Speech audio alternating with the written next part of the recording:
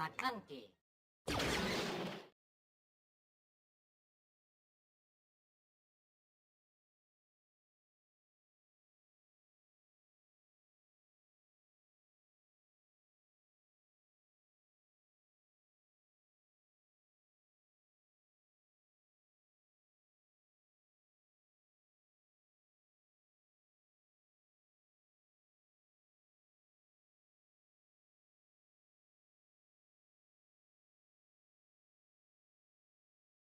Welcome back to McClunky Gaming's coverage of the Bothan Invitational at CardsHQ in Atlanta.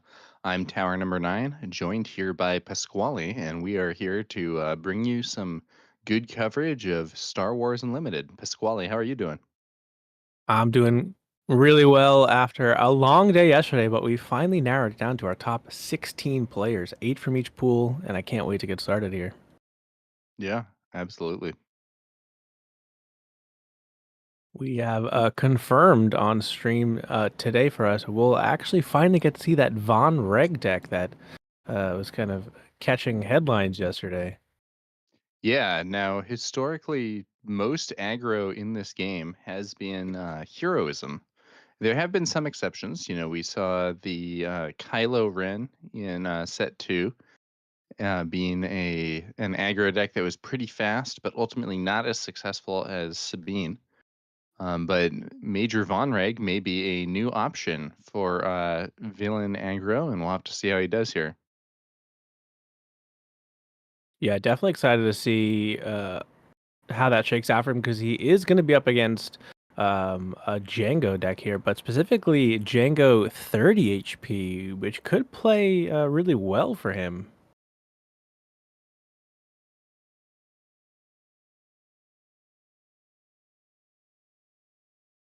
Yeah, let's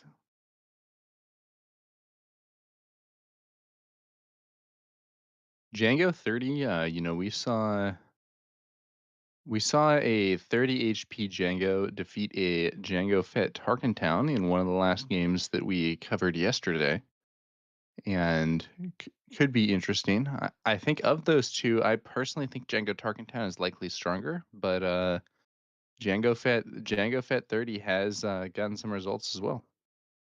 Yeah, for sure. It definitely proved to be a factor in the mirror, but not having Tarkentown might just allow the Von Rag deck to run away with the game, not having that early removal despite the exhaust that Django could provide.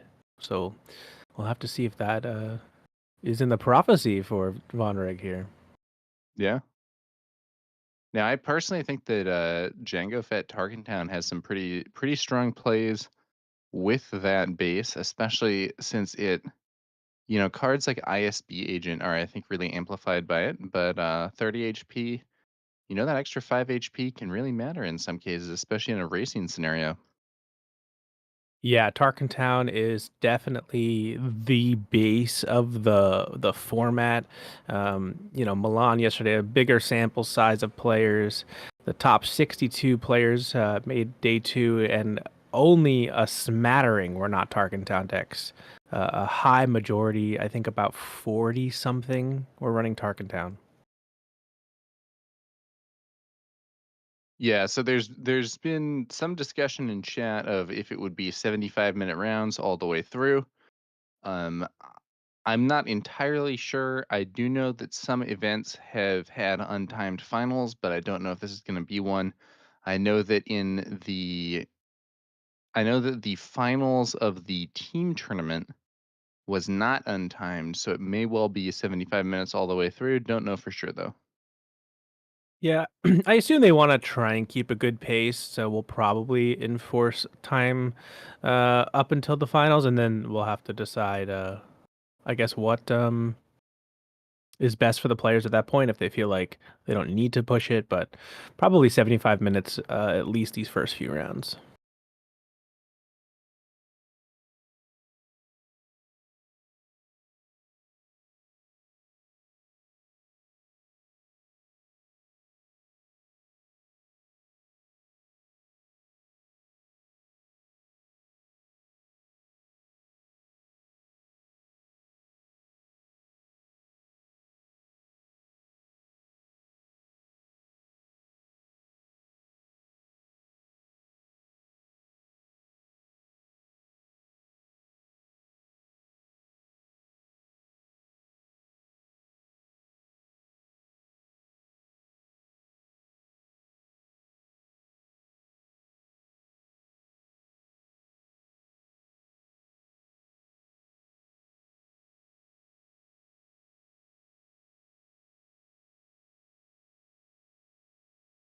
All right. I think we're back here,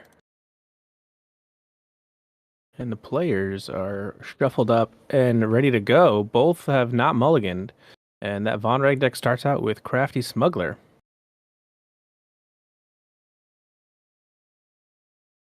We're seeing the new X34 land speeder come in for that Django 30, pinging off the shield, or just running in, yeah, pinging off the shield of that Crafty Smuggler there. Ambushing in, taking 2 damage back. Primed for a trade here. Crispy ignores the unit, goes right into base for 2 damage.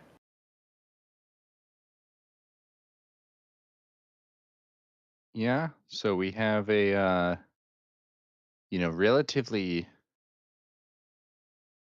typical starting units here. Yeah, I think that land speeder is a nice addition for the Django 30 because it survives into most of these 2/2 shielded and can actually take the shield off itself. Yeah, We're seeing, I believe, is that a Von Reg's tie? I think it's Von Reg's Tie Interceptor, but the prestige version of it. So that card is a 3/4, but if you end up being able to buff it to a higher power, it gains some abilities. I believe if its power is 4 or more, it gets Overwhelm, and if its power is 6 or more, it gains, I believe, Raid 1. And so Yeah. that's kind of a built-in combo with Von Reg's TIE Interceptor and Von Reg himself.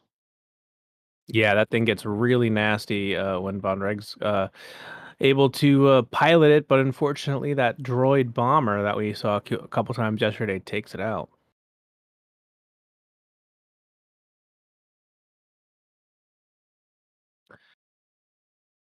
The Yeah, I believe droid it was the missile droid platform. missile platform. Yep. And then 3 indirect went onto the base.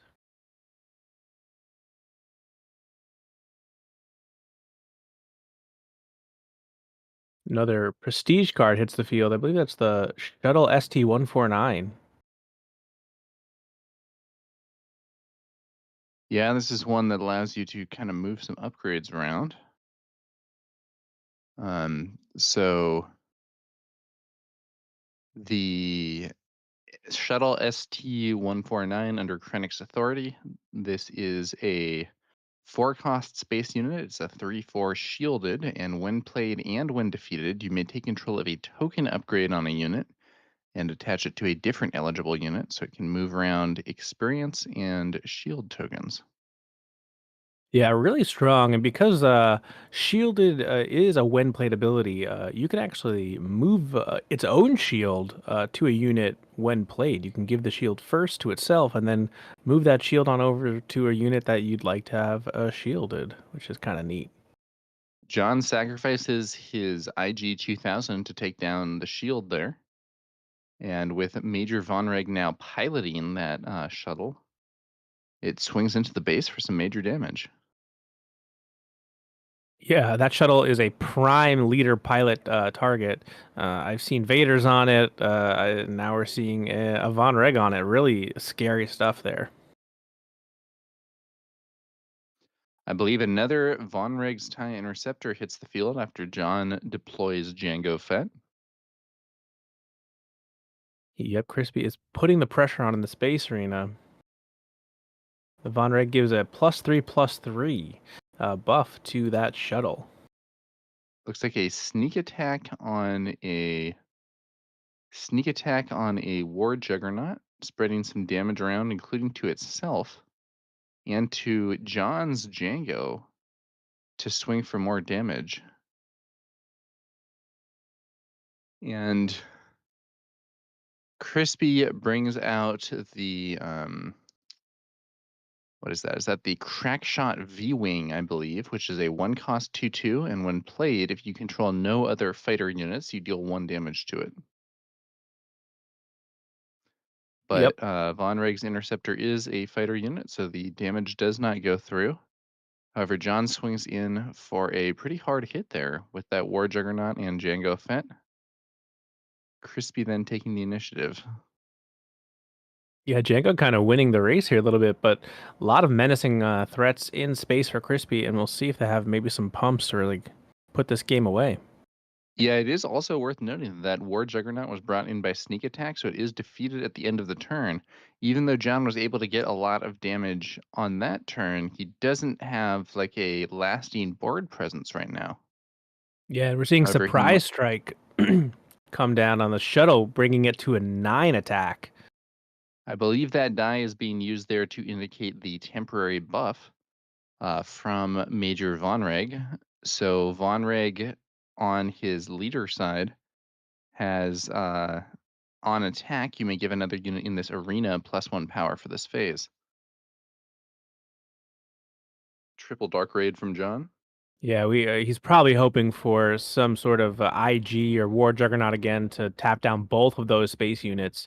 But a Ruthless Raider might suffice. Ooh, Oh, Devastator. the big one. That's going to tap both those units and have some extra damage that Crispy throws into the base here. And unless Crispy has some exhaust of his own, he's going to be taking a lot of damage. Yeah, facing down 12 damage. And a Republic Y-Wing, it says only response for 1, not what you want One to be cost, one doing. three. Not very hype. No. Devastator swings on in, landing 9 more damage on the base, 24 damage on Crispy's base. And then Django swings in, leaving Crispy with only 3 HP left. Another swing from Django would end the game. Just playing that Devastator again would end the game. Now, John himself has only 11 HP left, but Yep. I'm not sure Crispy's going to be able to get there. He needs to have something to answer that Django, or it's just going to be over in one action. Yeah, he's got a surprise strike for himself, so he can do another 9, but he's going to Not offer the quite fist enough. pump and scoop it up. Yeah, John did successfully manage to outrace this aggro deck thanks to a big sneak attack and a big triple dark raid, finding that War Juggernaut and then Devastator for both Yeah, some big exhausts and some big damage to base. yeah, those two cards are, in particular are what's making the Django deck so powerful. Triple Dark Raid in particular, but those two cards right now are potentially like some problem cards of the format. We're seeing Django kind of dominance in Italy. Over here, it's done really well, and Triple Dark Raid is definitely, I would say, one of the biggest culprits for Django's massive success at the start here of Jump to Lightspeed.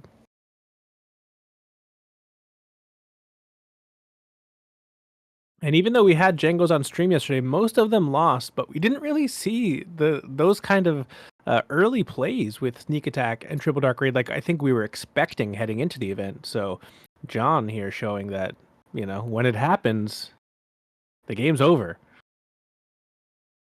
Yeah, bringing out a really powerful unit, having it come in ready can be very strong. Triple Dark Raid is just a card that does a ton. Gives you a big discount on a unit. It brings that unit in ready. It searches for it in the deck, and then you get it back in your hand. Yeah, who doesn't want to draw a card for 3? And then, but also get to use when played abilities, do a bunch of damage to the base. Uh, Nothing Yeah, like pretty it yet. strong And card. yeah, Star Wars Unlimited has very few abilities like that. Yeah, I think the closest equivalent to Triple Dark Raid would probably be Sneak Attack, which has now Sneak Attack gets less of a discount, and the unit is defeated instead of returned to hand, and you have to have it in your hand already. Now, to be fair, sometimes having your unit get defeated with Sneak Attack can be desirable. So I'm thinking of things like if you have Sabine and you sneak attack K2, or if a Django deck sneak attacks a Ruthless Raider, then getting that when defeated effect can sometimes be the extra damage you need to close things out. Yeah, and I've seen that catch many players off guard, especially that Ruthless Raider coming in, dealing essentially 6 to the base and then 2 more at the regroup phase. Really has sealed many games I've watched personally. So powerful interaction there. All right, players are shuffling up. John is happy with their initial 6, going to keep those. Resource 2, while Crispy continues to shuffle and hope for a better start to game 2 here.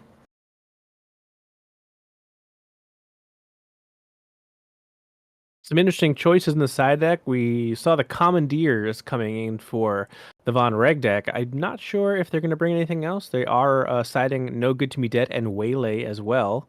But maybe they think Commandeer is enough to answer those 2 big plays. But we are seeing one in the opening hand that has to be resourced to start the best of 3, or game 2 of this best of 3. Cartel Spacer from Crispy, Allegiant General Pride from John. Now, Allegiant General Pride is really not anywhere near as good without initiative. So, it's still better than nothing, and John could get the initiative later on in the game, but at least for now, essentially each player just has a 2-cost 2/3 with no text, although Pride has potential benefits later on. Yep, and we are seeing the Boba Fett feared bounty hunter in Crispy's hand, but instead he goes for a surprise strike. Just 5 to Yeah, base. it does. Now, as someone who's played a lot of aggro, that does seem a little early to me. Typically speaking, cards that push extra damage aren't necessarily things that you want to play early on in the game. You often want to use those kind of as closers while spending your early resources just to bring out more units. But Crispy's actually able to maybe do both here with that V Wing.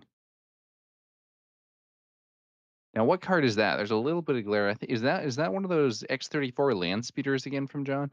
Yep, so no ambush there, obviously, just kind of swarming the ground arena. Um, Ooh, EMP coming out. That's going to deal 2 damage to the V Wing there and clear it off the board. yeah, kind of interesting that Crispy chose to use Von Reg's ability after that cartel had already attacked, because Von Reg lets you play a unit from your hand and give another unit +1 attack for the phase. So he chose to do that a little bit out of order there and not get the buff for that attack that was already surprise I, striked. I bet he was worried that his unit would simply get exhausted if he tried to go for the buff before attacking. And Yeah, we could indeed have seen that EMP then damaging and exhausting it, or perhaps some other unit that could exhaust. yeah, and we're seeing that ST419 come down, and that interaction I mentioned earlier uh, go into effect with the shield that it gives itself normally, putting on the cartel spacer so that the Von Reg is safe to deploy as a pilot on the cartel spacer, and it's all sorts of buffed up now. Yeah, this IG-2000, when played, does deal 1 damage to both of Crispy's units, knocking the shield off of the spacer, but knocking a shield off doesn't actually deal damage to the unit, so you can't use Django for the exhaust. Von Reg deploys, swings in for some major damage.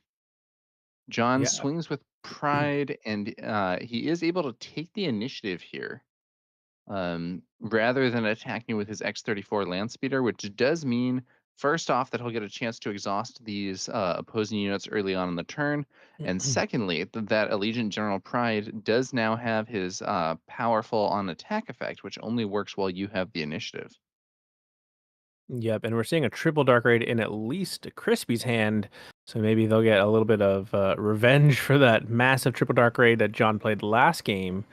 Um, But right now, John needs an exhaust for sure. Doesn't want to take any more damage. They're already at 11.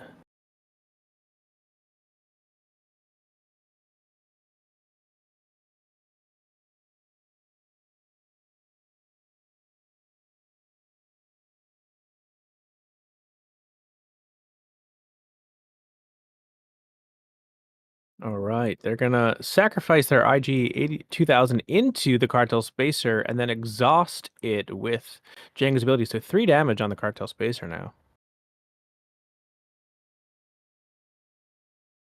Oh, Boba Fett, feared bounty hunter, is put on that shuttle ST-149 because it's a transport. Boba's ability deals 2 damage to a unit instead of 1. Pretty nice play there. Yeah, nice. Nice to have the extra damage, although not enough to kill either of these units, so he just throws 2 damage on Legion General Pride. Yep. Boba's buff is a +2/+3 when piloting, so that would be another 5 damage coming in now on the base.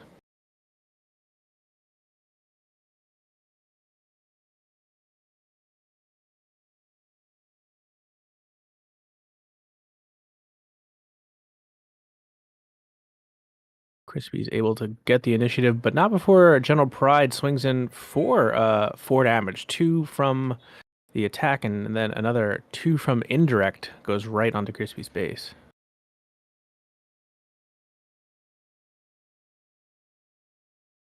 So John is now taking 16 damage on his base, 14 HP remaining.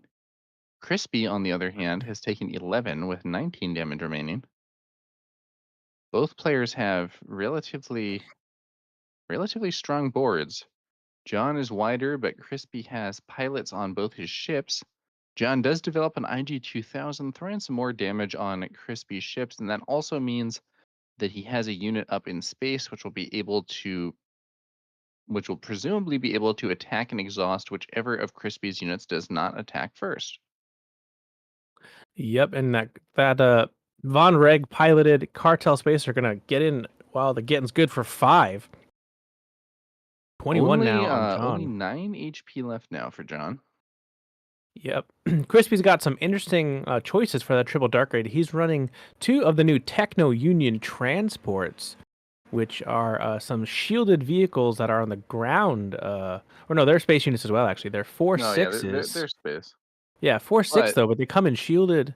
So that's a nice way to finish the game against Django, to be honest. I think there's a breaking in from John, which allows him to trade his IG-2000 for that shuttle, the one that was piloted by Boba Fett.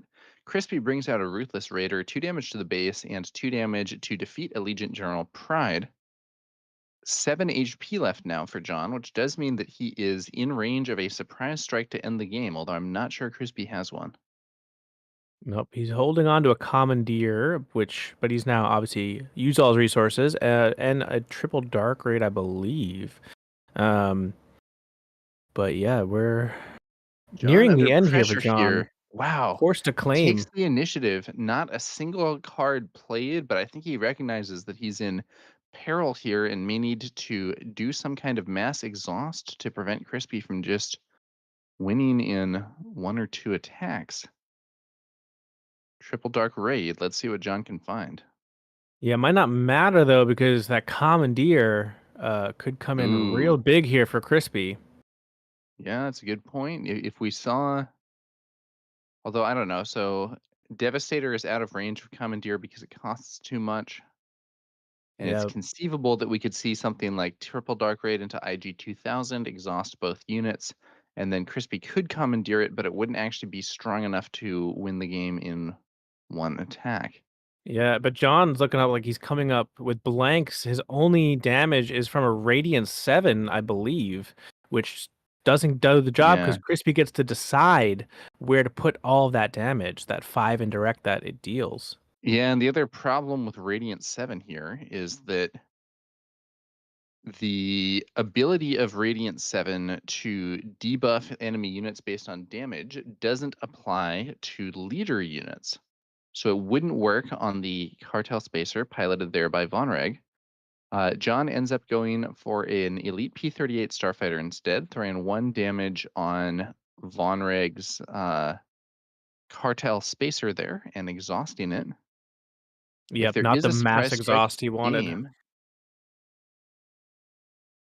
Crispy could also just swing for 4 and then be in a position to potentially bring out an additional unit with triple dark raid, or even just take the initiative and hope that John can't clear both his units this turn. We'll have to see what he does. Yeah, he could steal right away with Commandeer, and then put John on needing a double exhaust again. Yeah. Um, Definitely a couple A- of really good choices for him. He's in a And commanding spot here. you might surmise he doesn't have a double exhaust, or he would have already used it. So yeah, there's the commandeer. Taking control of the elite P-38 Starfighter, John looking over his 2 cards in hand. He does have 4 resources, but can they help him? Yeah, it needs another exhaust to buy more time, but then Crispy could claim and win with the Cartel Spacer attack. John has something. Open fire on the Ruthless Raider? Yeah, he Crispy was points to out that Django's ability exhaust. does not let you exhaust from an open fire. It's when a friendly unit deals damage to an enemy unit.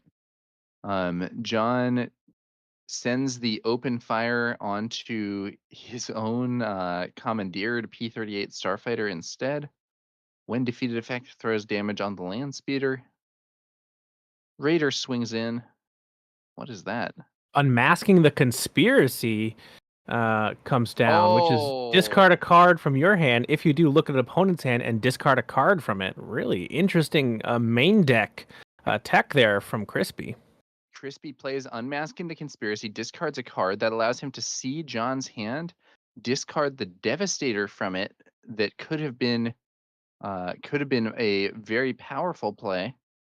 And it looks like John is going to concede at this point, and we're going to go to game 3.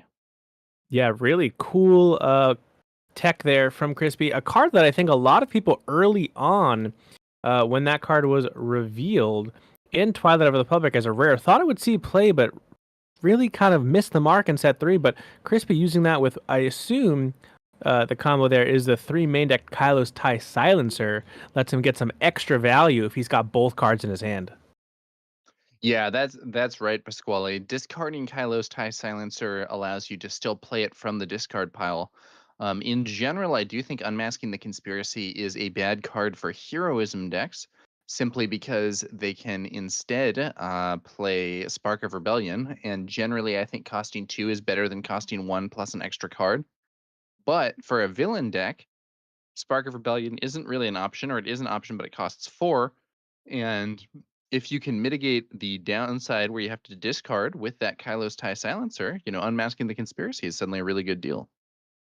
Yep, and we do have some now reanimator cards that are generic like salvage, so there's potential combos to be had with the discard, but Crispy just trying to take advantage of that built-in discard synergy that Kylo has with the silencer. Unhappy with his initial 6 and just gonna immediately reshuffle, try and get something better for this final game 3 here. Yeah, sometimes you might immediately know that the situation is not what you want. Yep. John seemingly not thrilled with his hand. He's resourced only 1, but so a tough choice for the second resource and is going to keep it in the end. Decides he can work with it and is going to go for it. Yeah, we'll see how it works out for him here. Yep. No choice here for Crispy. I don't know if he has a turn 1 play. Oh, he's got a Cartel Spacer. Okay. Seems like he's going to lead with that again. He's got 2 of them, actually. Fist bump before the game, Allegiant General Pride and Cartel Spacer, but there is one big difference, even though it's the same cards in the opening. The big difference is that this time John has the initiative, and that means Allegiant General Pride is much more powerful than when he's going second. Yeah, it's a little bit of deja vu here, but like you said, 4 damage instead of 2. Big difference. So the way Allegiant General Pride works is that on attack he deals 2 indirect damage to the defending player, but he only does that indirect damage if you have the initiative. John brings out that droid missile platform only for it to be hit by Daring Raid from Crispy, clearing it immediately. But the when defeated effect is going to throw, I believe, 3 indirect damage. Let's see where Crispy puts it. He could put some or all of that damage on his cartel spacer, or he could send it to base. Opts for 1 on the spacer, 2 on the base. John Yeah. takes the initiative, second spacer from Crispy. I think the biggest consideration for Crispy there was obviously he knows John's now bringing in or main decking EMPs, which now can handle that cartel spacer. So leaving it at 2 health is super fragile into daring raids and electromagnetic pulse. Yeah, I wonder. Oh, but we are gonna see that shuttle.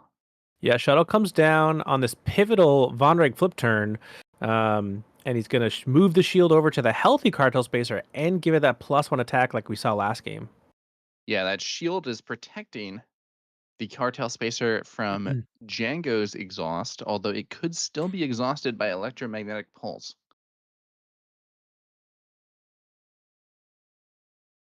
Yep, big decision here if John has it because he can eliminate a cartel spacer or exhaust the threatening one, but not deal any damage to it.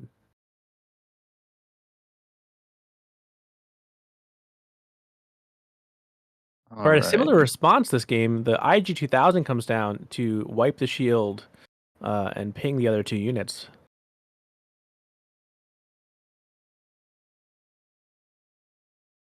exhausting the damage cartel spacer, and that's another 6 into base.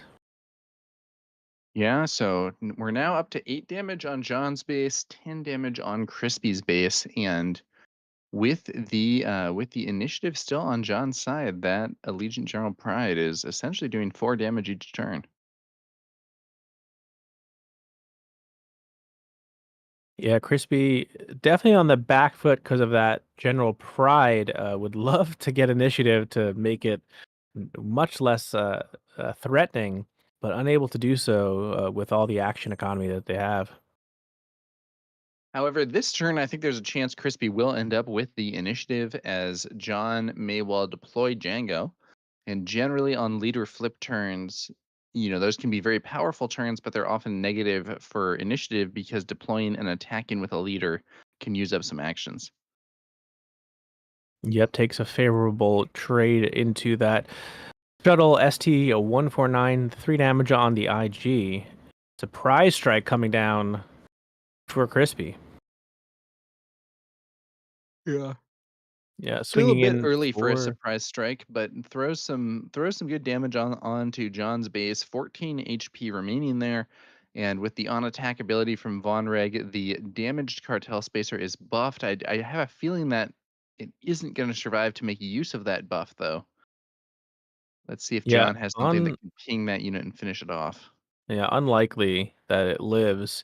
Um, But we heard yesterday from players that they feel like the best way to deal with Django is to put the damage on early, force them into positions that they need to claim because you're presenting lethal in multiple different ways. So this early surprise strikes are doing that. Crispy now in the lead with all this damage. And now has a little bit of a body to absorb some of this indirect from Legion General Pride. And we're seeing 2 to the base from the attack, but both indirect go on the Von Reg leader Cartel Spacer.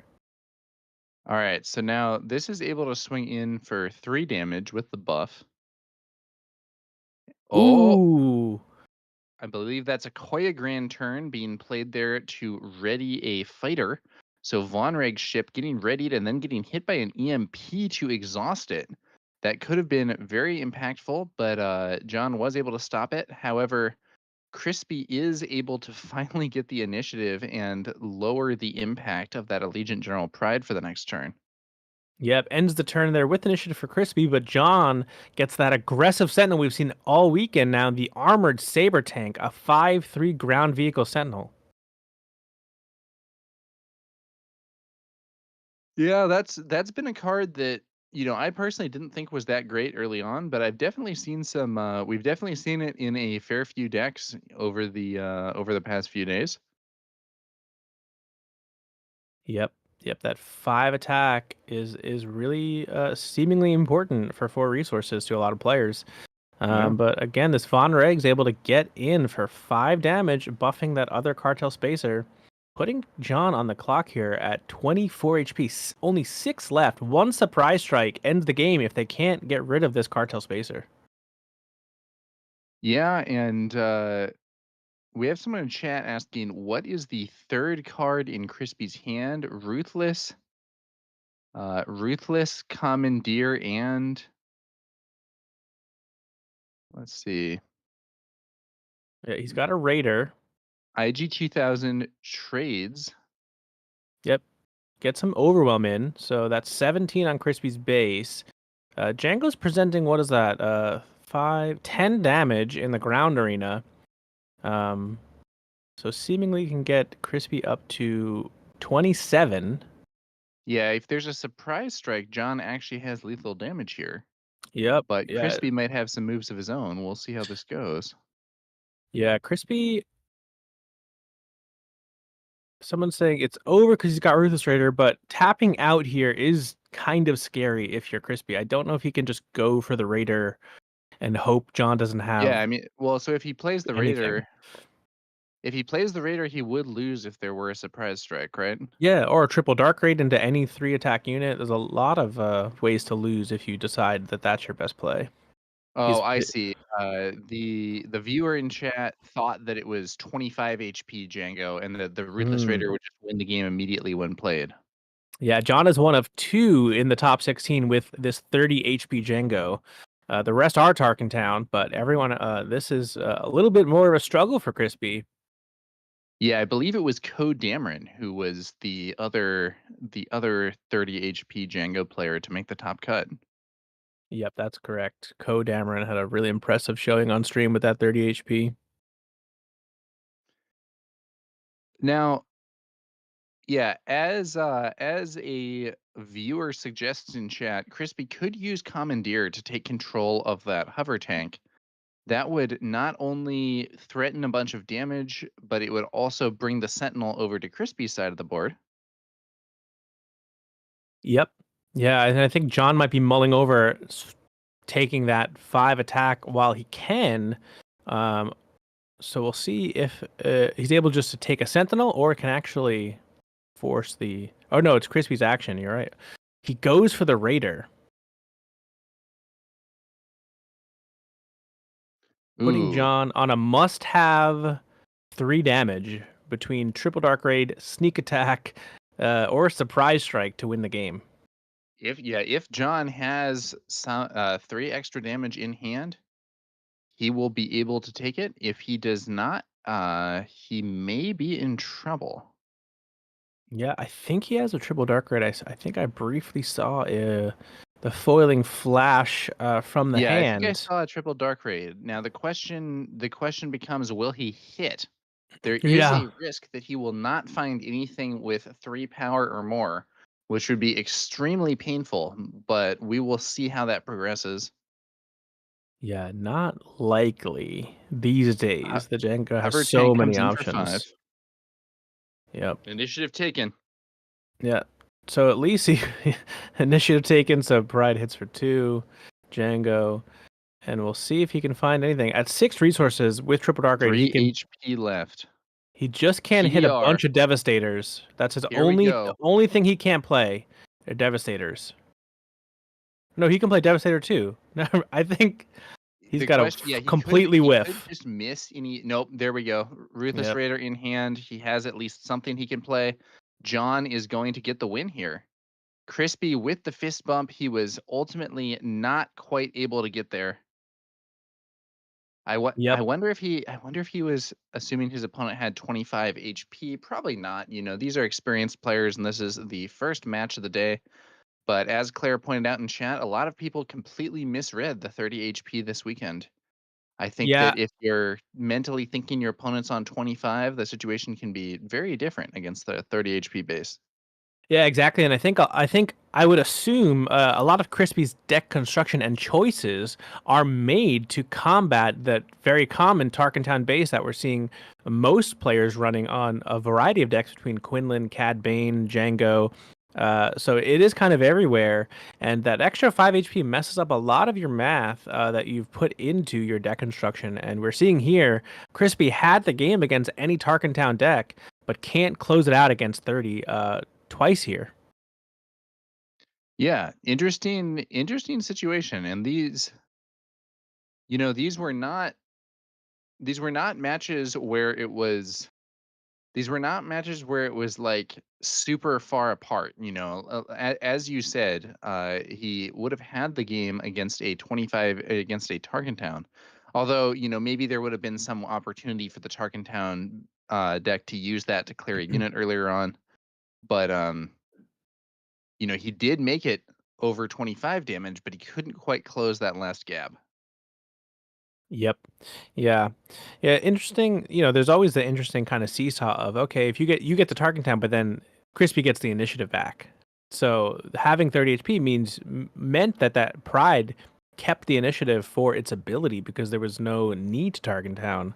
Yeah. Um, so there's One that funny interesting thing conundrum. Yeah, one funny thing we saw was the exact same opening 2 games in a row with, Django playing Allegiant General Pride and Von Reg playing Cartel Spacer. But in one of those, the Django player had the initiative for Allegiant General Pride and ended up winning, and in the other, he did not have the initiative and ended up losing because that Pride is extremely variable in how strong he is based on whether or not you have the initiative. Yeah, and we saw Crispy, I believe, put at least 4 indirect from the Pride. So that's 2 full attacks on the base. Um, so definitely put in the work with that initiative from starting game 3. Yeah. We do have quite a bit of time left in the round here because they are 75-minute rounds in the top cut. Yeah, it But is yeah. also worth noting, in the end of that game, if Crispy had had 4 more HP, maybe there would have been some more stuff in hand there, from our Django player, but I think 4 more HP would have meant he would not have been defeated by that, by that triple Dark Raid Ruthless Raider. So, that indirect damage from Pride really mattered. Yep. As we're panning over the crowd here, our we have some other interesting top 16 matches. Particularly, Quinlan ECL was our top ranked deck from Pool One, playing against that CAD Colossus deck that Guy took, as he was our eighth ranked player from Pool Two. Interested to see how that one's playing out. Yeah, should be, I think we have some interesting builds. There are a fair few Djangos, but it is not a an entirely or almost entirely Django field. We do have some more innovative builds as well, and we'll see whether or not some of these players have figured out a good combination to take out the Django menace here. Yep, Claire has been asked in the chat if there's a melee link for this top cut. I don't believe so. I believe the judges are handling this via paper. I was given a paper bracket image, which is why I was able to tell you like some of those matchups. The other CAD, we have both CAD Colossus decks made the top 8. The other one is up against Sunny D on his signature Han Green, which if you saw that deck list that was shared, it is a spicy Han Green. Gone are the roulette days of old, and he's fully embraced jump to light speed with this new version of Han that he took to a top 8 finish. Yeah, the in the old days, people talked about Casino Han, a deck that I never really liked that much. So replacing some of the casino stuff with powerful new cards from Jump to Lightspeed sounds like a good plan to me. Yeah, he's running a full suite of every version of Falcon, both Chewie and Luke pilots, and the new Han pilot. Tandem Assault in the main deck, which was a really interesting addition. Yeah, Tandem Assault is the one where you attack with a space unit and then a ground unit, and the ground unit gets buffed. Is that right? Yeah, that's correct. Really pushing damage and tempo. Some fascinating choices there from Sunny D. Stuff we're not seeing most people run. Um, I think that actually that kind of brings us to another sort of discussion point here, which is, we have seen a lot of people playing Django and that doing well. One of the things I think that contributes to that, separate from power of the deck or lack thereof, is simply that the updates to the Django deck are very straightforward. It's like you have the same shell that these sorts of decks were already running, and you update it with a few new cards that preserve the same game plan while also kind of powering it up. But some of these other decks, I think, have more innovative picks that are going at the game from a different angle than the previous versions of those decks and might need some more time and testing to explore. Yeah, and Sunny D is really putting that to the test at a really big event. Like I said, running all those pilots, also main decking the Mandalorian pilot. So essentially, just using that potentially as a pilot, because it's a double cunning cost card as a ground unit. Also running the Tantive 4, Stolen AT Hauler, really trying out all sorts of jump to lightspeed cards. So really fascinating stuff. Yeah, and that's cool. I don't Yep. know.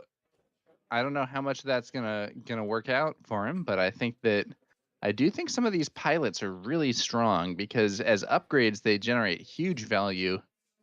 Often like well above curve in terms of what we've seen before, and then you have that added flexibility of being able to send them in as ground units if the situation isn't favorable for an upgrade.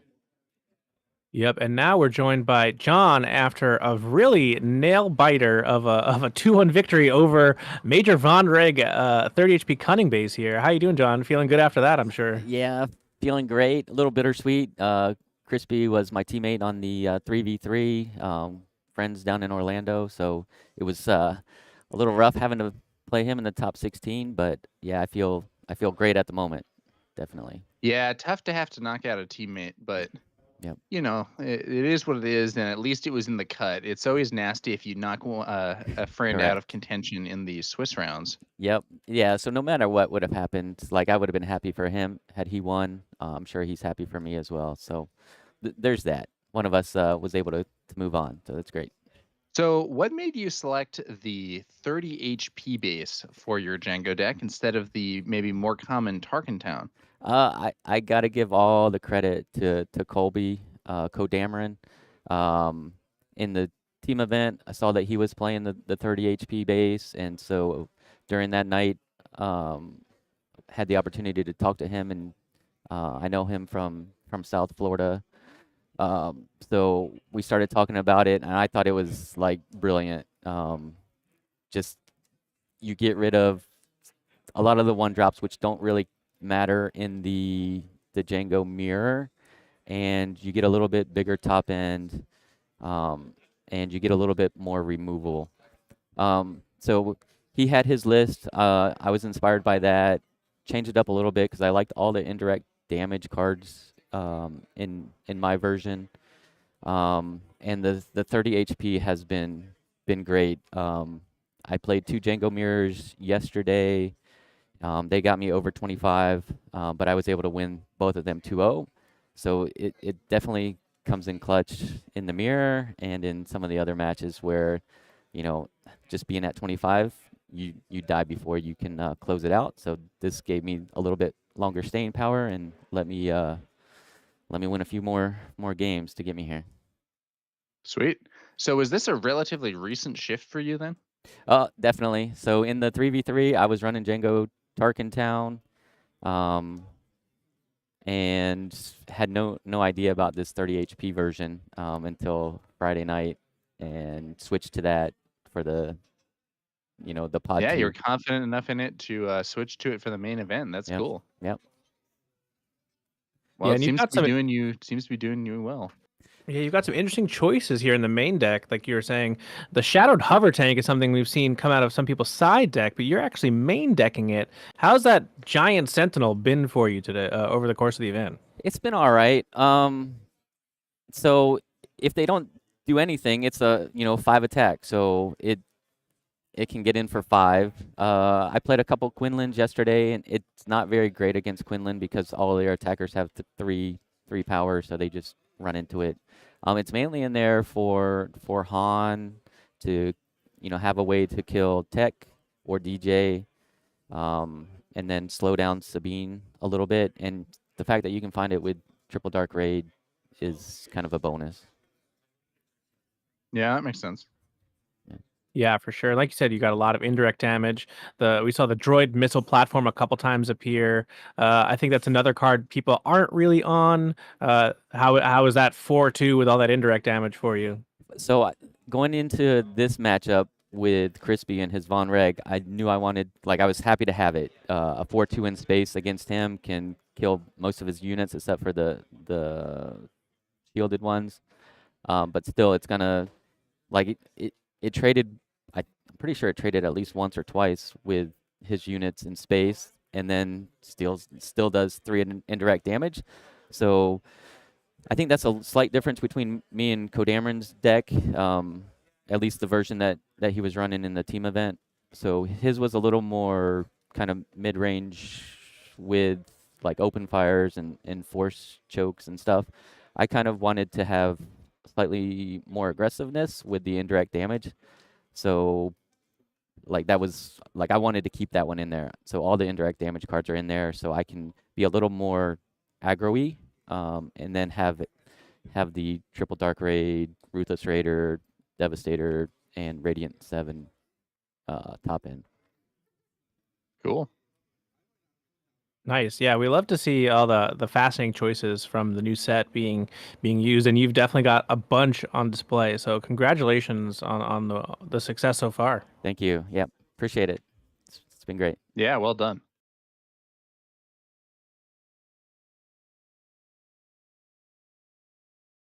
All right. About 30 minutes left in the round here.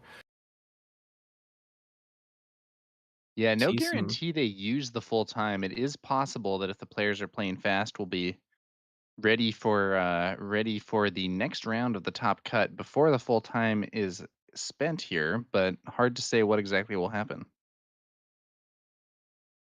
Yeah, exactly. And you can see a couple of familiar faces still playing. Ian Klein, front and center there on Django Tarkentown, has abandoned the Han Cabal that he was a part of all for set 3. In a mirror match against Richard Hines, also on Django Tarkentown. Philip, also from McClunky Gaming in the bottom left corner there on that signature Han Cunning that he's taken to so many PQ finals and I believe He's even a win. still representing the Cabal, Yep.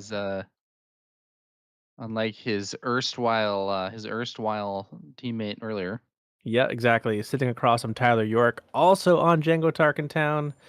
So at least those couple, and then in the back there, Crusher, I believe, from McClunky Gaming as well, playing Django Tarkentown up against Quinlan Tarkentown. So definitely a couple more matches, at least still going on. A lot of Django. Yeah, we have some very experienced players here at this event. It was an invitational, and I think some of the top players, at least in the United States, are out here in force. Yep, for sure. Trying to make a name for themselves at this Bonthan Invitational, the Battle in BIATL, and they showed up. It was not an easy road, but a lot of our typical top cut finishers from PQs across the country have also made it to the top 16 here in Atlanta. Yeah. And meanwhile, there's I believe the first of the sector events going on over in Milan, Italy. So some of the European players are battling it out, and interestingly, it sounds from the reports that I've seen like the two events have come up with some pretty different metas. Apparently, the Italian event has many more Djangos than we're seeing here in the States. Yeah, I did a count of what was reported, and we had there were 62 players that got that coveted 21 points or 7 wins in Milan. 28 of them were playing Django, I believe 27 on Tarkentown. So one took that 30 HP. We'll see how they do. But overall, heavy on the Django. I think there was 11 Quinlins, a couple of Cads, and only 9 decks total did not run some form of cunning, be it through the leader or base. So 54 decks were using cunning. Yeah, I think I saw a report that the top 8 in that event ended up being 7 Djangos and 1 Piet Yellow. Yikes.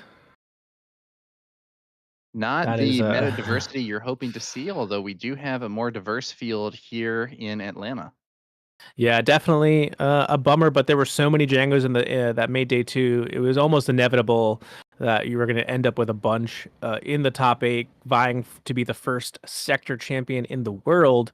But big shout out to the people who thought outside the box. We did have a Luke Green make it to the top 64, so they're gonna get a showcase, the first Luke showcase in the world. We had an Obi-Wan, an Anakin, Gar Saxon. So there were some smatterings of leaders, but overwhelmingly it was a Django, Quinlan, Han kind of event there for sure. Yeah, it'll be interesting to see how that meta evolves as the set goes on. I personally don't think Django is, the be all end all, but could be that the Europeans are ahead of us, and we're going to be seeing metas like that here in the States too in a bit. Hard to say what exactly will happen. Yeah, for sure.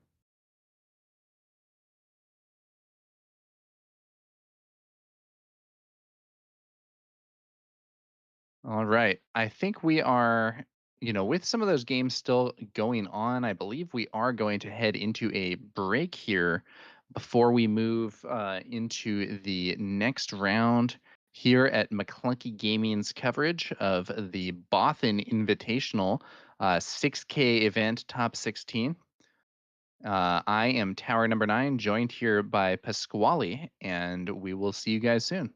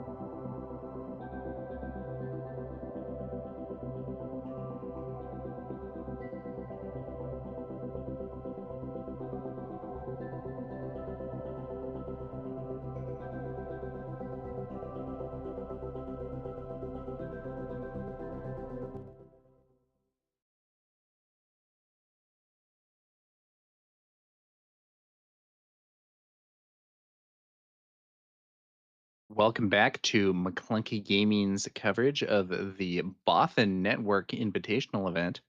here at CardsHQ in Atlanta. We are at the top 16 of the 6K main event, and we are currently waiting for all the results to come in from that first round.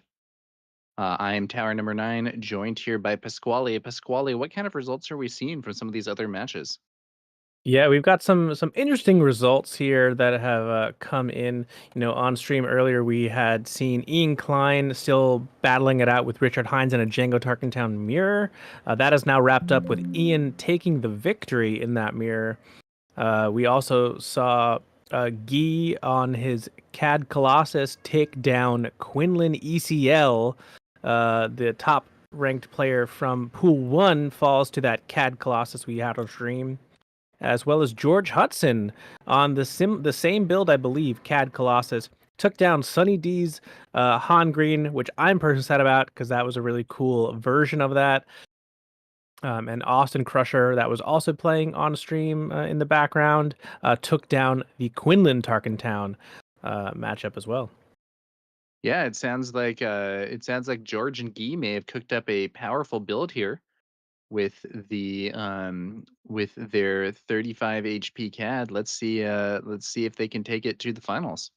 Yeah, really interesting kind of fact that they both won non-Django matches, because a lot of the choices in that deck seemed like they were hard Django counters, and I worried that in the top 16, the fact that they were matched up against such other, I would say, rogue decks right now, that they actually might have had to sacrifice those matchups to shore up the Django, but seemingly the deck's good enough to even take down these matchups they didn't really expect to play.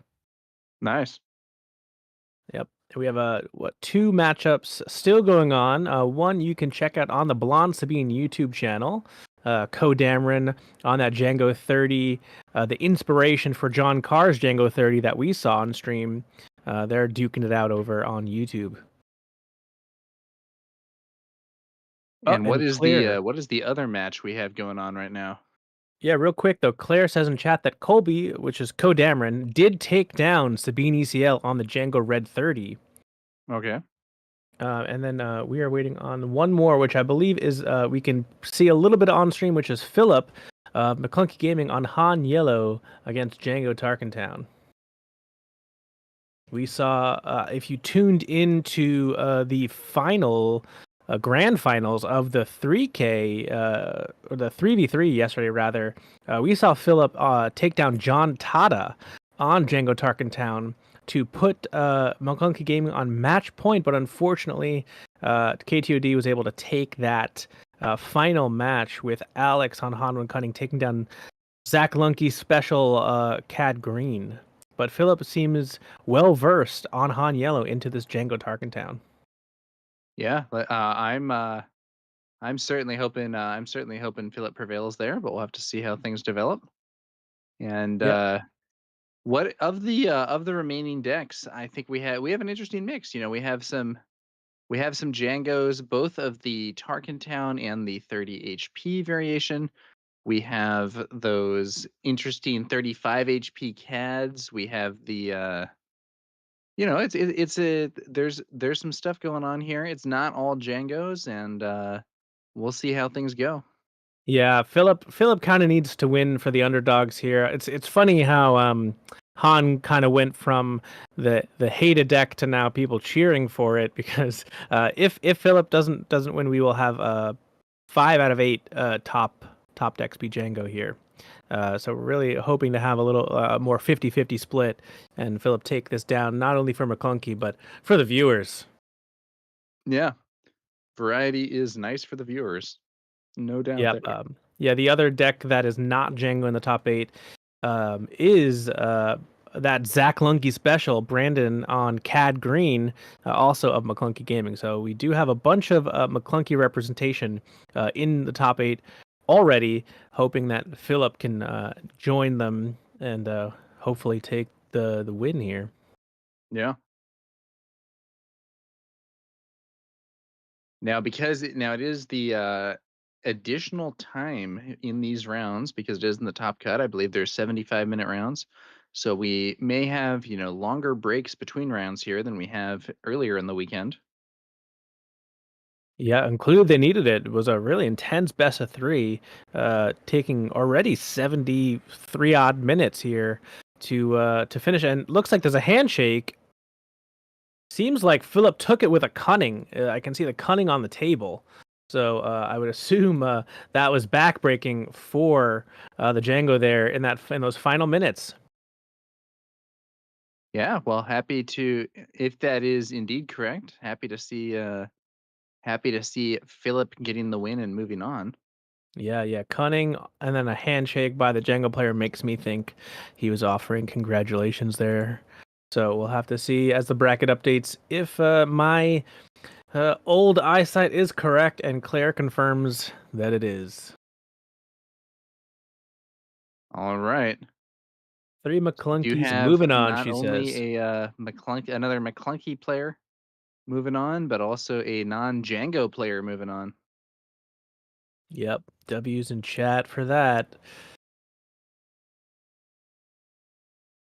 And it looks like the updated bracket will see Guy Cad Colossus take on Ian Klein's Django Tarkentown. George's Okay. Cad Colossus taking on John Carr's Django 30 Red. We'll have Austin Crusher, Django Tarkentown, into that Django Red 30. So we'll see if that 5 HP is enough. And the final match will be a McClunky kind of mirror there with Cad Green 30 against Han Yellow 30. Oh, it's a shame both our McClunky players have to play against each other in the cut, but that is the way it goes sometimes. Yeah, so the Austin will be the McClunky gamer, not in a in a friendly fire there. But on the back foot against that Django Red 30, which John said he's had a lot of success with that extra 5 HP. So we'll see if Dameron has a similar fate, or if Austin can show the power of that Tarkentown base. Yeah, that'll be interesting. I Yep, think of the two, my own preference is for Tarkentown, but we've already seen Dameron get the win in the Tarkentown versus 38 HP match that we featured towards the end of yesterday's stream. Perhaps he'll be able to repeat his performance. Yeah, they seem to have put in a lot of time, obviously, to make that crucial choice. So I'm rooting biasly for Austin for Crusher, but obviously I think he's got a little bit of an uphill battle into that extra 5 HP. I think we will be featuring one of the McClunky games on stream, be it the Friendly Fire, Cad Green, Han Yellow, or Austin versus Dameron. So once the players get situated, we'll be able to confirm that for you And shortly. hopefully we will be able to bring you a McClunky Gaming victory on stream here. Guaranteed if we take the Friendly Fire Yeah, match. yeah, the friendly fire match will be sure to see a McClunky player advancing, but also see a McClunky player getting knocked out. Yep, exactly.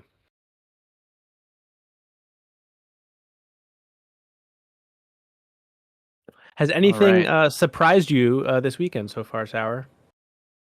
One of the things that's been most interesting to me has been the differences between what we're seeing in the European event, where Django has been much more dominant, compared to this event where Django has certainly been a presence. If you look at that bracket, Django, I think, is the most represented leader up there. But we've also seen a bunch of decks that seem well equipped to combat Django that are themselves doing pretty well. So it's going to be interesting to see which of those metas is more reflective of how the testing and the set as a whole develops. Yeah, definitely going to be interesting to see how FFG handles this moving forward. If Django takes Milan, already took 7 of the top 8 spots, has a really strong finish here. At what point do they maybe take some action?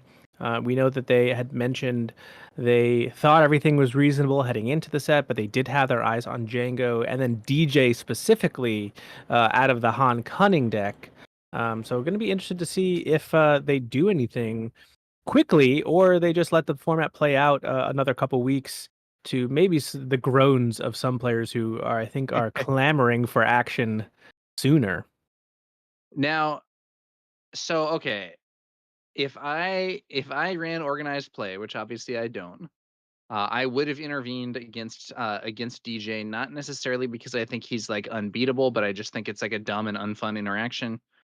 Um, and with respect to action needing to be taken on Django, I do think it's too early.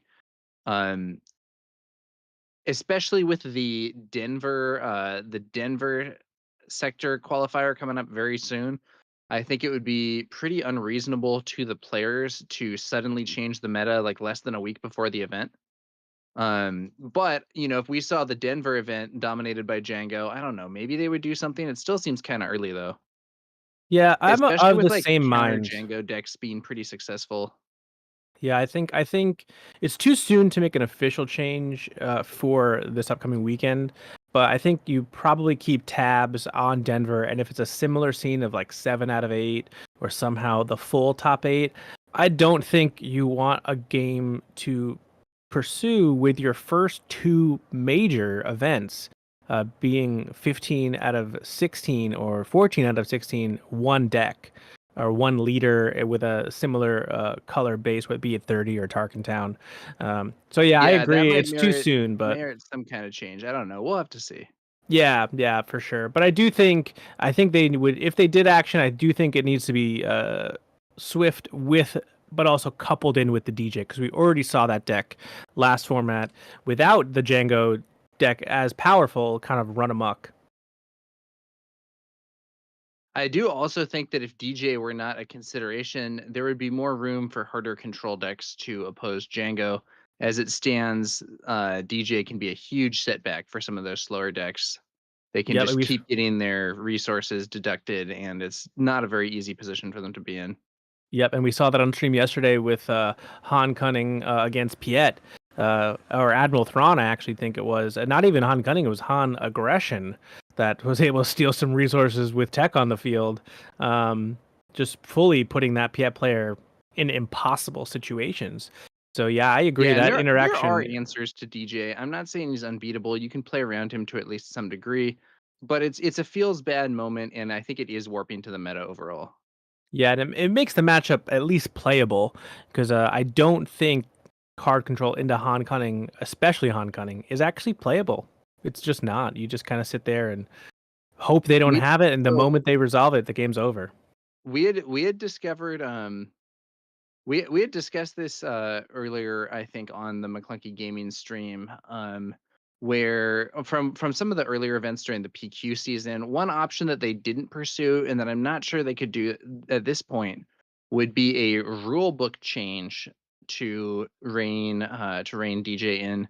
I think that my preferred change would maybe not be DJ is banned, but rather the rule book is changed to say that units can't have two instances of smuggle, and if something would give them smuggle while they already have it, it doesn't do anything. That would remove that would at the very least remove the tech DJ combo, which is the more powerful and overwhelming side of that thing. Yeah, and that is a what's the word, like an elegant way to handle that, because we've already seen somewhat of a errata in the form of Kazuda getting kind of a rulebook update to say how it can't gain abilities when it loses ability. So that clarifies those interactions with Trench Run and things like that. So that's a nice way to do it, but they've already kind of mentioned that DJ is on the chopping block for them on stream, so would just probably be a suspension. Just makes their life a little bit easier, I guess, than having to jump through some extra hoops. Um, but we're seeing the players get set. I think this is a view of the 2K that is starting. There's another event going on, a third event in the Bonton Invitational. There's an additional 2K that will wrap up today. Yeah. I think that does the 2K have no cut? Is that correct? I'm not sure. I do know we will be covering it after we wrap up the 6K, but I'm not Yeah. sure if it's just going to be a standings or maybe a small or a harsher cut to a top four or something. But I'm not sure if there is an exact top 8 cut for the 2K. We'll have to Yeah, so get stay clarification from tuned for Clear. even more Star Wars Unlimited coverage here at the McClunky Gaming channel. But for now, we are going to be moving in to the top 8 pretty soon. It looks like those players are getting seeded. Yeah, I just want to give a shout out to these players who just have such determination to do well and to try out these new ideas. Because we just reported that Sunny D, uh, narrowly lost in his top 16 match, and he's already sitting down again to play the 2K. So there's so many players that have been playing since Friday night in the 3v3, played all day yesterday, be it in Pool 1, Pool 2, or both, and are sitting down to play some more Star Wars Unlimited. It's just that good of a game. Yeah. And this is another thing, shout out to the organizers of this event with the Bothan Network, because they have made there be some, it's not just one tournament. There's the team event, the 6K, the 2K, the accessibility of these sort of side events and so on can really make the big event experience be a lot better. Let's say that you have a bad performance early on in one event. Well, if you're knocked out or if you just want to drop, there are other events available. And this is something that FFG themselves are also doing with the sector and regional events. There's going to be a bunch of side events going on during those tournaments. There's going to be tickets for a prize wall too, so you can earn some actually quite desirable prizes, even if you've been knocked out of the main event. Yeah, and we saw kind of that play to fruition here with Guy. He played in Pool 1 Friday night with Anakin Colossus. I think went 4-2, didn't crack into the top 8, and then switched over to Cad Bane, and now is in the top 8, not even just the top Yeah. 16. So, we saw that play out, that he thought he could do better, and entered again, and indeed has put on a performance here. But Philip and Brandon getting set up here, looking over each other's deck lists for the top 8. I'm sure they're familiar with each other, have probably tested against each other. But Yeah, we that's have right. the. Here on the Mhm. McClunky Gaming stream, we're going to bring you a McClunky Gaming mirror. Two players Yep. here from the McClunky Gaming team, though they are playing quite different decks. Let's see how they do. Yep. Like I had mentioned yesterday, I had the pleasure of playing Brandon in this exact matchup at a PQ in New York City at Hex & Co. that I believe was streamed also by McClunky Gaming. This is a tough matchup for Philip, and one that I know Brandon is prepared for. So we'll have to see how this one shakes out for the two of them. Yeah, could be an exciting match. Yeah, let's In one see. way or another, a McClunky Gaming player will be advancing, and a McClunky Gaming player will also be getting knocked out. Yeah, So taking a look at the list here, wondering if there's anything new from Jump to Lightspeed that could swing the matchup. Maybe that contracted Jump Master. We saw a lot of that Space Sentinel can stop those Falcon attacks from coming in.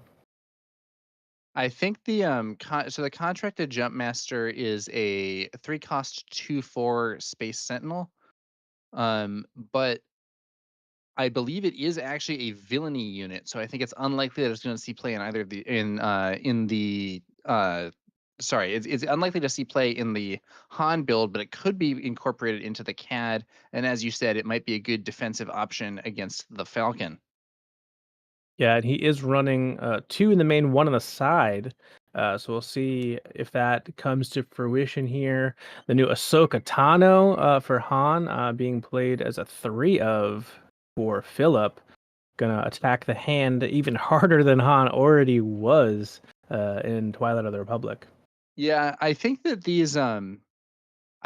one thing that has historically not been that strong has been Space Sentinel units. Um, one of so I think that aside from Bright Hope, which is admittedly a quite strong card, we have generally not seen Space Sentinels doing all that well. Some people have played that, like, what was it, the 3/2 Black Sun Starfighter, Yeah, yep, but yep. in general, it seemed like there have been stronger Sentinel choices on the ground than there have been in space, at least early on in the game. And we are now seeing some more Space Sentinels that players might want to choose. Um, and that contracted Jump Master is definitely one of them. Yeah, like you mentioned, the Starfighter also a 3 cost, but a little bit more aggressively sat at a 3/2. So very easy to handle, but the 4 HP does let it survive that initial Falcon attack. So I think it's going to play a role here. Um, the other jump to lightspeed card in Brandon's deck is the Sit on Athano. Probably not too great since the Falcon can just return to hand and lose that pilot. But we'll have to see if some of these new cards make a big impact for these players. Yeah. And your favorite thing is happening with the dice where they've rolled the same numbers. Yeah, you got to do odds or evens, man. Seconds count. I mean, with 75-minute rounds, you're not exactly losing a huge percentage of your time, but seconds can count. Yeah, we're seeing a really interesting hand here for Brandon that he ends up deciding to go away from, but he did have that powerful now there are two of them combo with a Bazine Natal potentially to lead off, but opting to look for something better. Uh, Phil Star asking, when is it untimed? Starting in the top 8. So this round for all players will be officially untimed. But Oh, good. we did have the 75-minute rule in effect for top 16. I think that's a good way to do it. I'm happy they're doing that. I think that especially from the perspective of casting and bringing an event to the viewers, I think that it is. I think one thing people really don't like seeing is when the games don't come to what they would consider the natural conclusion. So I remember there was a European tournament earlier where they did end up having not only one of the top cut games, but actually even the finals decided by time. And the viewers were not happy with that outcome. Yeah, I actually watched that live. It was brutal to watch. To have a game end by someone claiming initiative feels bad. Yeah. And Yeah, yeah. I Yep. actually I was chatting with one of the players, Thork, very strong player. I was chatting with him after the fact, and he said, yeah, it had actually created an interesting dynamic in the game where the judge had informed the players of the time rules and the situation, and they were both kind of trying to play around that. But interesting as it may have been for the players, I think that the viewers and especially the chat was not happy to see that instead of what would be considered more standard gameplay. Yeah. Yeah, and Phil starts asking Bosk won. Yeah, that was Thork on that Bosk blue that won with the time rules. But in this game, we are beginning with a Bazine Natal for Brandon. He mulliganed straight into another one and chose to discard Akira, but revealing a very annoying hand from Philip with a Spark of Rebellion, among other things. Yeah. And Philip says, "Now it's my turn to take notes on your hand and choose what I don't want to see." And again, we see that contracted jump master in the hand for Brandon. A clunky, very powerful bounce damage effect. And Syndicate Lackeys, which with the Cad Bane could destroy defeat Han in one go. And he opts to get rid of that. Okay. I do think that's a smart choice. Cad Bane likes to keep the board pretty clean, so that 5 attack ambush with a Cad Bane ping does cleanly answer that Han Solo leader in one ambush. So getting that out of the hand eliminates that, at least for the moment, from Brandon's arsenal. Yeah, and this Cad Bane green deck, I think I would say one of the most distinctive things about this build, in my opinion, is that it has really a large amount of ambush tech available. Yeah, and I can only imagine Philip being well versed in this matchup. Sparked on turn 1, looking for ramp, didn't find it. Brandon's next 2 draws were resupply and super laser technician. Ouch. Uh, yeah, so him being able to deploy Cat a turn earlier, potentially 2 turns earlier, is going really tough for him. But he has a second spark. He knows he can't Okay. let him double ramp. I think he has to rip that super laser tech out of his hand. Ramp can be very strong. but we'll see. We'll see how it ends up doing here. Yep, and he took the super laser tech after the resupply, knowing that basically that would have meant CAD comes out next turn, and he knows he can't let that happen. Now, I think this CAD deck doesn't have the like heaviest end game ever, but it does still have some powerful higher end units. Yep, runs the Cad Bane Hostage Taker, that powerful capture 7-drop, and Reinforcement Walker are both played to round out the higher end of it. But again, not the most menacing of villainy top end that we could see. Yeah, I mean it's not Avengers and Devastators, but Yeah, at least still for some game pretty scary one. stuff. And Reinforcement Walker in particular can be a massive stabilizing force against an opponent who is trying to push damage through and finish the game fast. Yep. Yeah, we saw yesterday the side deck of this deck consisted of Devastators and Relentlesses. So we'll have to see if that's potentially an option he makes for later. But right now, he is running out of options because everything is being targeted by Philip. Kira calling the contract the Jump Master, making that cost 6, meaning he can't play it. Yeah. Kira is a pretty annoying and disruptive card herself. Um, I think that if you really want a deck that can try to prevent your opponent from playing things, Quinlan Tarkentown might be your bet. As that one has a bunch of discard effects as well as Kira. A lot of ways to prevent the opponent from using their hand, though.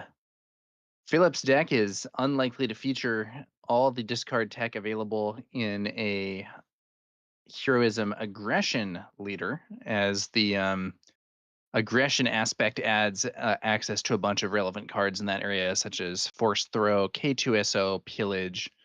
Lots and lots to be said there. Yep. But yeah, really controlling star for both players. Bazine on one side, double Spark and Kira on the other. We'll have to see if these players still play it slow and attack the hand, or are finally gonna start trading some units here. Maul and Sidanathano picked up for Brandon. He is on 6 resources, so Cad Bane could hit the board this turn.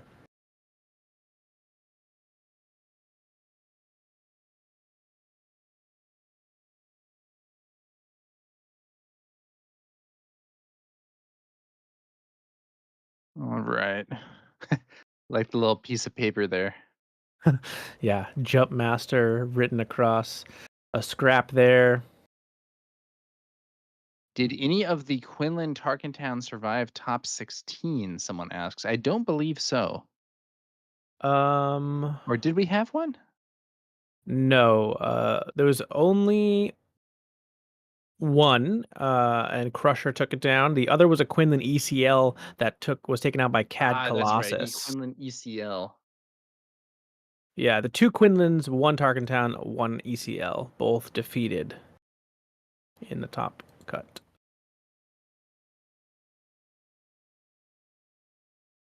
We are not going to see a Quinlan champion here today. Yep, and that Followed. Kira, or the Bazine rather, decides to take a suicide mission into Kira, putting 1 damage on it.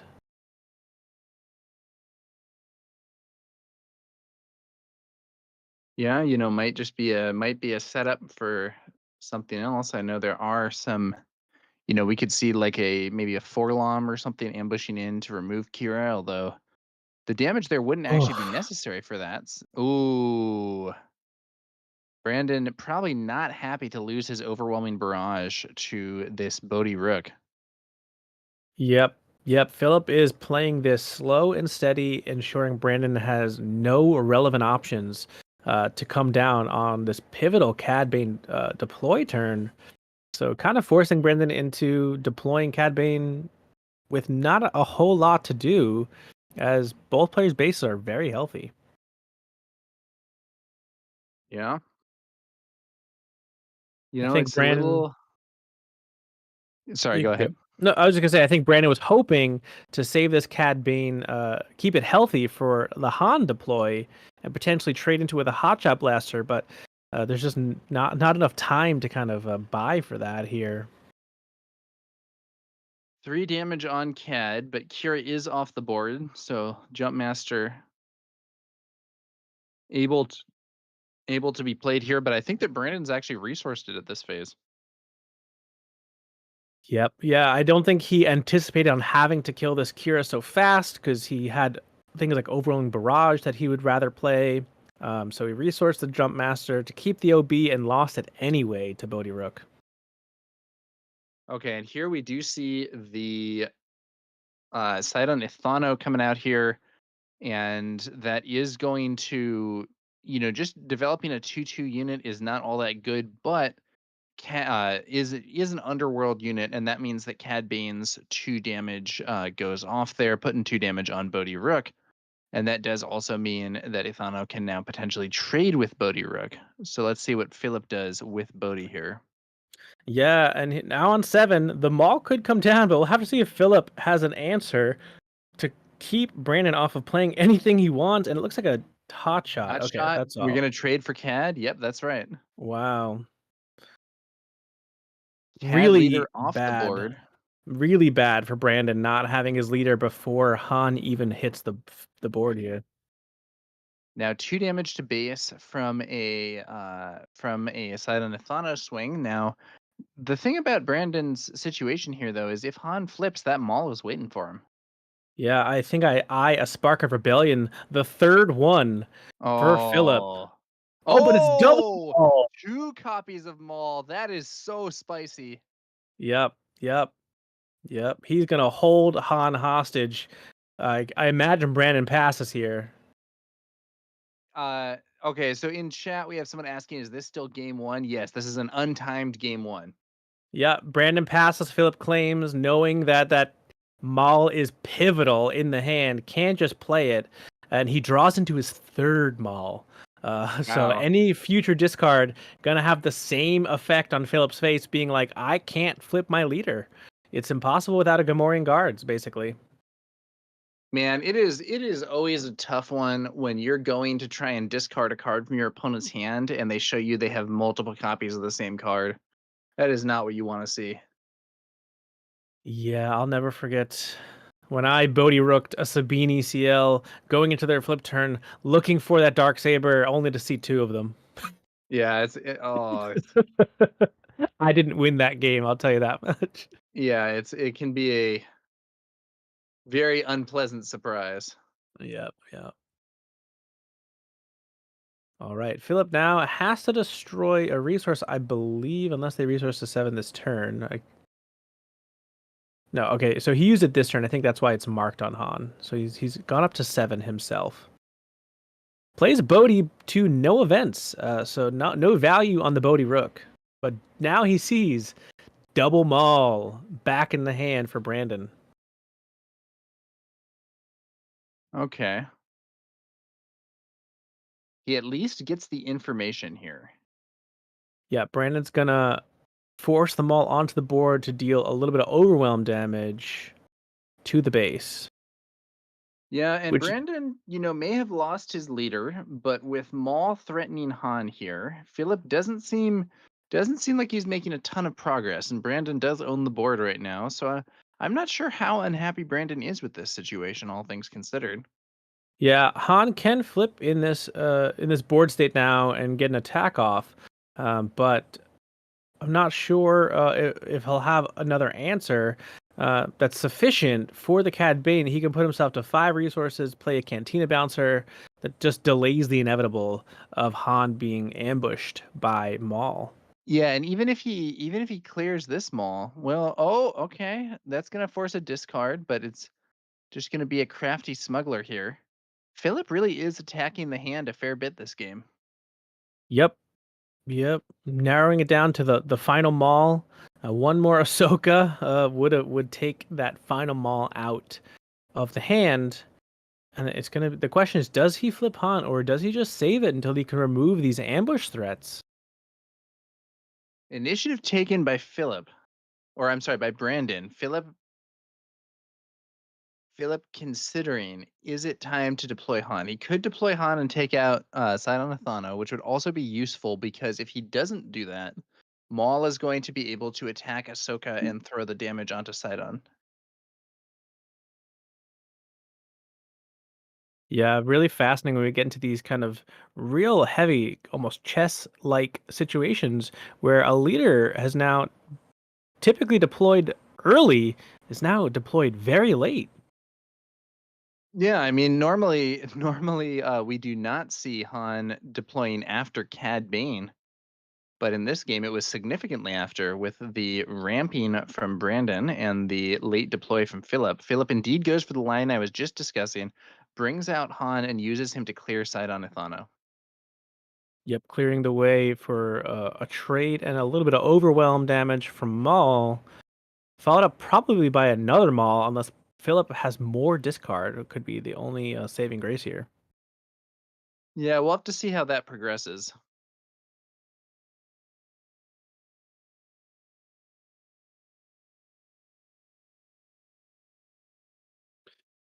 At least for Brandon, he can breathe a bit of a sigh of relief knowing that all three Spark of Rebellions have been played against him. Two Bodhi Rooks have been played against him, and now a single Ahsoka. So not a whole lot of classic discard left for Philip, but who knows what else he has up his sleeve. Yeah. Han trade, as foretold, a couple overwhelm hit the base. 11 now on Philip's base. Okay. Neither base at like really critical levels at this point. Yeah, Ahsoka should be ready, I think. Yeah, there we go. Really love the art on that card wielding those lightsabers. Looks very cool. Yeah. It's interesting to see there's different Ahsoka Tano cards that kind of showcase some of the different visual styles that character has had in different eras. I think the this version very close to the actress who plays her in the live action show. I believe her name is what, Rosario Dawson, is that right? Love me some Rosario Dawson. Indeed, that's who plays Ahsoka. Big fan of her as a actor, musical theater performer. She also was in Rent, one of my favorite musicals. I think at the same time, if you like the Clone Wars kind of cartoon look for Ahsoka, some of the other versions of the character in this game have more of that art style. Ahsoka Leader, for instance. Yeah, really cool way to approach this game. Basically, having each card be a snapshot in that character's time in the Star Wars universe. So Yeah, therefore, you're able to have multiple versions on the field at the same time and things like that. Really cool. yeah, definitely some interesting stuff there. Yeah, Zori Bliss smuggled in for Philip. Cad Bane, the response. So we're seeing the first capture, Cad Bane. Interesting. Yep, and Philip is now forced to claim having no answer to the 7/7 behemoth, knowing that the third Maul is potentially still in Brandon's hand. Two heavy hitters could be threatening Philip very quickly. Yeah. Now, if you're Philip, what are you looking for here? I was just about to say he's in a really tough spot with Cad Bane because Han Solo Reluctant Hero is only a 6/6, doesn't cleanly Right. answer this unit, does cleanly answer Maul, not Cad Bane, and a lot of lists, including Phillips, have kind of trimmed down their Reluctant Hero package to incorporate more Zori Bliss, but we're seeing a Waylay, which is a nice answer, if only for temporary Yeah, I purposes. mean, Zori gets back on the field, but Brandon could just replay Cad here. On the plus side, it does mean Philip is not going to eat that 7 damage this turn. Yeah. Yep. But yeah, Looks like we're Cad removing Bane, the hostage damage from taker. Ahsoka here. Yeah, I think there was a erroneous Cad Bane ping put on it that maybe Brandon didn't trigger. Yeah, or maybe they, it was, oh, I thought it was 2 damage, but it was actually the other one that's only 1 damage or something. Not entirely sure. Mm-hmm.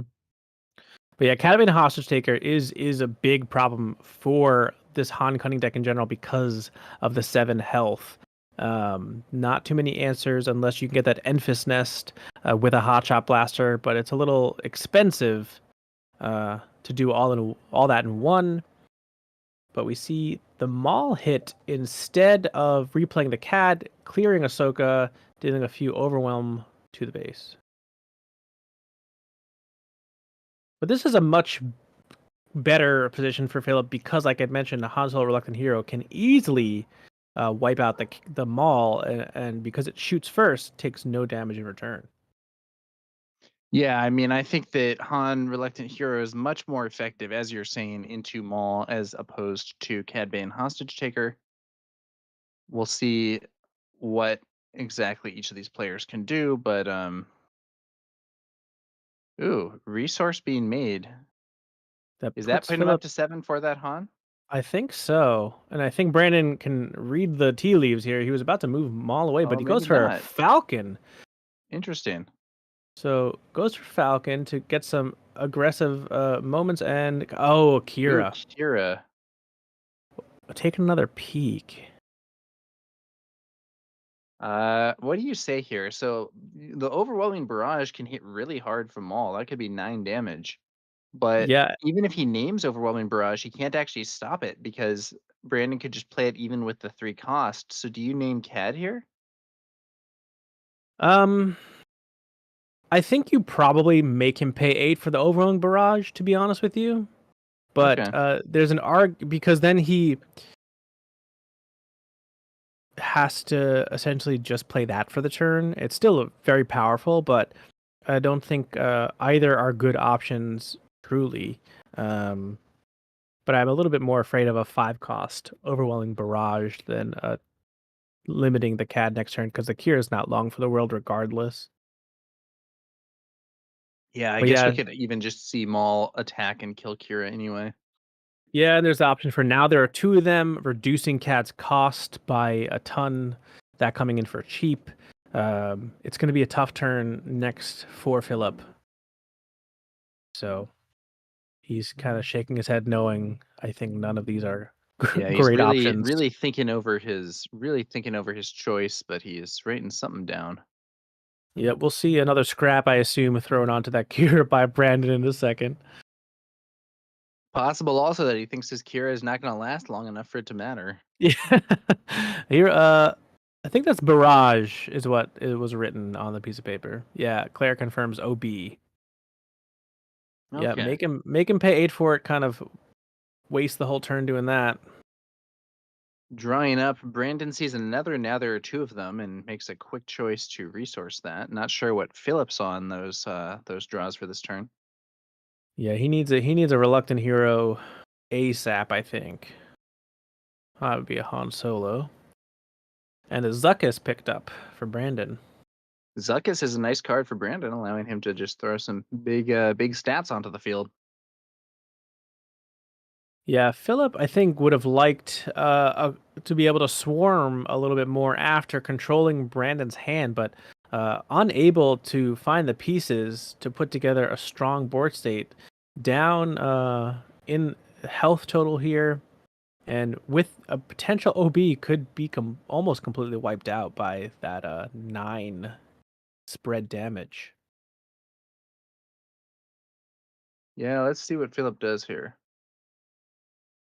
Brandon with the initiative, thinking, is he going for that? Is he going for that 8-cost overwhelming barrage? It looked like he was exhausting resources for it, but I think he is rethinking that play.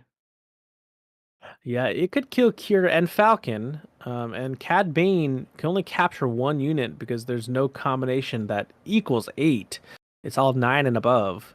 So it might just have to be the OB as a 2-for-1 there. Yeah. So what could he do? He could play OB. He could play Zuckus. He could play CAD and capture 1 thing, potentially discounting CAD with. Now there are 2 of them. I don't know. Yeah, again, all of these plays are, except for the overwhelming barrage, kind of are really weak into that Han Solo. So I think Brandon's worried that that was what was picked up. So playing Zuckuss, not the strongest of moves. I think he's just going to pay 8 for the overwhelming barrage, wiping out Kira, and Falcon, as we had mentioned, was the 2-for-1 there. Yeah, so Kira successfully taxing that overwhelming barrage, and at least meaning that Brandon isn't going to get that much else this turn, but still a pretty annoying play. Does Philip have Han Reluctant Hero here? Yeah, I would love to. I'm sure he would love either Han or Cunning to exhaust this unit.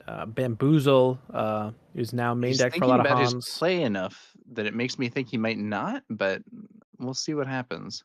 Yeah, so the 3/6, he's got 5 defense. So even a hotshot blaster could throw the Zori into it.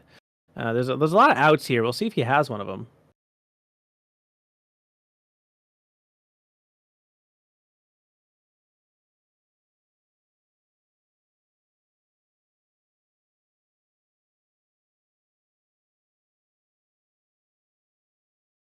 Confirming the cards in hand, I believe. Often a common question you ask your opponent as you mull over your many decisions. All right, opting for tempo and bouncing the Maul back to hand, knowing that Brandon is essentially tapped out of this turn. Yeah, now the problem with this is Bouncing Maul does actually heal him, which is awkward, and the opponent will be able to just replay it in ambush, but Philip hasn't found the Han Reluctant Hero that I think he would like for a more permanent answer. And he does Yeah, get but to this smuggle is out tech. Yep, this is what I was mentioning though. The swarming is what he was looking for earlier, and now able to do it with the Cantina and the tech. Now tech allowing him to basically have a hand of about 15 cards. Is the target probably for one of these removal units, be it Maul or Cad Bane. Yeah, I think if I'm Brandon looking at this, tech is probably the highest priority thing there to kill, even though he has the worst stats of those units. Yep, 100%. Zori Bliss allowing Philip to filter a little bit, discarding, I believe that's Lando's Pride Falcon from his hand at the end of the regroup phase there. Brandon sends in an ambush unit, but it's not the Maul that was recently bounced. Instead, he's going to bring in the Syndicate lackeys, Yep. defeating tech and using Cad's ability to throw a damage out. That damage goes onto the Cantina Bouncer, who then trades with the lackeys, and Brandon plays out Zuckuss.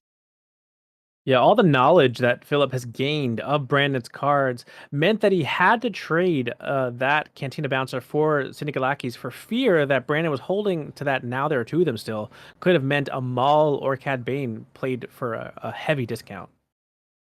Zori swings into the base here.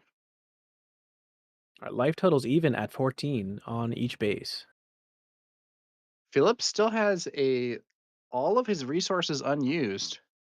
And if he has some good cards available, this could be pretty good for Philip. The question is just what does he have in hand? Ooh, a Han resource going up to, I don't even know how many there is, probably at least 13, I think. Huge number of resources here for Philip. Yeah. Tech played Another dry. tech.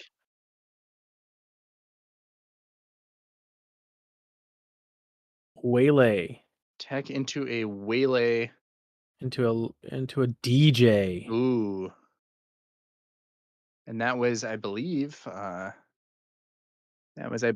smuggled DJ, and that is making the decision to use Han's ability make a lot of sense because he's going to get to remove that resource at the end, discarding an opponent's resource, and Philip's board looking pretty strong now. Yeah, and like I said, he went up to 13 resources there, got to play a tech for 3, a DJ for 7, and a waylay. Also dumping his hand completely, mitigating the Zori Bliss discard, so fully making use of every aspect of all of his resources and cards to their fullest extent. That was a strong turn for Philip. Yeah, huge tempo swing here, knowing that Brandon's in a position of basically playing one big unit and doing not much else. So swarming the board here is the name of the game. in order to put pressure on the base. Once again, Maul feasts on a tech, uh, ambushing in, dealing 2 overwhelm to the base. Hmm. Well, I mean, Maul is good, but at this point, I don't know. I mean, at some point, Philip's got to find Han, right? Yep, gonna be okay. He ignores the base or the Maul here, keeping the option of a now there are 2 of them with 3 resources open for Brandon. But does Brandon have a good target to get that 5 discount? I'm not I know sure he he had that does. CAD in hand. He can bring out Zuckuss, right? Yeah, But yeah, okay, Zuckuss costs Zuckuss. 5. Yep, Zuckuss is a nice discount. Indeed, we see Zuckuss now on the field, so Brandon's board suddenly looking a lot scarier. What Yeah, will you Philip never want do to in see 2 big response? threats on a CAD green side, so we'll see if one of them can get traded off here.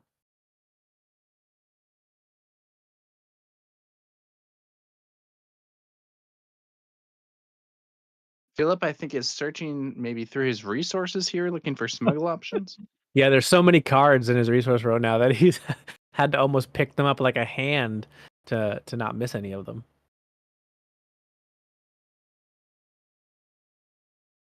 Yeah, and this is this is one of those dynamics that makes that tech such a must-kill unit, in these later game situations.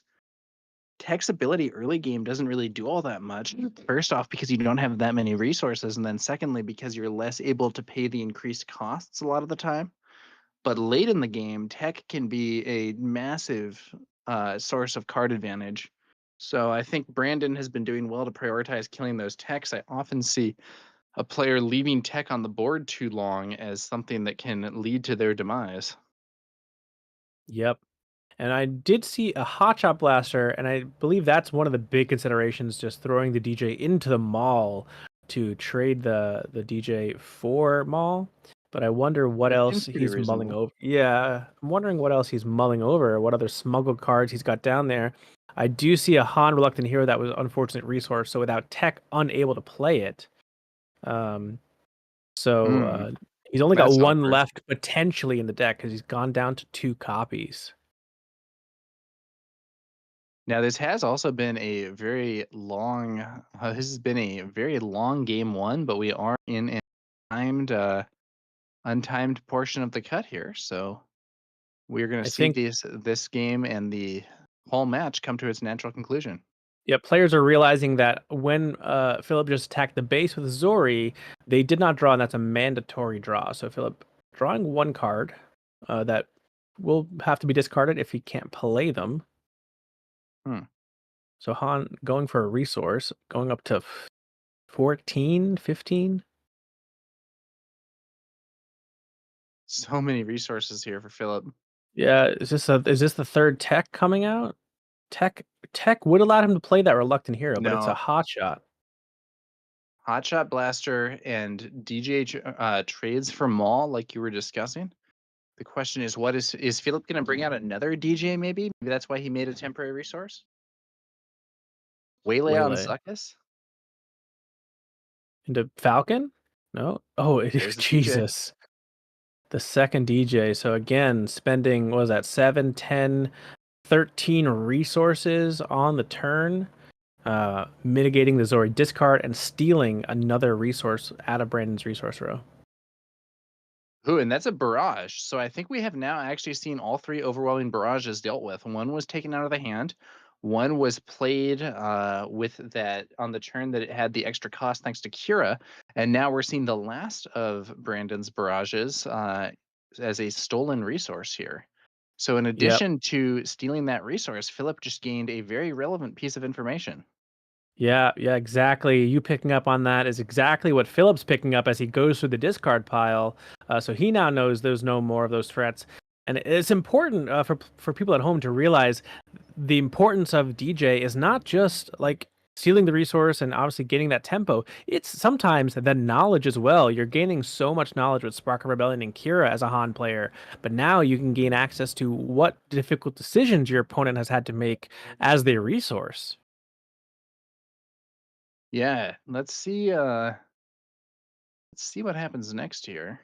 Yeah, Brandon's hand looking a lot weaker. I think he's got double sit on Athano with no space target for that -2. A very weak ground unit on its own. He still has the Cad Bane, but it's what he's going to have to go for. Cad Bane.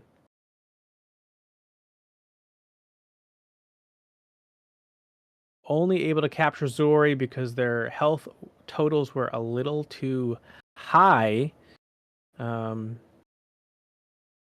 Basically feeling like Philip's drawing too many cards, I think, for free with Zori's attack. Claire confirming Cad Colossus took down Django Tarkentown, I believe. Yeah, the Django Red 30. So before we finish game one, George has taken down one of the Django 30s, the John Carr we just featured last round, defeated in the top 8 by seemingly a deck constructed to win this event, expecting a lot of Djangos.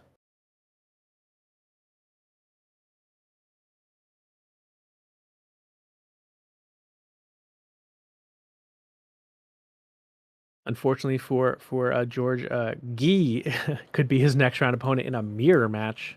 Would be interesting.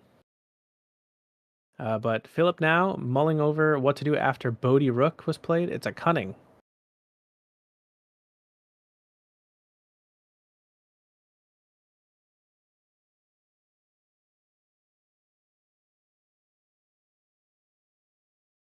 Wow, cunning here.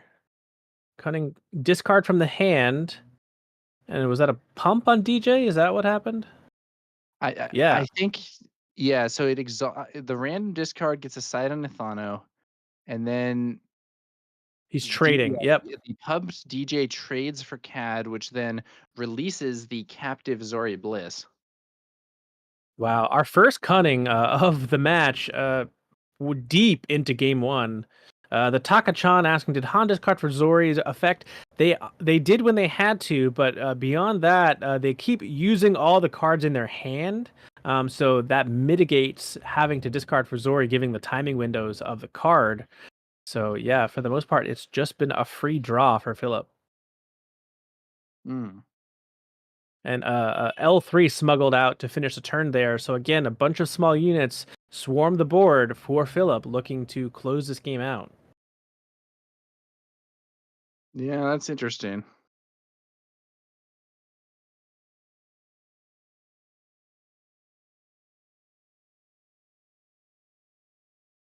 I think yeah, I think Philip is getting into a pretty strong spot, but Brandon's still fighting back here, brings out Forlom with an ambush, taking out Bodhi. Yep. Yeah, it does seem like this Zori Bliss is just providing insane value for Philip. Kind of endless options have been given to him. So we'll see if that's enough to put him over the finish line. 18 damage on Brandon's base, 16 on Phillips in this tight game one.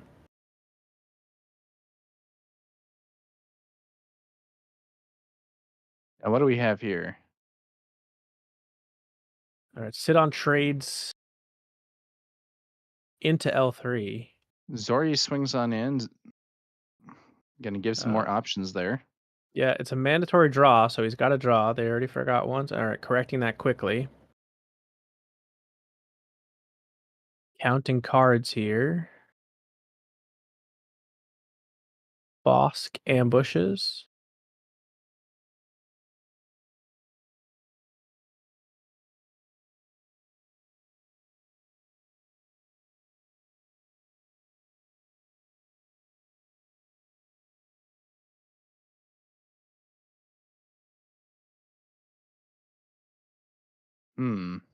Cat's mentioning maybe a resource was forgotten off the top of the deck from the L3 smuggle, which could be the case. Easily fixed if it's fixed quickly. Enfys Nest finally makes an appearance, bouncing back that ambushed in Bosk. Enfys Nest is a very relevant card. Yeah, Philip kind of getting to his top end just when he needs it, while we know Brandon kind of running out of it as Philip has answered most of it with discard and other effects. Um, and as he goes through counting Philip's options, again, both players got to look at each other's deck list. So knowing that all the Mauls are gone, all the Barrages are gone, most of the Cad Banes are gone. He might have one left if he didn't resource it, but yeah, Philip Brand's options are seemingly going to be a lot of early game units headed into the deep late game here. What do you think? What do you think happens here? I do think now we're in a position where Philip closes it out with his Enfys Nest and some Hot Shot Blaster pumps, things like that. Just because of what we know Brandon has left as options in his deck. It's not much. That does seem like a pretty plausible outcome to me. Yep, yeah. We already know Philip has at least one more blaster in the row, but it's going to be Surprise Strike instead to end the game. Yep, 22 on the base, 8 damage from that Surprise Strike. Philip in a very intense, controlly game one takes down the Zach Lunky special, Cad Green.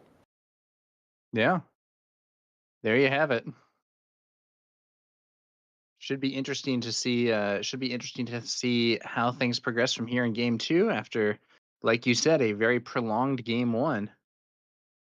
Wonder what these players will be. Wonder what these players will be bringing in from the sideboard. Yeah, I wonder if Zach, seeing how late that game went, might bring in those devastators that we saw them bring in yesterday. Even the Palp's return could make an appearance. He's playing those in the side deck. I don't anticipate Commandeer coming in. So it's just a matter of how much late game does he want. He's got 2 Devastators, 2 Palp's return, and 2 Relentless, all which Okay. could be relevant. We know this Han deck plays a lot of events, so Relentless could be quite annoying for Philip. On the other side, there aren't too many options. Again, it's a late game side deck option here. A third Reluctant Hero, a third Enfys Nest, maybe some Gamorrean Guards could come in.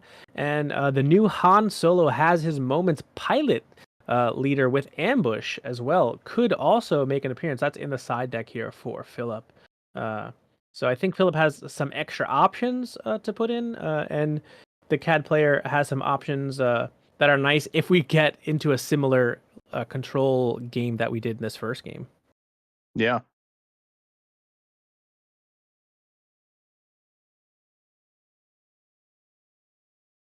Well, it'll also be interesting to see if it takes as long as the first game did. That was a very prolonged battle there.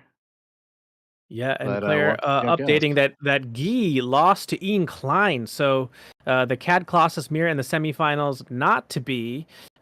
Ian Klein, props to him on Django Tarkentown, losing that match that the deck is basically built to beat. We'll have to see if he can repeat that in the semifinals against George Hudson, who seems to be like a little bit more of the pioneer of the deck, playing that since Pool 1.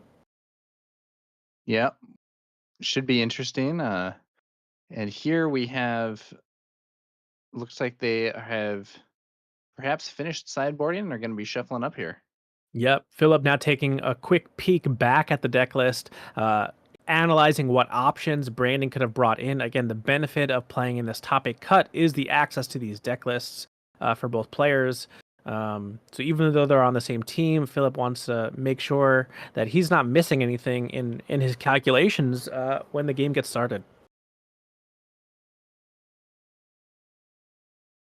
Yeah, got to make sure you consider your options and bring out the best plays you can find.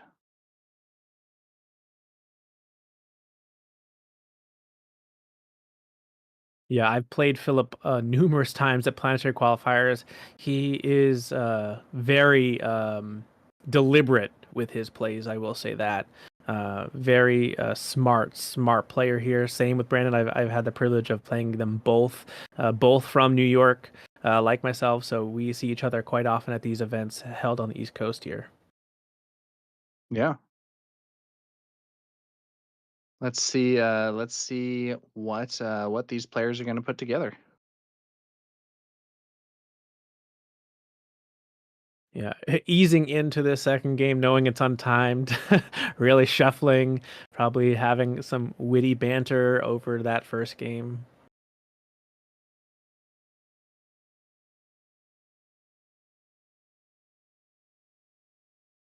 All right.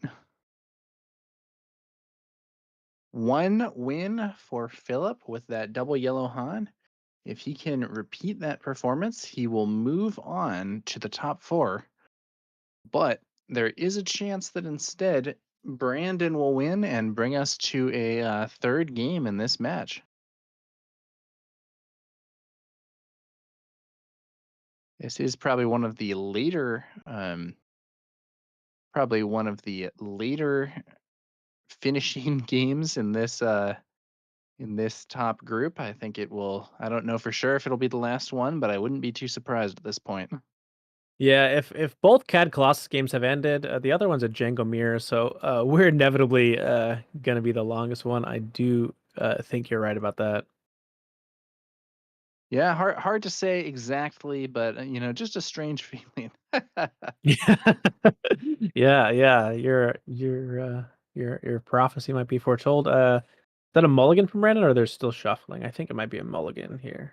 Both players reaching back into the deck, shuffling it up, unhappy with what appeared in their first 6 cards. Yeah, Claire, let's see if those second chances are going to yield some better draws for our players here. Very yeah, well could happen. Claire, a betting woman in chat, says they're gonna bet that we're going the longest. So I think I will take. I'm not gonna. I'm not gonna. There's no bet for me to have. I have to just join you. I think. Yeah, it does seem like a pretty reasonable bet to take. Yeah, yeah.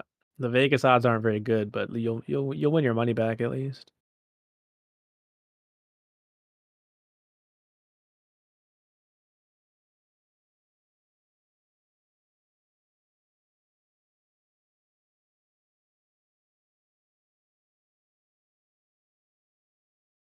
F guy in chat says, "I bet CAD will win 2-1."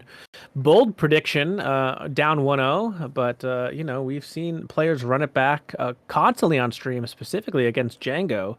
Django able to take both, I think, all the game ones they played, and then end up losing out for the most part.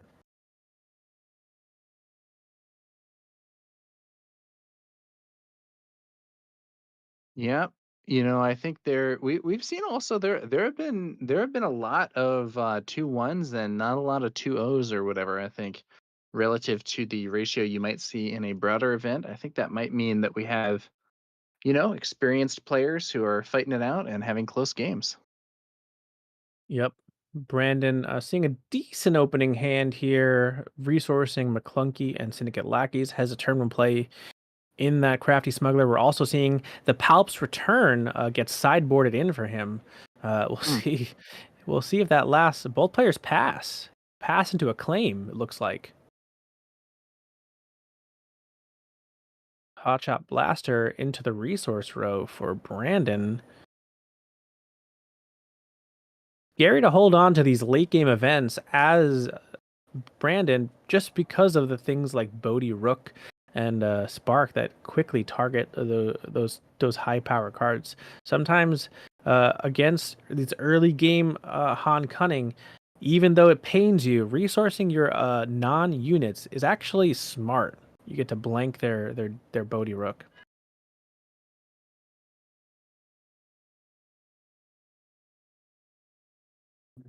Yeah, I think you have a point there for sure. And one other interesting aspect of that is that Bodhi is a really good card when you get that discard. When you don't, 3 for a 3/3 no discard isn't terrible, but seeing your opponent's hand can still get some good information value. Yep. Philip going for the Soka early, using Han's ability to pump up to 4 resources. And Brandon Hmm. responds with a crafty smuggler pinging the Ahsoka, and it had lost that cartel spacer. Largely irrelevant right now. So all for a decent, I would say, trade there on the discard, keeping something he didn't really need. Okay. We're seeing a piece of ramp for Brandon. We'll see if he can get that off and have it stick on the board. Oftentimes, you'll see Han use Waylay or Cunning to bounce those super laser technicians. Yeah. Super Laser Technician is, that it's been really a powerhouse card ever since the Spark of Rebellion first set of the game.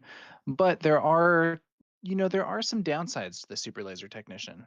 Um, Most notably, compared to a simple resupply, there are a lot of things that the Super Laser Technician is kind of vulnerable to.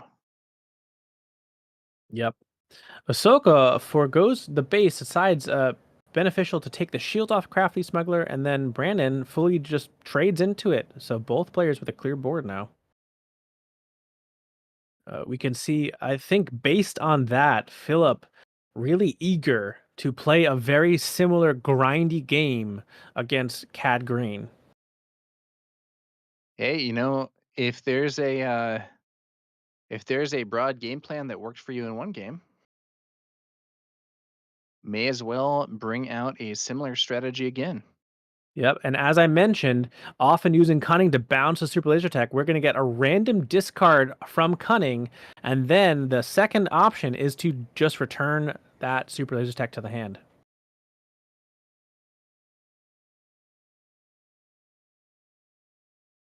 Not your typical choices for Cunning in most games, using it when you yourself have no units on the board, but Yeah. super effective here. Yeah, it's a bit unusual, but yeah. Cunning, and that's really one of the benefits of Cunning. It just has such versatility. Yep, and we're seeing, I believe Brandon said, you know what, I'm never getting this Super Laser Technician trigger off, and just resources it right off the bat. Yeah, could be. Could very well be.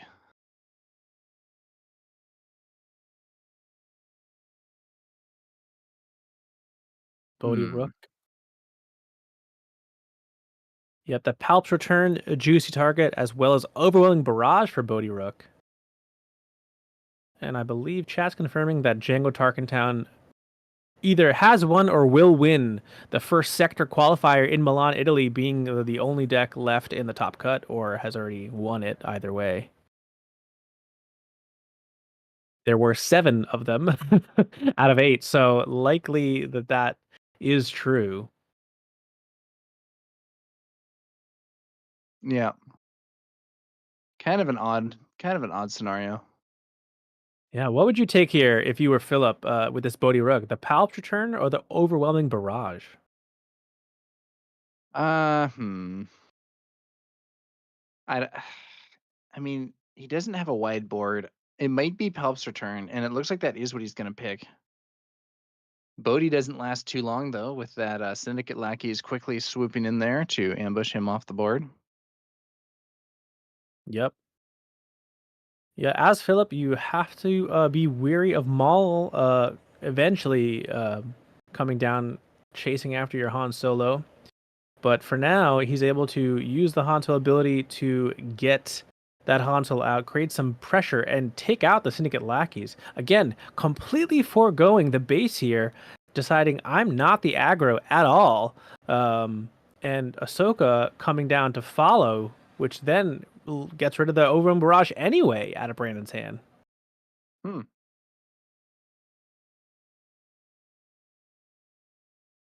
Yeah, it's interesting. What do you think about that? It's definitely surprising as someone, like I said, who played this exact matchup against this exact player, Brandon. I did squeak out the 2-1 win, but I played the aggro in most games, and you can tell that Philip, being a teammate, clearly thinks that's the wrong approach for this matchup. And I can't fault him. It was a pretty clean, albeit slow win to game 1, and seeing how he's playing this, definitely making me rethink this matchup as a Han player. Yeah, Philip is playing it pretty slow and really attacking the hand. That seems to be one of the key things that he's been doing with these discard effects, trying to kind of pick apart Brandon's options and maybe bring out those techs in the late game as we saw in the previous match. Yep. With the new Ahsoka unit as well, you've got extra discard options that present a decent body. So I think moving forward into this villain green shell with cunning, playing this slower control game, knowing you can grind them out to a halt thanks to tech and your smuggled cards is probably the smartest approach to take. And I'm taking notes myself here from Philip. Yeah, it's interesting. Yeah, again, foregoing the base to trade into CAD leader, with both Han leader and Ahsoka leaving the board to do so. Jeez, a dry 7 from Philip to take a resource with DJ from Brandon. Yeah, that's interesting. Yeah. Yeah, and that wasn't even a consideration. That was immediate what he wanted to do, knowing Brandon was completely tapped out of or mostly tapped out of options, putting him down to two ready resource as he stole a ready resource.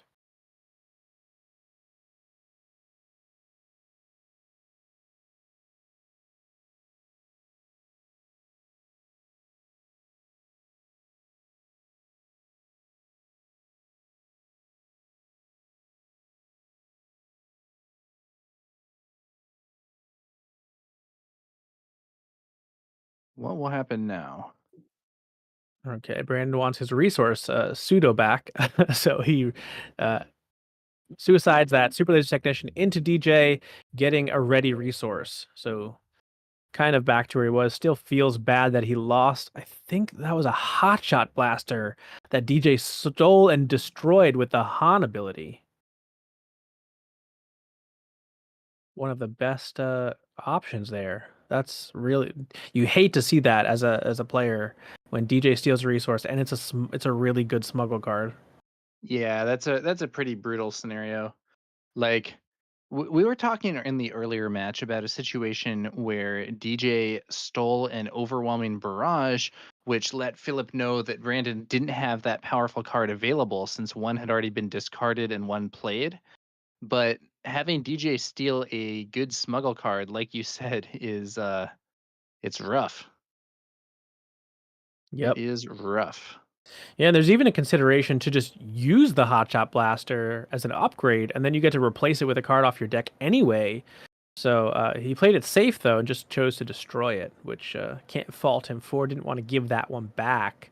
Had something happen to DJ beforehand. Kira now coming into play, revealing a contracted Jumpmaster and a Cad Bane, and to no surprise, making the Cad Bane cost 10.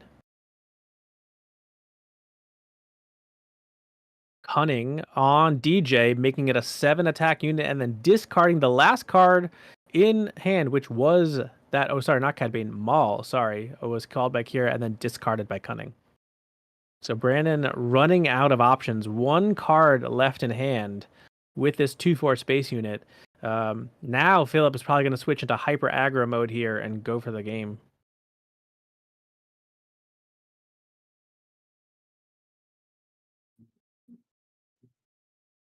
For Lam ambushes and finishes off DJ.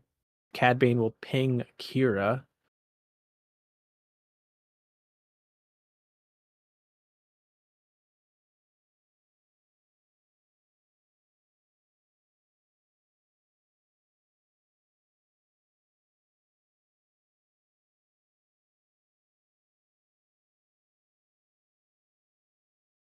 Chat discussing some tactics for choosing which resources are ready and which are exhausted. Ellen Dill says, surprised you didn't put Blaster as an exhausted one so that the opponent would go for a ready resource. Yeah, I think Brandon fully shuffled his resources like twice and readied 3 random ones as to kind of hide the fact that he had a blaster. Just, if I don't, this way wasn't lingering too long staring at one card specifically or anything. but didn't work out for him randomizing them that way because Philip was able to just snipe one of the cards that were smuggled anyway. We're seeing a Zori Bliss smuggled out, I believe, for 6, and a Bodhi Rook played from hand for 3, but with Brandon's hand empty, he's just playing it as a vanilla 3/3. Again, like I said, now is a time where he'd like to switch to this kind of hard aggro stance, knowing that Brandon has basically 1 card a turn.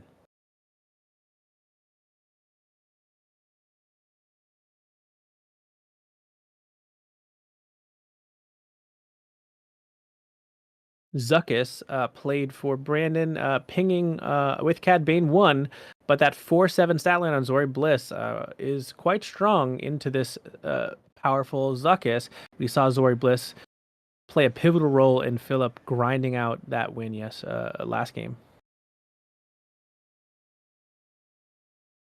Yeah, Zori actually got a lot of card draws.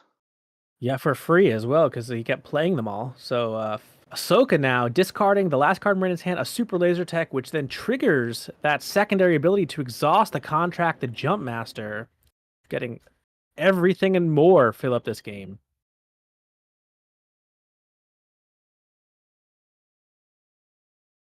Zori goes into base, 11 now on base. Brandon taking a beating by Bodhi as well, 14 damage. And a Cantina bouncer to make matters worse, giving the ground arena completely over to Phillips Han Cunning.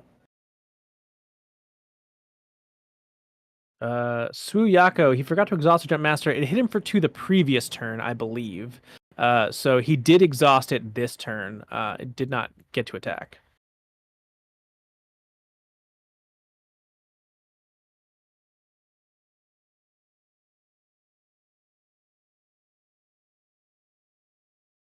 Hmm.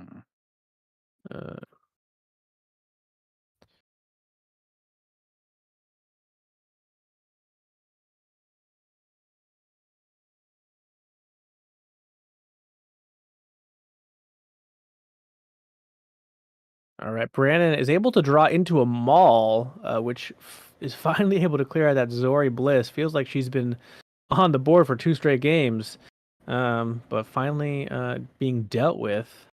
There's a consideration actually here instead. The consideration is where to put the damage from Maul's ambush. Yeah, let's see here. And it was defeating the contracted Jump Master and leaving Maul at a full 7/6 HP. Ash Ketchum wants a quick update on the event. Sure, we have this match is in game 2 here between Brandon on Cad Green and Philip with Han Yellow taking game 1. We have George Hudson on Cad Colossus taking down Django Red. Ian Klein on Django Tarkentown took down Cad Colossus as well. I'm not sure what happened with the Django Mirror that was going on, but this game is looking mighty over for Brandon. He would need a bit of a miracle here. You know, I think Philip's gonna make it happen. Yeah. Oh, sheesh. Yeah, that new Han pilot being basically a surprise strike for Millennium Falcon ends the game on the spot. That's it. Yeah. I didn't think it was gonna end that fast, but there we have it. Philip with the 2-0 win. And I should have taken the bet because Django Tarkentown for Django 30 is still going. So we are not the last match, actually. You know, we had a really long first game between these players, but this second game was quick.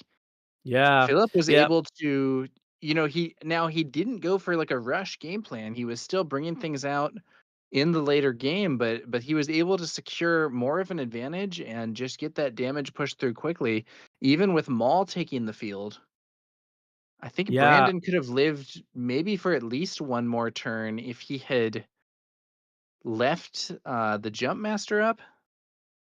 Yeah, right, because that freed up the space arena. But I think the biggest difference between the 2 games in the game plan was, I can only assume based on some quick resources we saw, that Philip ended up drawing into some late game early, therefore didn't have the kind of smuggle options he had this game. And again, what you're trying to do with Han Cunning is play that control-y game that we've seen him do twice now, and then immediately pivot into playing your small units to swarm. Game one, Philip wasn't able to do that because I don't think he had the L3s and things in hand. He had to play them early to trade, and then had to resource the late game units early. This game kind of drew the perfect hand of being able to swarm after eliminating all of Brandon's options via discard. Yeah. Pretty interesting to me. Yeah, really clinically done there by McClunky Games Philip to move on to the semifinals as the sole Han representative in the event now. So we're still waiting on that Django match, but currently we have a CAD Colossus by George the Hulk Hudson, Ian Klein on Django Tarkentown, and this Han Yellow 30 will be joined by Django, just depends on the base. And we are going to switch our own coverage. I believe that the Blonde Sabine channel will be covering the semifinals and finals, but we are going to be bringing you some more Star Wars Unlimited from the 2K event that is going on now. So stay tuned for more here as we switch on over to those tables and move to 2K coverage.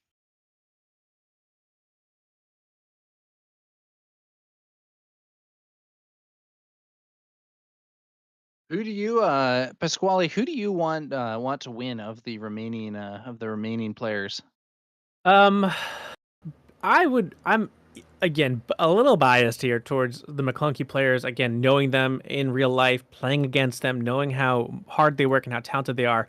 But I have a soft spot after watching it for that CAD Colossus deck. It's playing some really wacky stuff that works beautifully together in this specific meta, I think. It's a cool deck. It is a cool deck, and yeah, we'll see.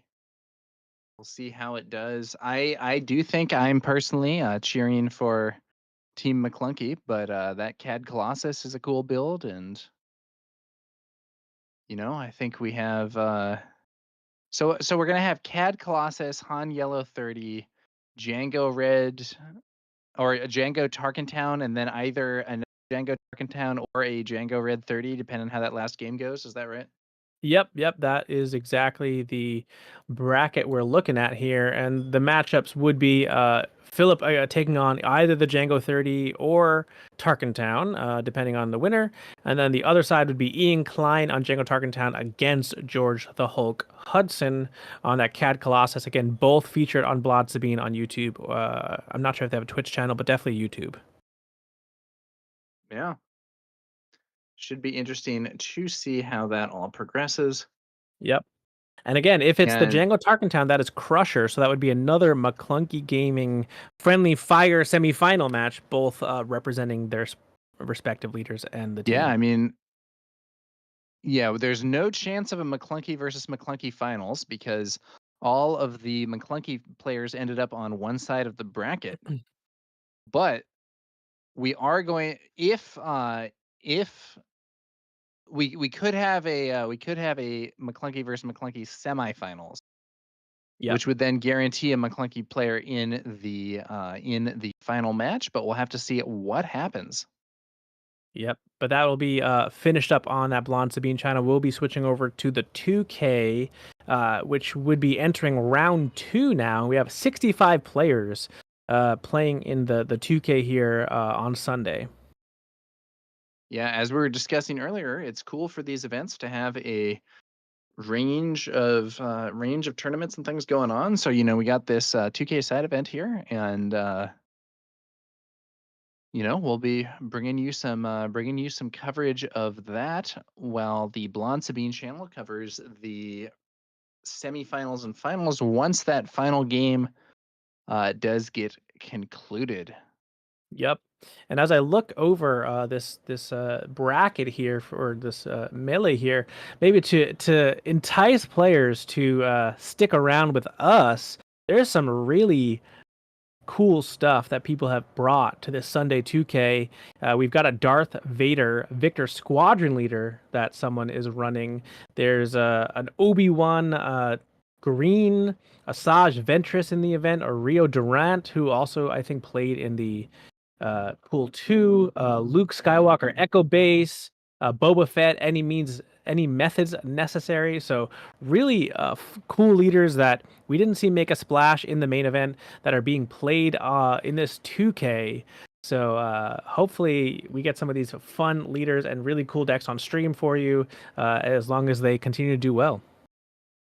Yeah, could be very interesting. And one other thing, we have someone in the chat asking for us to throw up our links. As you can see in the bottom right, I am at tower number 9 at YouTube, one word all spelled out. Pasquale is Pasquale on YouTube.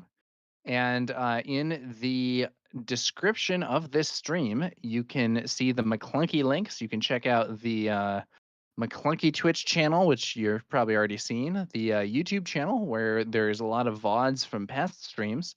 There is a McClunky Gaming Discord that you can check out, and there is a Patreon if you want to support McClunky Gaming that way as well. Yeah, all the content you want McClunky's producing across all the platforms. Jicky the Sneaky asking, any Chancellor from set 3 show up? Not to our knowledge. I don't think they were entered into any of the events, be it the 3v3, either pools, and I do not see one in this 2K, unfortunately, but still a really fascinating leader from set 3. Yeah, Chancellor Palpatine, maybe one of the most interesting leaders in the game. Yeah, I love the shakeup of mechanics, right? With no deploy on that one, and in this set we got our first no epic action, and then the one that Poe, which kind of can just flip out as an action whenever they want, and then be ejected. Really cool the way that they're kind of breaking the mold here on leaders in set 3 and 4.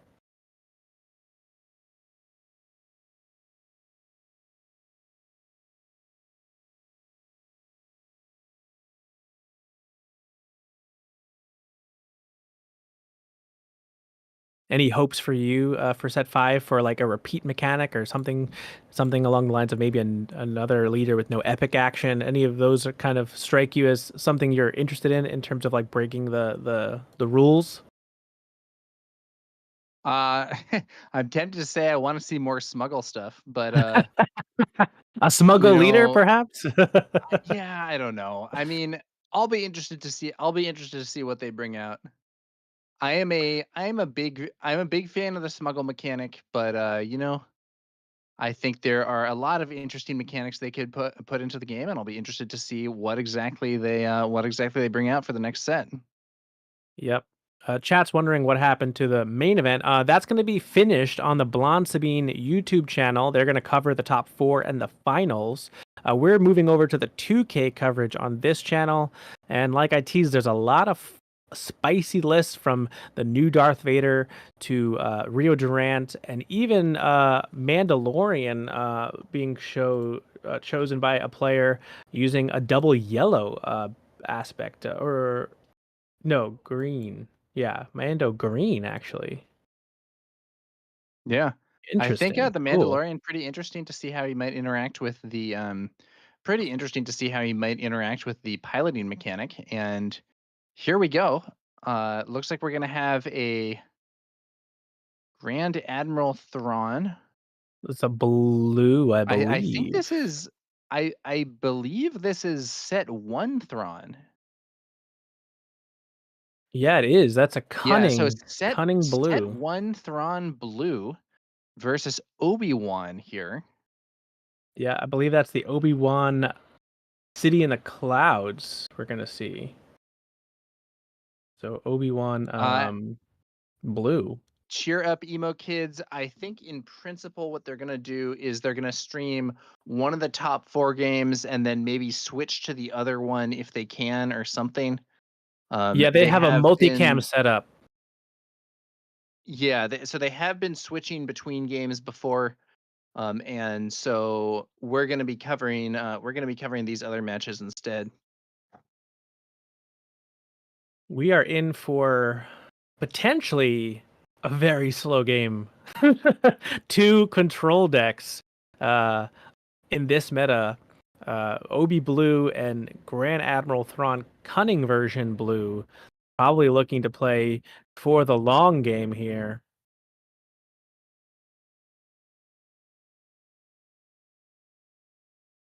Interested to see how heroism control fares. It's an archetype didn't really see too much play because it didn't have the top end that villain did in these first three sets, but has gotten some really neat tools in jump to lightspeed to potentially make a splash. Hmm.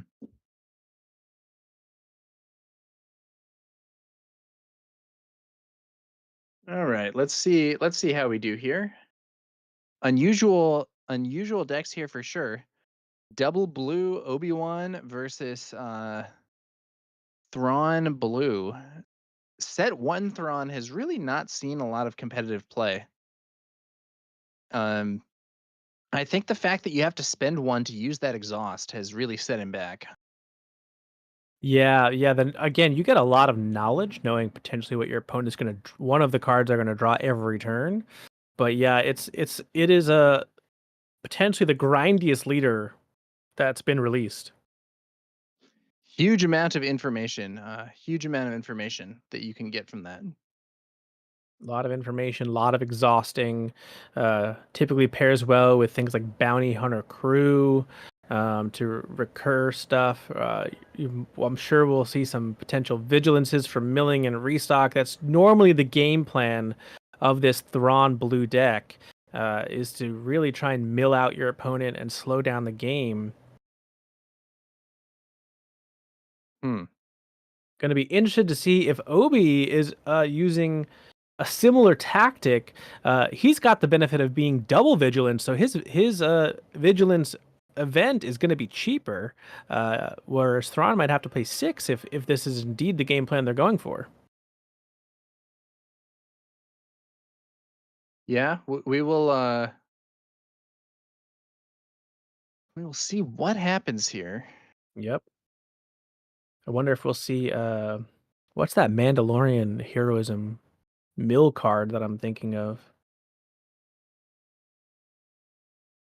Oh, Satine. Yeah, Um, Satine is an option as well for these Obi decks. more or less not a card that I've seen competitively. I sort of hope she isn't good because I think dedicated mill decks are not a great thing to have in the game, but it would at least be novel. Yeah, I 100% agree. It's not a card I want to see all over the place. But again, when you're in this double blue paying 4 for vigilance, it's a strategy that potentially could work. So we'll have to see if that's what Victor here is choosing to do, and if Michael is also trying to do the same thing, just a different approach. All right, let's see what happens here. Yep. Claire said they're doing their best to pull the spiciest matchups for us, and you've succeeded in this first game. 2 decks I'm sure people aren't very familiar with.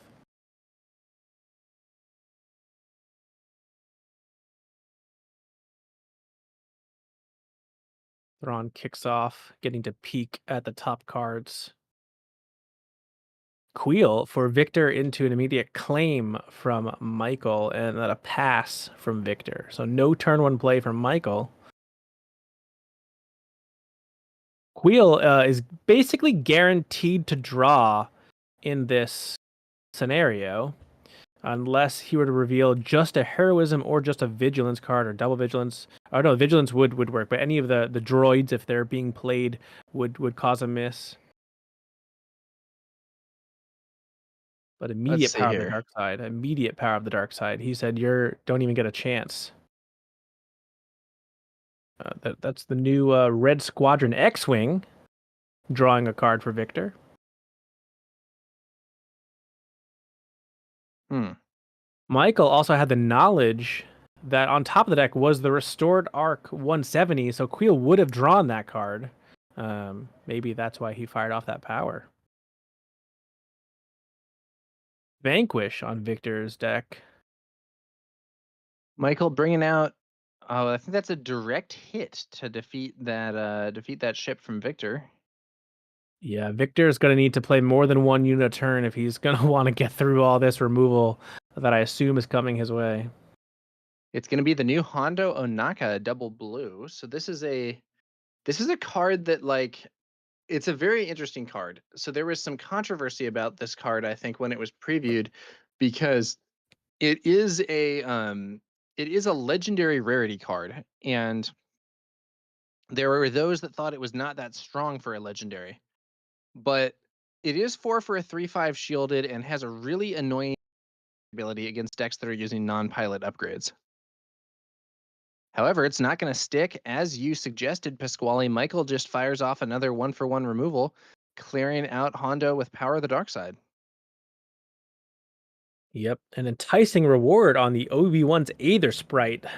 Going to be This is interesting. very powerful for Michael if he's able to claim that bounty and add 2 non-unit cards in the top 10 to his hand. Very interesting. Yeah, these expensive cards are not going to do much for Victor. He really needs to find something cheap to play in order to shield from that Power of the Dark Side, from that merciless contest that we might see as well. Otherwise, he's going to kind of just get 1-for-1 every step of the way here, I assume. Yeah, this is something that I think became quite relevant against these against blue villain. So blue villain control oriented decks often ran large amounts of 1-for-1 removal, where they spend a card and they kill your card. Power of the Dark Side has been really big for that, and then but there's other options too. You know, things like Takedown, Vanquish, Fell the Dragon, all sorts of, oh, I play this event and it removes your card. And Yep. so typically, if you're playing 1 card per turn, like you said, the opponent can play their 1 removal per turn and just kill your card. And you can get better results by doing multiple small units. Here we have a direct hit being brought out to clear Obi-Wan's Ether Sprite, and we're going to now see some bounties being resolved. Yeah, double enticing reward is brutal for Victor. Because Obi-Wan Aether Sprite is a unique unit, Michael gets to add 2 non-unit cards to his hand, looking for Vigilance, and he's got tons of other options. He's then going to get to trigger it again, adding 4 non-unit cards to his hand out of the top 20 cards in his deck. Super Laser Blast being chosen as the second off the first trigger, and now he gets to do it again. Yeah, this is. So it seems evident that Michael is definitely playing a control-oriented build here. Yeah, I'm seeing Lots almost of removal no there. units. Yeah, almost no Yeah. units in these top 10 cards, except for things like I see an Annihilator and a Snoke. Everything else are these Wow. double. He's got double aspect cunning, double aspect vigilance, choosing double top target now as his second choices. Yeah, those top targets could be thrown onto Obi-Wan there and provide some major healing in the event that Obi-Wan is defeated. Obi-Wan swings on in for 4. Yeah, I'm There's a very worried for card. Victor. This is not the color combination to handle what Michael's about to do for the rest of this game. It's going to be really an uphill battle for him into Yeah, all this Victor removal. brings out a Cargo Juggernaut, which doesn't heal him because Michael hasn't even bothered to attack his base. Or indeed, has Michael even played a unit? Did he have a unit in the early game? Nope, he's claimed into multiple forms of removal, direct hits played twice, and yeah, Yeah, double Power of the sometimes you'll Dark see these Side. decks play something like an Inferno 4 or whatever, but Yeah, this is straight off the blues effect. Ralph loves playing decks like this and writes articles all the time about these unitless control decks that just mill your opponent. And I do think that it can be effective to have at least some units so that you have more of a win condition. yeah, we did Although see it does look some like like it's in. Annihilator. This has got to be mill, right? So he plays Yep, Vigilance with nothing he can kill, heals 5, mills 6. yep. Yeah. Milling In 6. chat, Annihilator is Django can't actually a tap really your good top units. end. Yeah. Oh yeah, Annihilator is great. We have in chat, Django can't tap your units when you don't play units, says Falco PL. And Cheer Up Emo Kid says hard control always beat Django, just loses to Sabine a lot. Yeah, so I mean I think there's really 2 problems. One of them is Sabine and the other one is because DJ is really, really bad for hard control. Yeah. Yep, DJ's a problem, but if he can get to the 11 resource with some health, I assume he'll be okay. And then Annihilator is another form of mill, being able to search through the opponent's deck or move cards with the same name and have this beefy threat on board. Yeah. Could be pretty scary here. Yep. And one thing that's a little interesting about Annihilator, so Annihilator is actually able to kill leaders. It just says you may defeat an enemy unit. Yeah, and if he were playing Obi-Wan the Sentinel from set 1, it would actually, I believe, get rid of all of those as well because they share the same Yeah. name. That is the same name. Similarly, you could. It's really, really effective. If you defeated, let's say, Leader Luke, and then that also clears out all of their unit Lukes and potentially pilot Lukes or whatever. That would be a crushing blow in some situations. Yeah, I had played against an Annihilator in a Piet deck at locals, and after the first game when he got rid of all my Lukes, I decided to actually resource a Luke going into that Annihilator turn so that I could play it from my resource row with tech, because Annihilator doesn't Yeah. actually find it from the resource row, and it actually worked out in my favor. But something to keep in mind as you have to deal with some of these new ships is exactly how to play around them like that. And we're Now this seeing time Victor fires off some mill, and we do see an Annihilator getting milled off. Yep. He says anything you can do, I can do cheaper for 4 with the vigilance, and Yeah, he shielding the still has Obi-Wan. enough resources. Brings out Razor Crest, and grabs his perilous position here that was discarded earlier, I think from that mill, but I'm not sure. Yeah, he hasn't played one because there hasn't been a unit to play, so play it on. So I anticipate that being at least a free resource he got back from that Razor Crest, but unlikely to find value for a while. Michael has not even bothered to flip Thrawn here. I wonder if he's going for a Super Laser Blast game plan. Yeah, we saw that added, and we're at that point. I think he's at 9 resources, so it could come into play this turn if he wants. Would trigger both of those top targets, or oh god, all 3 of those top targets. 3 top targets on Obi-Wan Kenobi here. Yep, with 8 to spare. I wonder what he's gonna do next. Yeah. Do you think a Super Laser Blast might be coming here? And that would also deal a total of 18 damage from the base. Yep. And he is at 18, so that would be a clean full heal. Yep, and there are the resources exhausted. There's the Super Laser Blast, and all 18 damage gets healed from 3 top targets, resolving on a unique unit. Crazy. Yeah, he didn't even need to count. It was just fistful of dice off the base. That was actually quite funny to see. I don't think I've ever seen that before, Pasquale. Have you No, seen 3 top targets on the same unit like that before? no, I've never even seen 2, to be honest with you. That was quite a sight.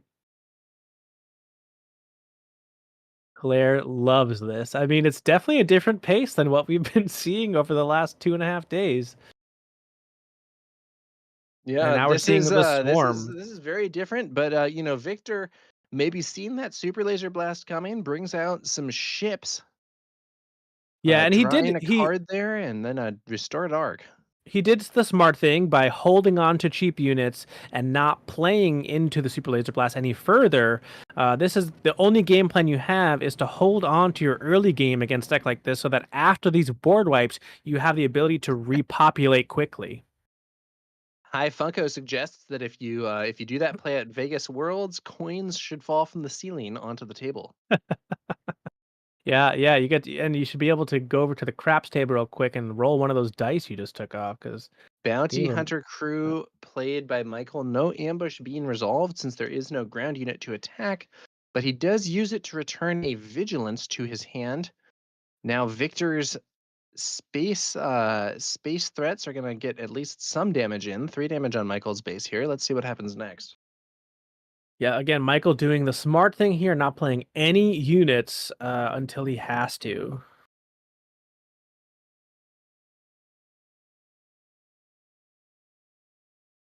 We're seeing that Thrawn deploy finally. So Michael now taking a little bit more of an approach to put some damage on Victor's base. Not that I assume that'll be the win condition, but we'll see. Ooh, Unit Luke. That's a very powerful unit. Don't know what's being debuffed here, but with Victor not having lost a unit, there isn't the stronger form of the debuff. So neither of those units can actually be killed by it. Yeah, it probably just puts it on the Thrawn. I would assume to not take any damage to his base, but entrenched, smacked immediately onto that Luke, meaning it can kill those ground units pretty effectively now, but cannot hit the base for 6. Yep. I think Michael has his priorities here. He does not really care about losing Thrawn or his bounty hunter crew. He cares a lot about keeping his base safe from taking too much damage. Yep. Cheer up, kid says, let's hope there's not a lot of hard control at Worlds. No one likes going to time. I will say, to Michael's credit, he's playing lightning fast, even with the added condition of having to check the top card of your opponent's deck every turn. Ooh, this is interesting. Vigilance being played here in milling, mill and heal. Normally you might expect that to be used to clear a unit, but it's going to be the mill and the heal. Yeah, having the knowledge of what I think there was a removal spell or maybe a vigilance on the top. We did see one get milled, so Michael knew it was time to mill for sure. So that was some again Thrawn knowledge used to the advantage That's a of very Victor interesting there. point.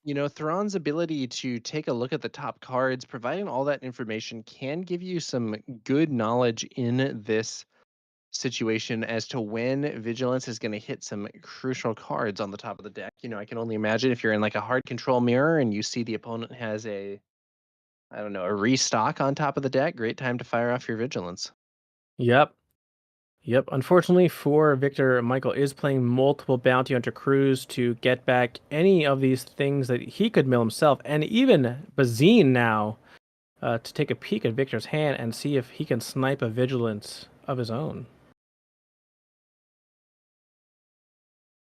Another interesting enough, doesn't really matter if Bazine hits a useful target; it still draws Victor a card. So Yeah, that's which is further maybe mill. undesirable here for Victor. Drawing a card from Bazine accelerates you closer to mill. Yep. Similarly, I think this was a relevant interaction back in the Spark of Rebellion days when we had the Iden Red as a popular deck, because Iden Red could force choke you and make you draw a card, which you actually didn't want in some situations. Yep. 100%. I Sugi and another Razor Crest. Now, Victor is getting a pretty big board setup here. I do think there is a threat if Michael has another Super Laser Blast. Yeah, you took the words right out of my mouth. I was about to say I don't like him playing this many units because you're really pushing, making Super Laser Blast that much juicier for Michael to play. Maybe just playing one of those units would have been better so that you can still have the option to play to repopulate after you get board wiped. This deck also has the ability to run things like Evacuate as another form of board wiping.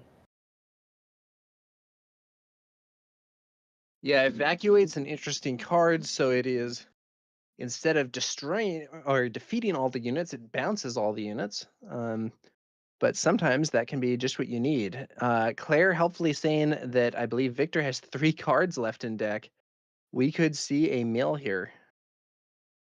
With this bounty hunter crew, you're more than correct. Going to get back that vigilance, and I think he's got. Does he have 6 left, or is that just 5? I think it's 6 left, so he can fire that vigilance off to completely mill Michael in record time. Honestly, it's been only 15, 16 minutes here. Yeah, vigilance goes off. Remaining, he heals and mills. Remaining 3 cards for Victor are now in the discard pile. And that means that Victor is going to start taking 6 damage per turn. Yeah, crucially, the game rules don't count the cards that you weren't able to mill as damage. So he doesn't have to deal any damage for not being able to fully mill the vigilance Yeah, cards. But Vigilance Mill would be yep. much stronger if Vigilance did like 12 damage or what 18 damage or whatever if played on an empty deck. Yep. 17 able to be thrown on quickly though to Michael, but one Super Laser Blast or Evacuate kind of erases the threat of ending the game via damage for Michael here. Funny, Thrawn's knowledge is now only of his own deck because there's nothing left on Michael's. There's it the is. Super Laser Blast, and with this board now cleared and Victor milling out, I think this is more or less game over, but maybe Victor somehow put together cards from his hand and potentially from Smuggle to keep the dream alive. I don't know though. I think this is now Michael's game. Yeah, it's good that he kept the R2s. They're very quick plays that can again protect against the merciless contest. So not ideal to pay 3 to Ooh. kill the 1-drop, but yeah, finding another unit. Bazine here is just brutal because Bazine removes Luke, and I believe Victor should actually take 3 damage from that. Yeah, he Because can't he draw. has to You're draw a right. card and can't. So that's actually, you remove a card, they don't get the upside, and it's bonus damage. I Yep, and believe it it's gives extra damage. and it gives Michael the immense knowledge that Victor has no units left. I think that was his last unit. He's holding on to Perilous Position and other events. Maybe he Well, has smuggle units. He did have a Sugi earlier. yeah, for sure he could have at least 1 or 2 more, but Victor should just go to the next game here with no more Yep, units skip for that are time. relevant. Yeah. In all likelihood, you're playing against a heavy control build. You're already milled out. Your board is almost wiped. The opponent is not low. It's just not a situation.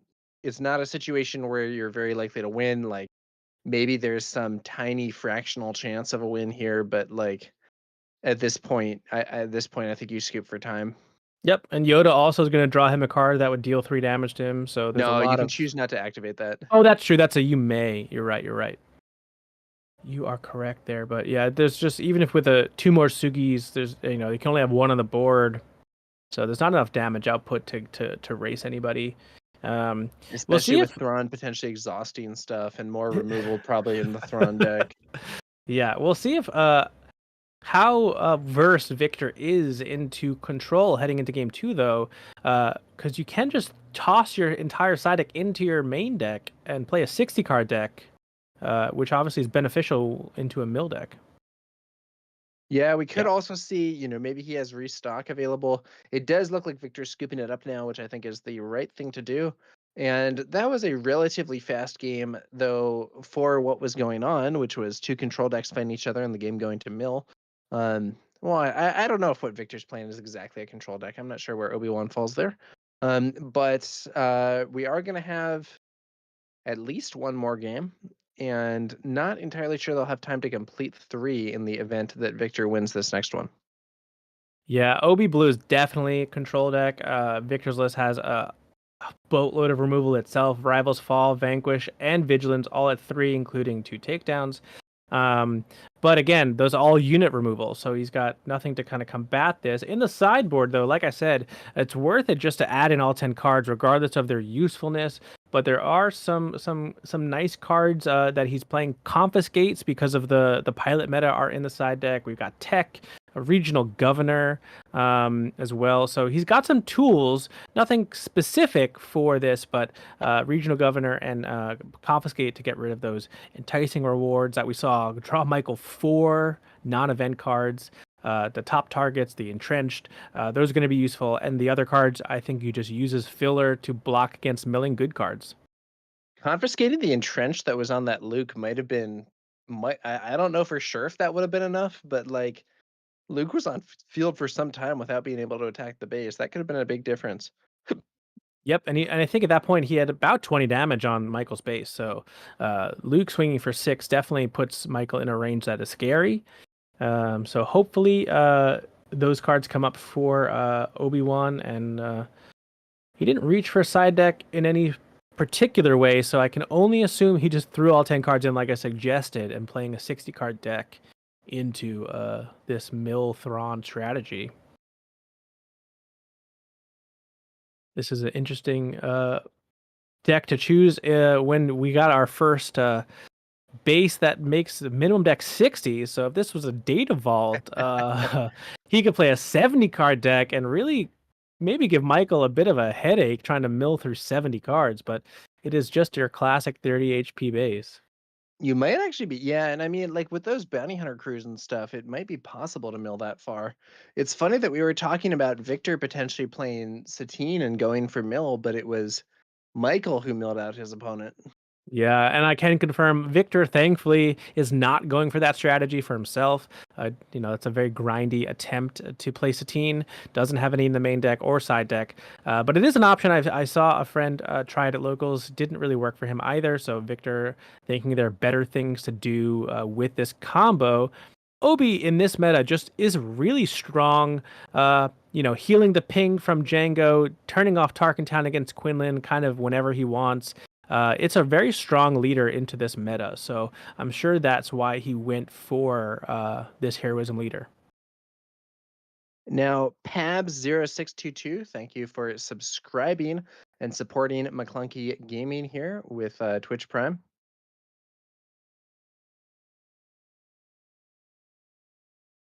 Yeah, and I think that point you were making about the Bazine dealing 3 damage essentially was confirmed by the judges and is kind of what caused Victor to scoop. I mean, I don't know. Like, I think he's pretty dead in the water with or without that 3 damage. It's just like makes it a little bit faster. But Yeah, it was just the interaction. I think he was like, "Oh, you can do this to me too? Yeah, I'm done." He's like, "I don't need to watch. I don't need to yeah, it sit might through have been this anymore." the straw that broke the camel's back and Yep, got him to decide, okay, I'm done with this. I'm done with this round. yep. All right, what is Queel this? Is again. that That's a a quill? Queel. Yeah, Queel weekly play promo hits the board.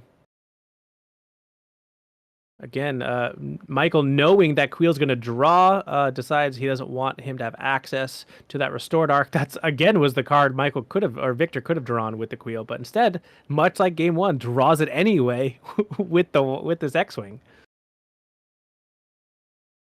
Playing out almost identically to the first game. Well, yeah, we'll see if we have a repeat in more ways than just this. But Yeah, exactly the same. Double power of the dark side on Queel and X-Wing.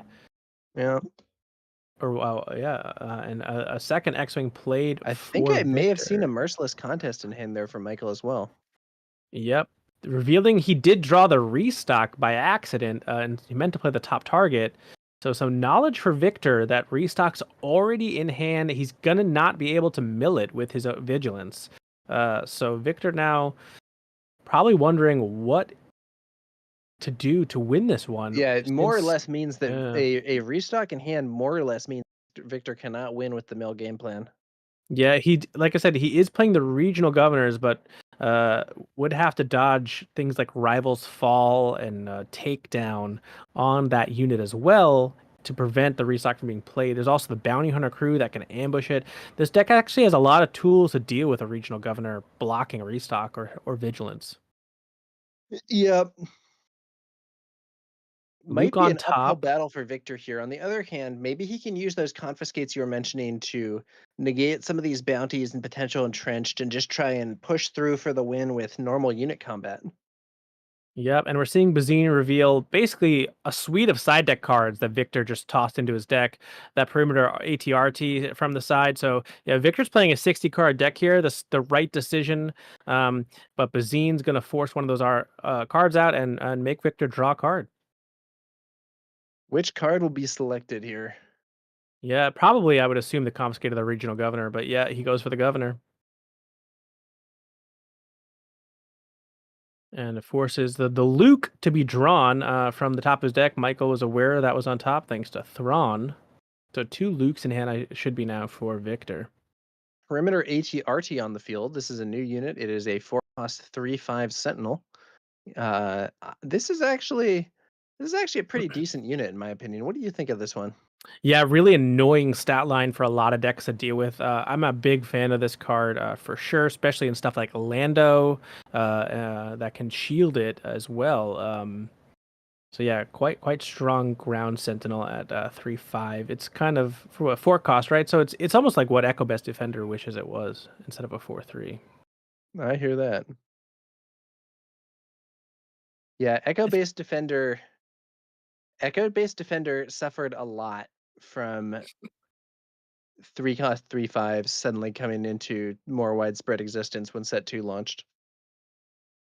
Yep, we're seeing Thrawn pay off with the knowledge there, paying 1 to reveal his own frozen in carbonite to exhaust that X-Wing in space. 2 Sentinels in the ground arena now with the Obi-Wan deploy. I'm thinking it's really interesting that Victor chose to draw cards with his X-Wings. Could have just played them as 3/4s, but chose to draw twice. So interesting there, but we'll I do see if think that, a lot of the removal that Michael has access to is going to defeat those X-Wings with or without the extra 2 HP. And drawing cards can be one way to get around a deck that has a lot of 1-for-1 removal. yeah. But I guess my point is just putting you closer to the mill game, right? The more cards you draw for yourself, the less cards in your deck. So it makes the vigilance a little bit scarier, but you're giving yourself more options. It's kind of a double-edged sword, right? Like which is Yeah, better it's in the interesting. moment. I think Victor's calculation here might be if this game gets to the vigilance end game, I will lose. Yep. Therefore, what I need to do is try and overwhelm my opponent, play a more aggressive style, navigate through the removal, and close things out before we get to that very deep end game.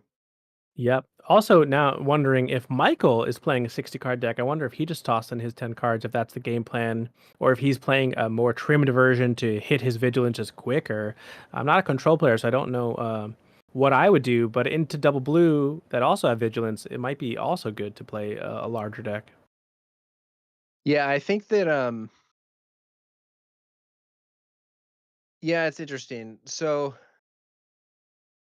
this there this whole situation is a kind of unusual dynamic in this game. This is not really how control mirrors work in most other games. But in Star Wars Unlimited, control decks do not really have ways to how would I put it? There's no like permission effect. There's no counterspell in Star Wars Unlimited. And as a result of that, 2 control decks facing each other have way more threats than or have way more answers than they have threats. Like, maybe they have 3 Avengers and 2 Annihilators as like their win conditions. But if the opponent has way more removal than you have threats, you get to this situation where neither player can resolve the game by normal unit gameplay. And then you're in the Vigilance Mill world. Yep, and we're seeing a lot of pressure this game on Michael's base. I think there is a top target on the board, but not the triple top target that fully healed him last time from 18, because he's sitting at 13 HP remaining. So he's going to need a little bit of healing to combat some of this aggression that Victor was able to amass early here. Yeah. Michael is going to need to, find a super laser blast or some healing or both or something, because Victor is putting the pressure on. But I think we're going to see there's the super laser blast. Board gets wiped. Top target resolves. That time, I think it was on a non-unique unit. Is that right? So it's Red Squadron only going to X-Wing heal. is a non-unique, so it only Yeah, heals 3. only going to heal the lower amount. Top target is one of several bounty cards from the Shadows of the Galaxy set, where it gets a stronger effect if it is played on a unique unit than a non-unique unit. Not all the bounties are like this, but some are. So top target only heals 4, Well, it would be a heal of 6 instead if the unit were unique. Yep, and shout out to Lil Happy Trees subscribing with Amazon Prime, supporting McClunky Gaming. They say love to see live SWU gaming. So do we. R2D2 coming down with Restored Art, giving important knowledge to Victor that he was about to draw into tech. R2D2 is also just like some good cover here. You know, if we see a Power of the Dark Side or a Merciless contest, that one cost R2D2 with only one power is a unit that Victor can easily afford to lose to protect some of his more powerful units. Yep. And now he has that tech in the resource row for the late game. Michael knows Vigilance on the top of Victor's deck, and he fires off his mill so that Michael doesn't draw it. Ooh, yeah. And So he what is hits. that? Is that mill and heal, or is it going to be mill and kill the Restored Arc, or what? Yep. It was a mill and heal 5. Yeah, and so the question is, will that Restored Arc get to swing 3 times? If so, it would have been better to just go for the kill. Yep. Yeah, and it swings in once. R2 swings in once. A top target comes down on the R2. That is a unique unit, and Luke Oh, there's hits the Luke. board. Yep. Peter Meltow with another subscription from Amazon Prime. Thank you so much. Yeah, guys, we appreciate your support for McClunky Gaming. Looks like there's going to be 19 damage left on Michael's base. Now, Luke is a very major threat compared to these other units here. Yeah, and we know Victor has a confiscate that Bazine didn't take out of his hand, so entrenched is not an answer right now. Hmm.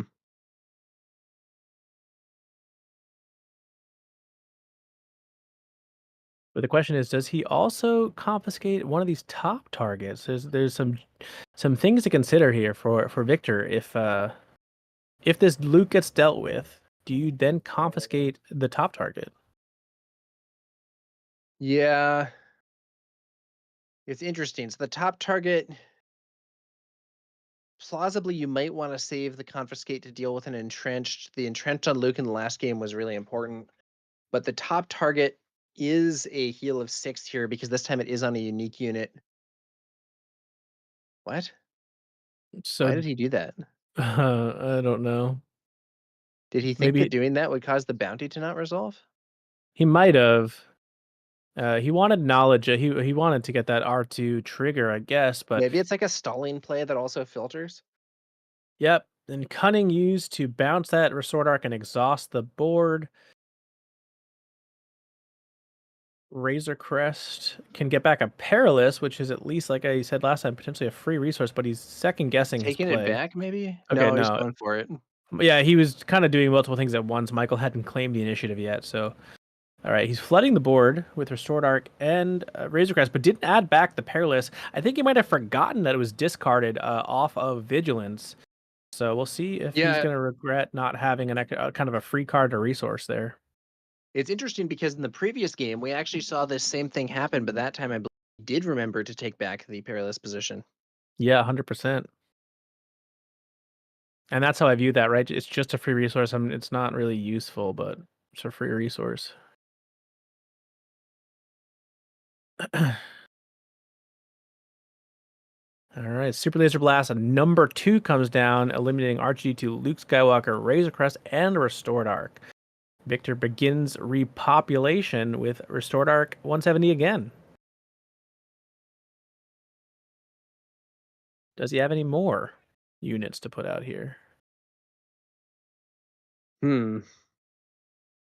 Looks like he does. Yeah, I'm seeing a Conquered Dawn as well, which is at least a unit. Not an aggressive one. Oh, Confiscate. Okay, that's a juicy target to hit. Enticing Reward. Taken off of the Enticing Reward Queel. could have drawn Michael into some relevant cards, but gets confiscated and then conquered. The problem with Conquered Dawn Interceptors is it's only really good defensively. But in this case, it can be it can play an alternative defensive role by potentially absorbing certain removal cards and preventing the rest of the field from getting hit. Yep. Yep, enticing reward. We'll see if Michael really needed that double draw. It's oftentimes very crucial for these decks playing 1-for-1 removal. Bounty Hunter Ye- Crew, Ambushing Quill. Yep, able to add back that vigilance from his discard pile to his hand. Um, can't use it this turn. I believe he's only got 5 ready resources, but going to be eager to mill Victor some more next turn.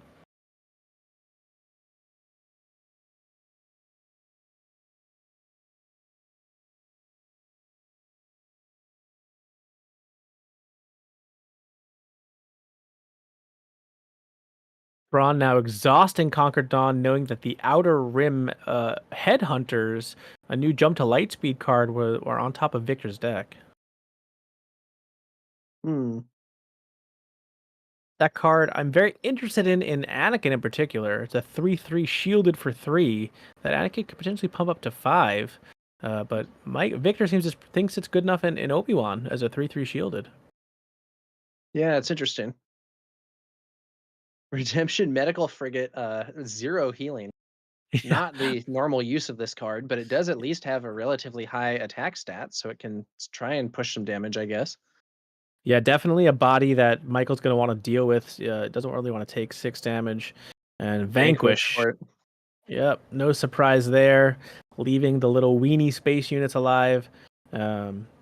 Vanquish, kind of an old school card. I think there have been some other options added, and I haven't seen Vanquish played as much recently, but still relevant. And there's the Vigilance, another mill. Yeah, I'm pretty high on Vanquish in the current format because of Django being able to bring out units that are immune to take down and fell the dragon in Ruthless Raider and War Juggernaut, depending on how many units are damaged by the War Juggernaut. So I think Vanquish is a quite good in this format, specifically thanks to Triple Dark Raid. Yeah, another option in that space would be Rival's Fall, which costs 1 more than Vanquish but can hit leaders. Yeah. And then another option just added in the new set is Direct Hit, which only costs 4 but only works on vehicles. However, a lot of the relevant cards right now are vehicles. Yep. Yeah, Rival's Fall and Vanquish are definitely some removal I prefer in my Vigilance decks because, like you mentioned, they're just so versatile into these Triple Dark Raid decks. Bendu hits the field for Victor. A Sentinel we don't see too much of these days, but has a pretty relevant effect in double blue decks specifically.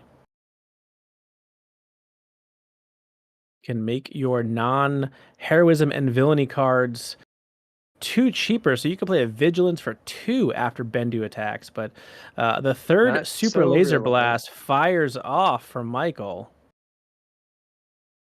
Can Victor repopulate the board here and put the pressure on? Michael has had a lot of removal, a lot of resets, and oh man.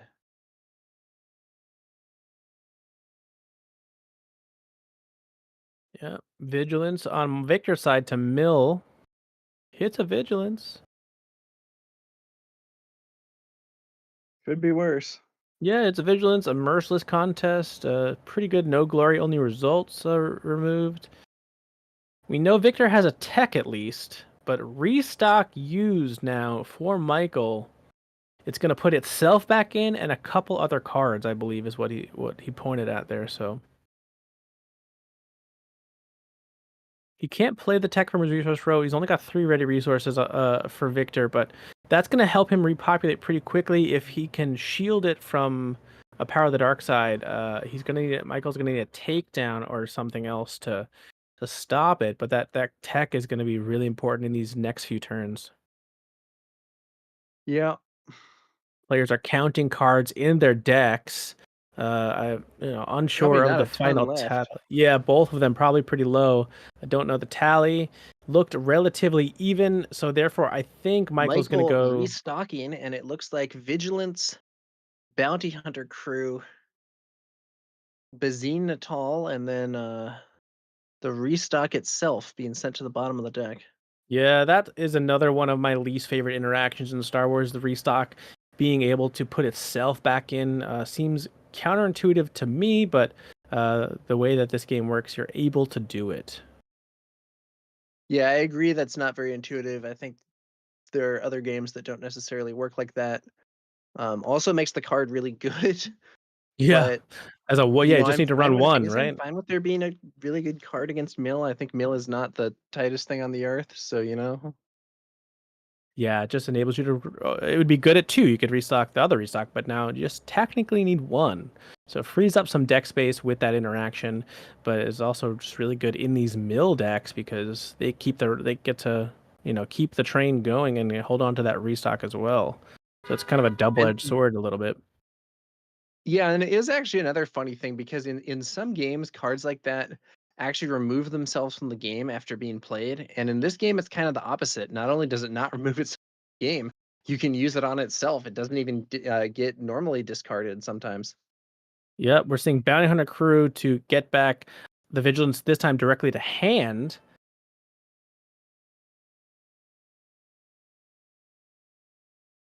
Claire saying they don't know the last time they saw hard control like this.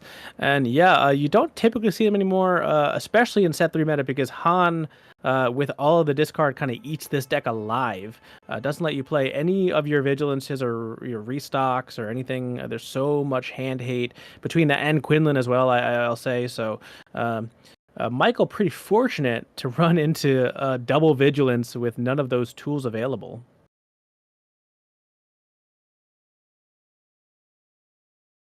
But Jump to Lightspeed bringing in even more removal in the form of no glory only results and direct hit. Maybe is a reason Michael thought, now I can really run uh, removal nonstop, that this deck is worth it. So we'll see. And again, the knowledge of Thrawn, Michael knowing to fire off the Vigilance because the top card was another Vigilance. That's twice he's done that. The moment Vigilance gets revealed by Thrawn, he fires off Vigilance.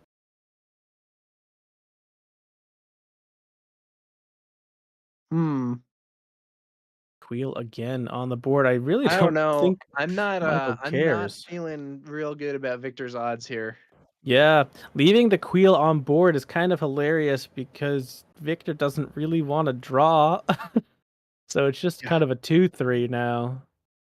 And the one of the things I was saying earlier that if Victor needs to put a lot more pressure on in the early game, and we're looking at a situation where we're in that late phase and Michael has actual 0 damage on his base. Yeah, this is a brutal second game.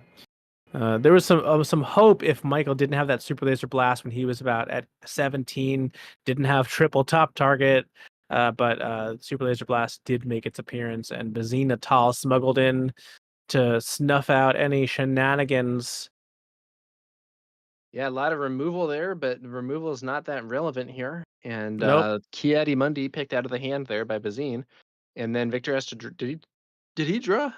he did draw. He drew the regional governor that Thrawn was aware was on top. So at that point, Not that important here. no, and Bazine basically just trying to take out the units out of Michael's hand.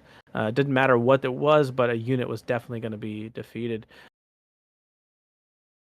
from the hand there. Now a Yoda is drawn here from the on attack and be like, wow, Michael just fires off another Bazine Natal.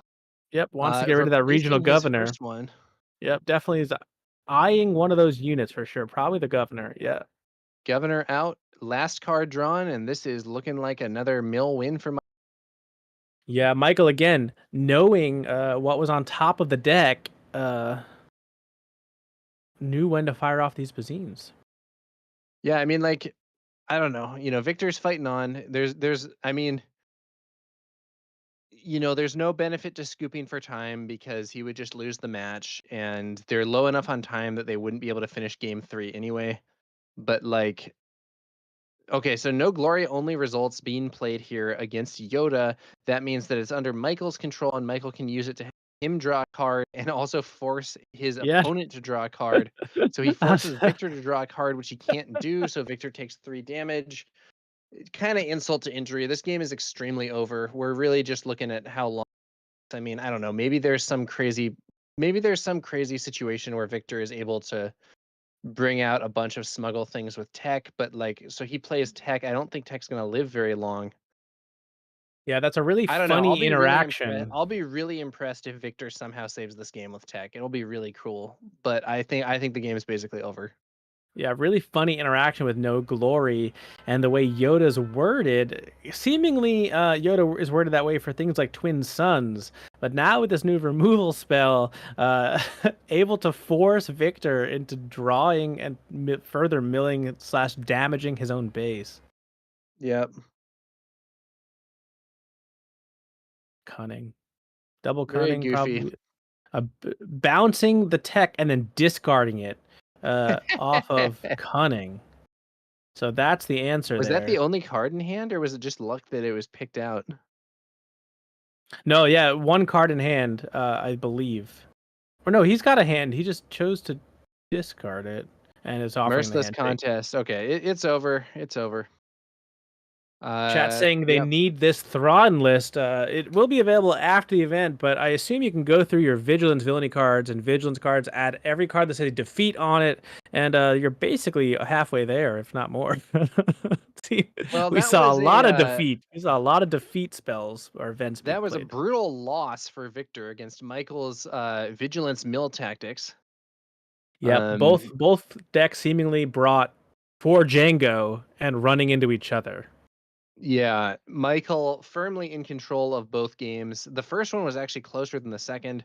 There was more damage on the base in that mid game, but Michael was able to prevail there. And in the second one, he didn't really let Victor put very much damage on the base. Yep. Obi-Wan, kind of a direct counter to Jango Fett, and has no answer to mill, has no discard to help himself.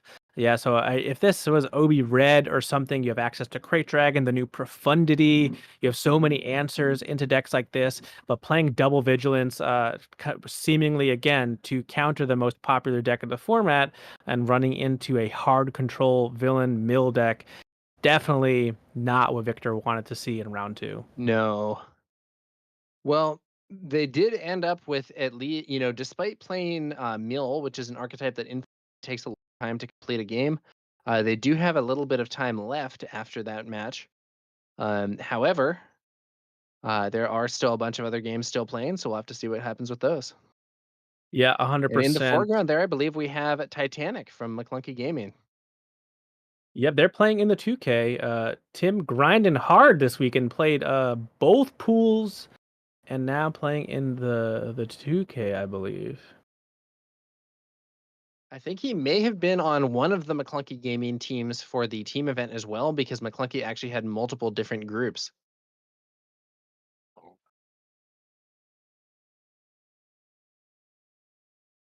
Okay, we are going to take a quick break here.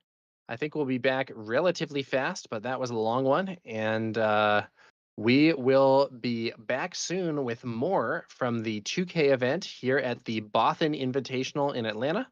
I'm Tower Number 9, joined here on the McClunky Gaming stream by Pasquale, and we will see you soon for the next round of the 2K Swiss.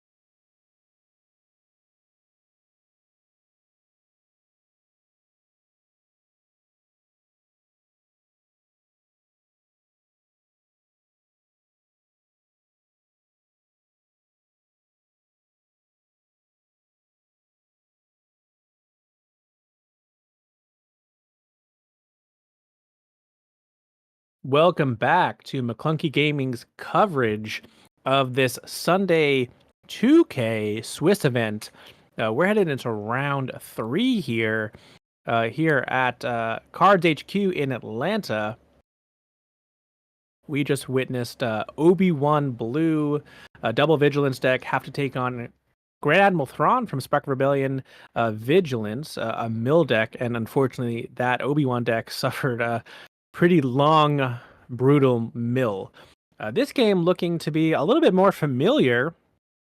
Han Solo from Spark of Rebellion, Echo Base into Sabine Wren ECL, Classic Sabine here. I'm wondering if this Han Solo build is similar to the one that we saw Sunny D take to a top 16 finish in the main 6K event. He unfortunately lost in top 16, but was playing a slew of jump to lightspeed pilots from Chewbacca to the Mandalorian, Luke, and all 3 versions of the Falcon, plus Blue Leader, the new Han Solo pilot. It was a really innovative take on what's usually this kind of casino U-Wing Han. So really excited to see Han Green on stream after that mill deck that we just had to grin and bear it with. The players are shuffling Yeah, up. and looks like the players here are getting set up. We have Ryan from Team Secret versus Blake Edmondson playing Sabine, and we'll have to see how this goes. Yep. As we mentioned, Titanic in the event after some really successful runs in the main event. He's got to deal with that mill deck. So let's say a little prayer for him before this game starts. Good luck, Titanic. I hope you can overcome the mill menace. Yeah, that was brutal to see. And all right. Players are mulling over their first 6 cards. Yeah, I think this might be the same build here. I'm seeing a Tantive in Ryan's hand, some pilots. I'm really excited to watch this in action. Yeah, it could be interesting. Yeah, thoughts and prayers in the chat. Thanks. Thanks. He's gonna need it. All right.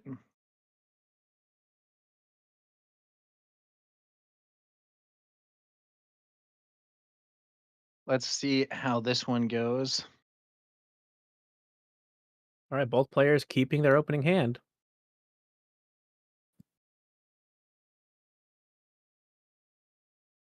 Oh, and we're gonna lead off with the players playing to different arenas.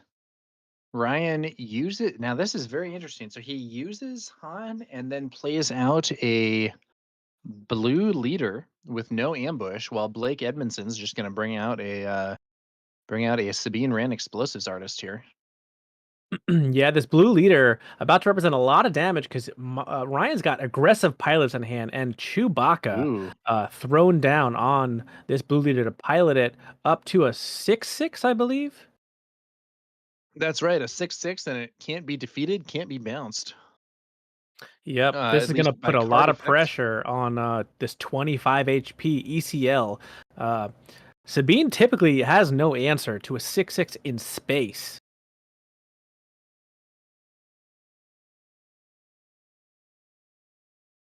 Yeah, so it depends on what's going on there. Yeah, I mean, you could play Bright Hope or something, but no removal answer, no ECL, no. Typically, you don't have anything that you can ambush in to kill this thing. So he's got to hope Yeah. to find a Sentinel. I think might be his best play if he's running them. Yeah, Bright Hope would stave off at least one attack from that thing. If you were playing the Cunning Sabine, there would be the option for Bamboozle or Leia or something, some kind of exhaust effect. As it stands, though, that Chewie is throwing damage onto the base pretty fast. This is maybe going to be worrisome a bit here for Blake. Now, Yep. Blake has a lot of his own stuff coming to put pressure on his opponent, so we'll see what happens here. Yeah, with a resupply in hand and this Han ability, Han can deploy this turn. Cham Syndulla Ooh. brought out by Blake. So I guess he's main decking that, allowing Yeah. him to ramp up since his opponent temporarily had more resources, and then resupply from Ryan. Blake deploys and swings, and we have Han on the field swinging for the base. We are racing here. Yeah, but this is one attack away from this blue leader ends the game. Am I crazy? No, sorry, that's 16 damage. No, 16 it's damage. 16 damage. But if both blue leader and Han get into base, it's over. Blake's in trouble here. Yeah, I'd love to see the main deck Cham. We were talking about that yesterday, just how strong that rebel trait is on this 5/4 aggressive unit that can help you catch up to these ramp decks as any aggression deck. Really cool to see it in action here. All right, so there's 18 HP left for Ryan. I don't think Blake. Well, Wrecker shows up. That's a good one. Gonna do 5 damage to Han and then overwhelm ambush. So 6 damage gets through. Yep. But Ryan drew into a Falcon though, which ends the game with Blake being tapped out. Yeah, Blake is just not quite fast enough to match that blue leader plus Chewie here. He has his opponent quite low. Cham can swing for another 5. That puts him to 23. 23, but it's a 30 HP base, and that Falcon is going to win the game here. Yeah, really, really cool to see this kind of Sunny D new Han Green in action, racing down this 25 HP base in record time. That took about 5 minutes. Yeah, Chewie, really, really a powerful card here for Ryan. Yeah, he also had the Mandalorian pilot as an option, which still would have boosted it up to 3, but opened it up to potential removal and obviously given it less health because that's a 3/1 buff. So either way, able to put in a 6 attack space unit into Sabine CL clearly is a problem. Yeah. So what will happen now? Yeah, let's take a look at what Sabine could be side decking here. The Bright Hopes are in the side deck, not in the main deck. So I'm assuming those are going to come in. They're also siding triple confiscate and double outflank. So a lot of pressure could be applied with Blake's side deck. Really cool choices to see outflank. We were mentioning that card, I believe, yesterday as well.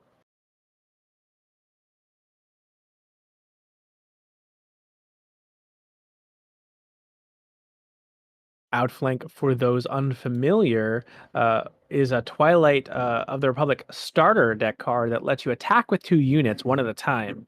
And our conversation was resulting around how Leia has that ability. Therefore, with all the rebels in this set, could be potentially viable. And we were talking about how Sabine can kind of leverage that Leia ability for one with stuff like outflank. Yeah, it's interesting. It was reprinted. Okay, reprinted in Shadow, but it's a Shadows card. Yeah, sure. Yeah, Shadows card, but it was also in the starter deck for Twilight of the Republic. I think it came in the Tarkin, right? What's his name? Gideon. No, who am I thinking of? From Mandalorian. What's the guy's name? Mandalorian versus Moff Gideon starter. Moff Gideon. I was right. Gideon. Moff Gideon. Yeah, it was in the Moff Gideon deck. It's interesting that they've changed the format for those and they're no longer doing the 2-player starters, but rather have the like kind of constructed showcase decks or whatever they're called. Not showcase. Spotlight. Ooh, Spotlight decks. now we got a report here from Claire. The final of the 6K, Cad Bane Colossus versus Han Yellow. Philip from Wow. McClinky Gaming going for the final. Django not making the final match, despite having a lot of hype around him and a fair few players making the. Yeah, I think half of our top 16 was Django. So a couple taken out in mirror matches, obviously, and then the CAD Colossus built to take it down did so, and Philip showing flexing his Han one conning muscles and his kind of familiarity with the deck and the matchup to put McClunky Gaming in the finals of another event here this weekend. Yeah. That's going to be exciting. I think that is a tough one for CAD, starting off with one less card against all of Philip's discards. Going to be interesting to see how that shakes out. And again, that'll be on the Blonde Sabine YouTube channel for all the coverage of that best of three. We are in round 3 here of the 2K Sunday kind of side event, heading into a game 2 between Han Green. I'll call this the new Han Pilot Green, jump to lightspeed version with not the Han leader, but I mean he's running a lot of pilots in Sabine ECL. Yeah, Gotta and be in careful that now. in the So first many game of Han this solos. match, we saw Ryan's early pilots able to really his early Chewbacca able to get him the win with a very aggressive start there against Blake. Ultimately able to move faster than the Sabine deck, which is not always an easy thing to do. Yeah, we have a really cool combo in Ryan's hand. Can go for a turn 1 Falcon, hit for 3, and then he's got the new Han Solo pilot or Chewbacca to throw down on it to buff it up even more.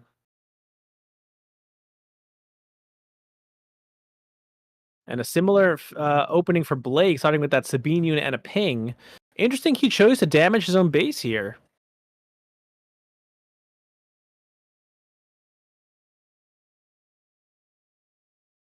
Blake is really going to hope he found the confiscate because that Falcon's about to be enormous.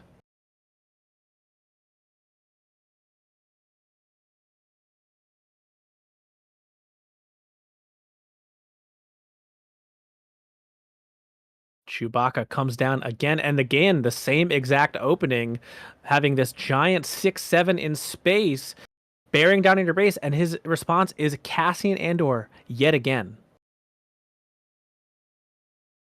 Blake needs confiscate.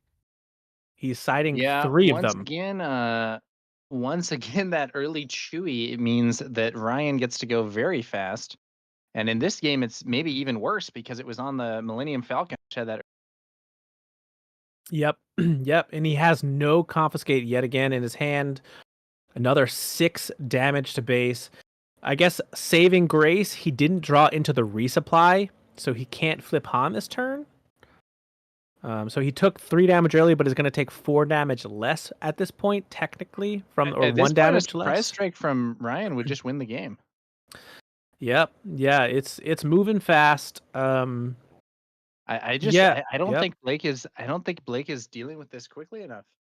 No, you can see the kind of the frustration in the way that he's kind of flailing his hands, knowing that he needed a confiscate and hasn't found it. Is going to lose initiative here as well because he chose to deploy Sabine.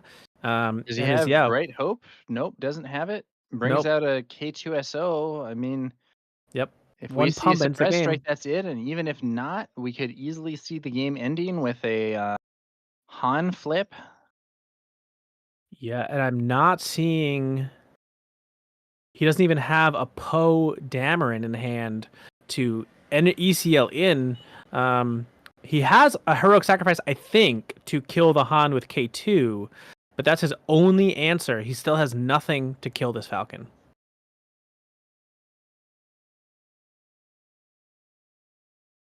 $13 damage on Ryan's base, still 17 to go. There is 10 damage on the board. 15 damage if he gets to heroic sacrifice the base. Plausibly, he could have 2 more somewhere, but that would. The problem is he'll needs to do something to prevent Han from just deploying and destroying his base. Does he? Did he draw the Poe? I think that's a Luke pilot. I'm not seeing the Poe. Chat saying is a Poe in hand. Regardless, Chewie, but it's too late. Even if Chewie is cleared, the one more attack from that Falcon will win the game. Yeah. Yeah, I'm not seeing Poe though. Oh no, maybe it is a hyperspace Poe that's kind of being blocked. But Yeah, there's a Poe. interesting. If there's no Han deploy, he can't even get the on attack trigger. He's just gonna go K2 sacking, and now Poe is no longer an option. Not enough resources to pay for it. Chat's asking if Confiscate would defeat Chewie. It defeats the upgrade. Chewie only protects the unit when it's out like that. So yeah, the unit version of Chewie can't be defeated or bounced, but the upgrade only protects the units it's attached to, or piloting, I should say. There's a handshake, knowing that Blake has no answer Rip. to a 6 attack space unit on turn 2. Game 1 and 2 playing out almost identically, except it was a Falcon game 2, and a Blue Leader game 1. But Blake drew into the exact same suite of cards game 2. Yeah, he just was not fast enough to deal with that Chewie rush. Claire saying if he had Rebel Assault, he might have been able to race him. Maybe that's the case, but I think the heroic sacrifice kind of did too much damage there to maybe factor it in. But yeah, because he wasn't able to end it. Was he couple 2 off? Because that would add 2 more damage. I think he had 22 on him, so I think Rebel Assault's still a little short. Yeah, I think with Rebel Assault he might have been off by 1. Yeah, yep. Either way, the power of these new pilots on display in Han Green, able to put out a 3-cost space unit on the first turn, and then follow that up with a 3-cost pilot. That's pretty crazy, honestly, how fast that best of 3 ended. Yeah, that was a fast win there for Ryan with those quick Chewies in both games, leading to outracing Sabine. Not necessarily the easiest to do, but he pulled it off. Yep. Yeah, would love to see get some insight into how that tech performs into like Django, for instance. Getting the having to dodge the ability of your units being exhausted, but clearly this Han 1 Echo Base deck is faster than I would assume most people anticipated based on that Yeah. performance. That was a very quick match and a nice win from Ryan. Yep, Ryan from Team Secret, which I believe is Sunny D's team, so it would make sense that the build has been shared around the team. Yeah. Pilots doing well for him there. All right. Well, we have an ample amount of time between that round and the next, thanks to Ryan's quick victory in both of those games. I believe we are going to take a bit of a break here, so we will be rejoining you soon for another set of games here in the 2K event. Thank you for tuning in to McClunky Gaming. I'm Tower Number 9 and joined here by Pasquale, and we'll be back with you soon.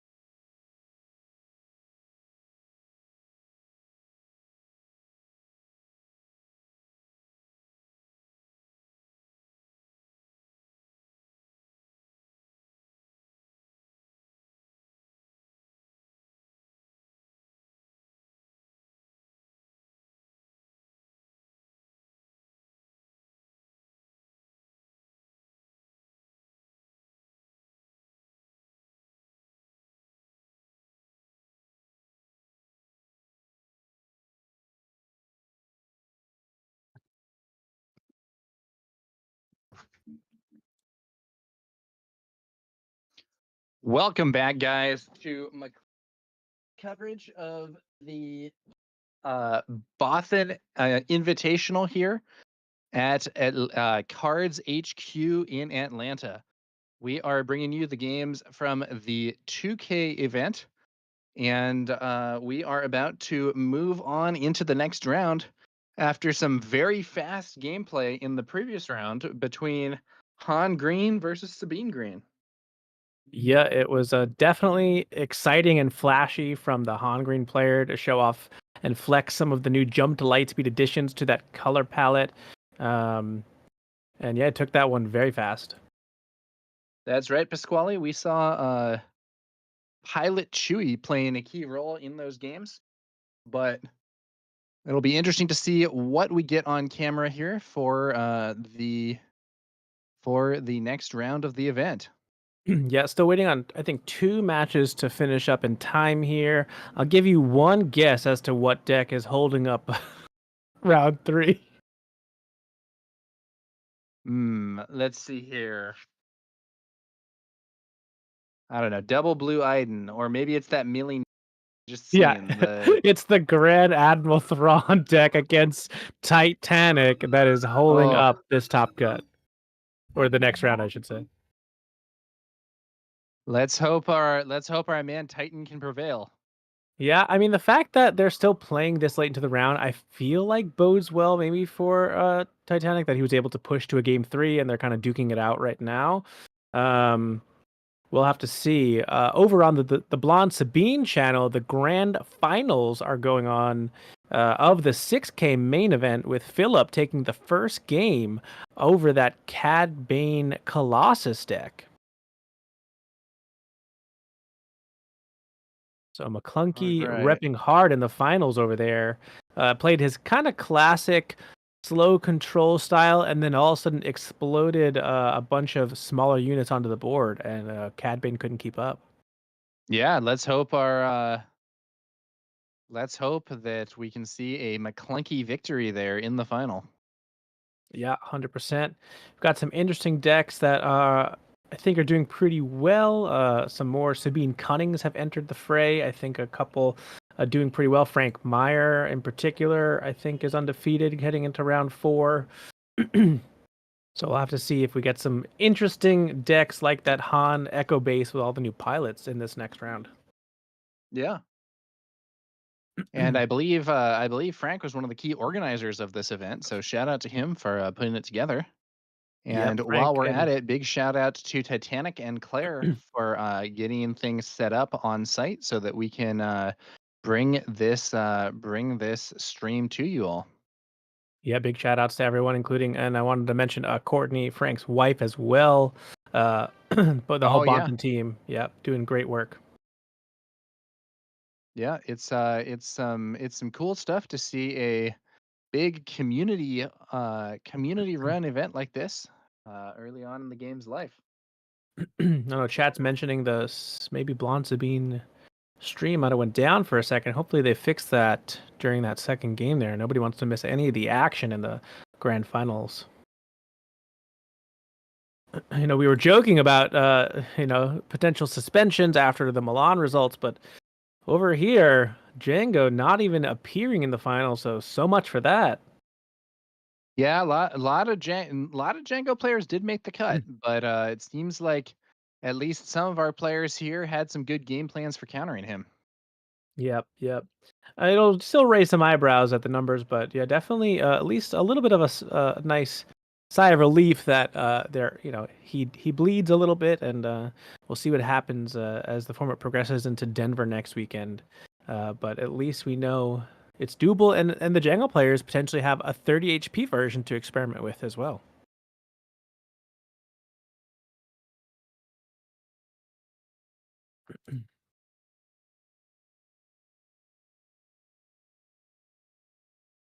Can confirm that that Grand Admiral Thrawn deck won that Nailbiter into time.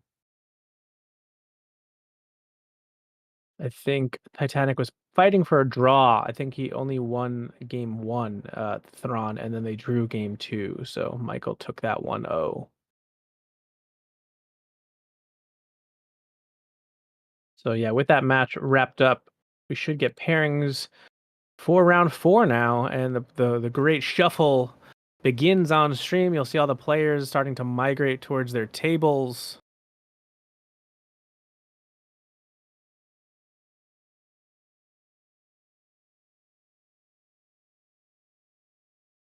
See what we will get on stream here. I think we have the pick of the litter thanks to Blonde Sabine running the grand final. So see if Claire can find the spiciest decks for us to feature here.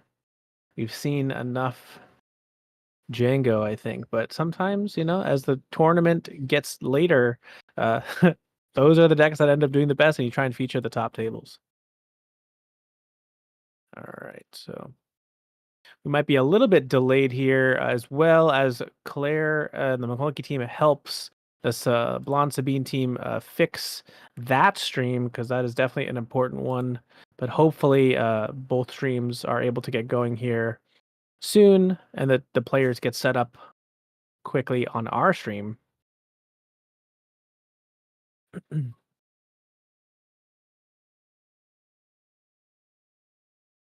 But there is an Obi Green doing quite well in round 4.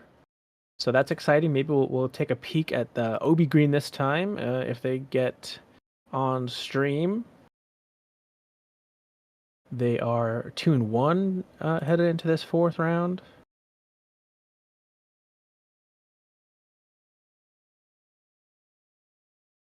There's even a Mandalorian Green that I believe is also 2-1.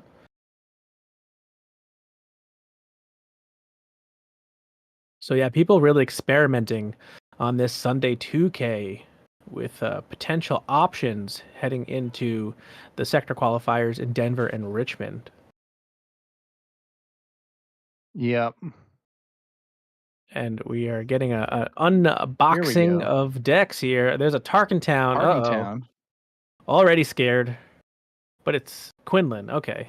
Quinlan Tarkentown. Quinlan And what will Tarkentown. Quinlan Tarkentown be facing off against here? The other player not quite as fast to get the deck box open here. Yeah, it could be that Obi I was mentioning. They're up against a Quinlan this round. I think it is. Yeah. That's Tapioca City, as I like to call it. I think that's the base. There it is. All right, Obi-Wan Green 30 versus Quinlan Tarkentown. Claire coming in clutch with the spicy deck list for us to feature. This list has some cool new tools from Jump to Lightspeed, like You're All Clear Kid, and covering the wing as 2 new events to help out. Yeah, covering the wing is I was surprised. That card's really actually quite good. Yeah, a nice 2/2 and a shield for 2, really efficient. I'm assuming we'll see again those Chewbacca and Luke pilots. I think Paige Tico is really nice for this deck as well, getting to damage a unit to give I believe an experience token to it, which an Obi could heal. It's also aggressively statted at a 3/2 for 2. Yeah, Paige Tico is a cool one. Can potentially really scale up. Can also just be played as a 3/2 for 2 in the ground arena if you need to run things that way. The flexibility of those pilots nice to have for sure. Yep, we're getting a peek in Jeremy's hand. We see a Battlefield Marine. We see a Leia Organa pilots to your stations. Luke Skywalker and a Fleet Lieutenant. So, all right, both players are happy with their opening, and we see a Battlefield Marine hit the field. Battlefield Marine, another card that's been around since the Spark of Rebellion era, and just doesn't do anything that flashy, but just having the stats that are that efficient can mean a lot. Yeah, we're seeing the power of Obi-Wan here. The Crafty comes in, pings with Quinlan's ability, Normally, that's doom for any unit into Tarkentown, but Obi forfeits initiative basically to heal that damage. Yep.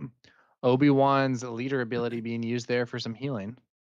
Yeah, and then Crafty takes a Hotshot Blaster and uses the shield to take that favorable trade into Battlefield Marine, and then Nice. Obi responds with a ramp. Okay. Resupply down. Resupply.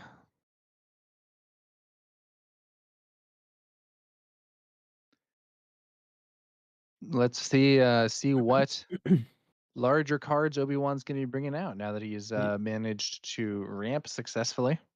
Yeah, this 2-cost base unit, this new Phoenix Squadron A-Wing, probably means a pilot might find its way on to it with 3 resources open if Jeremy has one. Yeah, relatively simple card here, 2 for a 3/2 in space. But no, unable to make use of those 3 resources. Ouch, that's not where you want to be. No, draws into the Chewie, wishes he had that last turn. Yeah. But now can He- deploy his big Sentinel. Now Mickey has a nice ground arena and fires off Spark of Rebellion, getting rid of a Jedi lightsaber that might have been a big issue if Obi-Wan could be equipped with it. Yeah, 100%. That's often how this Obi-Wan deck really kind of punishes most other decks by getting that leader out with a lightsaber. It's a 7/10 Sentinel that has all this healing built in, but unable to snag that down. Yeah. Was not able to pull that off here thanks to Spark of Rebellion from our Quinlan player. And we were mentioning this in one of the earlier matches, I believe, but Quinlan is one of the decks that has very high ability to attack the hand. And we Yeah. could be seeing more discard effects as this match continues. Wow, force throw, forcing the last card, which he knew was a Luke, to one-shot that Ouch. leader Obi-Wan. Was that a second force throw and he used it on himself to discard Poe Dameron to wipe out that 5 HP Phoenix Squadron A-Wing with Chewbacca on it? Ouch. Wow, really explosive double force throw. I was about to mention how Mickey might have been in trouble with that 6-power space unit in play. We saw what it did to Sabine. It's 25 HP base, but double force throws says no thanks to that plan. And that's some of the versatility of Force Throw there. Yes, you can play it to attack your opponent's hand, and that's, probably the more common use of it, but you can also play it and discard one of your own cards to ensure that a particularly important unit gets defeated. Yeah, and in quicker time than the last game, I think we're scooping up here in 3 minutes flat. What? Out of nowhere, 24 HP down to Jeremy. Quinlan claims has lethal on board, and there's nothing that Obi Deck can do now.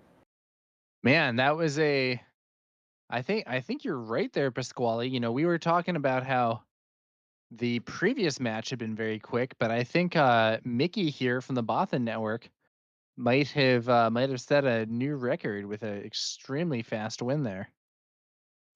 Yeah, I definitely expected that Obi Deck to be able to stall a little bit longer, but opted for much more aggressive lines with the pilots and the resupply, and then got punished by double force throw, which is Yeah, backbreaking. So that's what I happens. think I think there were some really not fully efficient turns there for the Obi-Wan player. Also, the turn after he ramped, when all he could do was bring out a 2-cost space unit, that's not where you want to be.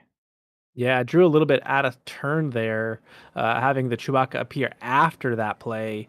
He would have loved to get another 6 damage, but I still think that double force throw probably feels pretty similar in the way that game ends. Maybe Mickey takes a few more damage from that A-Wing, but yeah, that was a brutal double force throw Quinlan flip turn.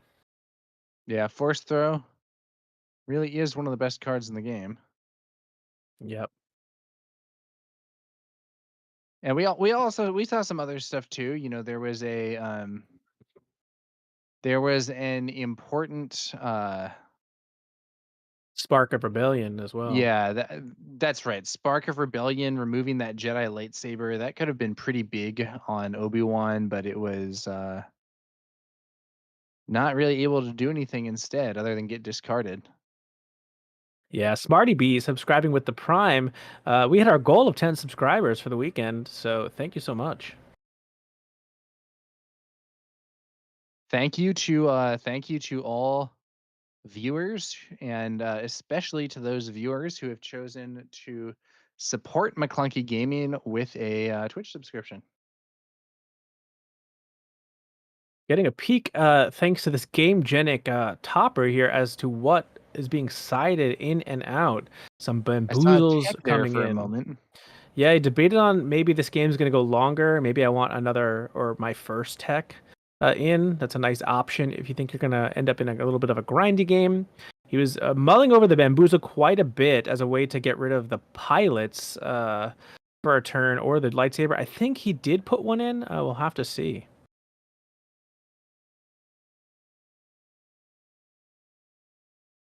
Bamboozle's an interesting card. Now, one really interesting thing about it is that it actually kills pilot leaders, and it even defeats Pilot Luke, who normally cannot actually be defeated as an upgrade.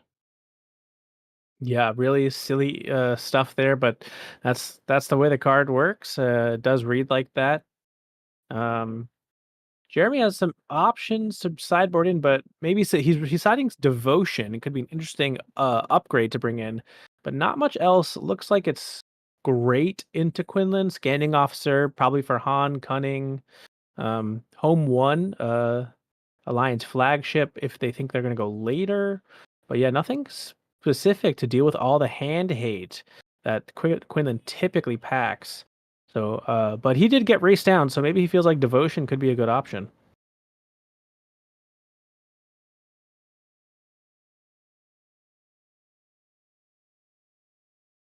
All right, we're seeing a Devotion is similar. a pretty relevant upgrade in terms of just getting some restore on the board, staving off some early damage. Yeah, it can be very efficient with that minor 1/1 buff, but the restore 2 is huge.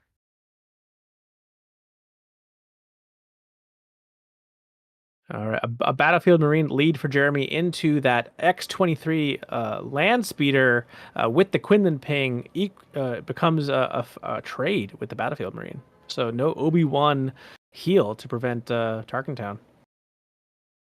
Yeah, sometimes Obi-Wan lines up well, and sometimes he does not. Yep.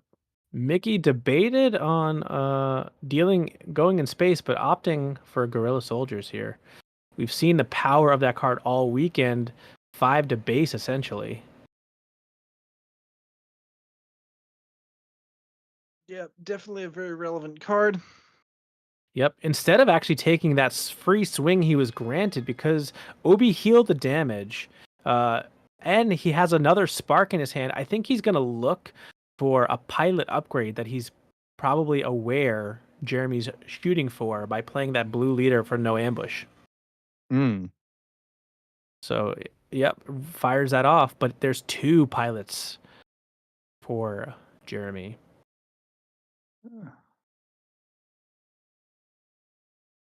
What have we here? Chewie to the discard, but Pilot Luke shows up. Yep, And pilot honestly, I Luke. think the two of them are pretty similar in some ways.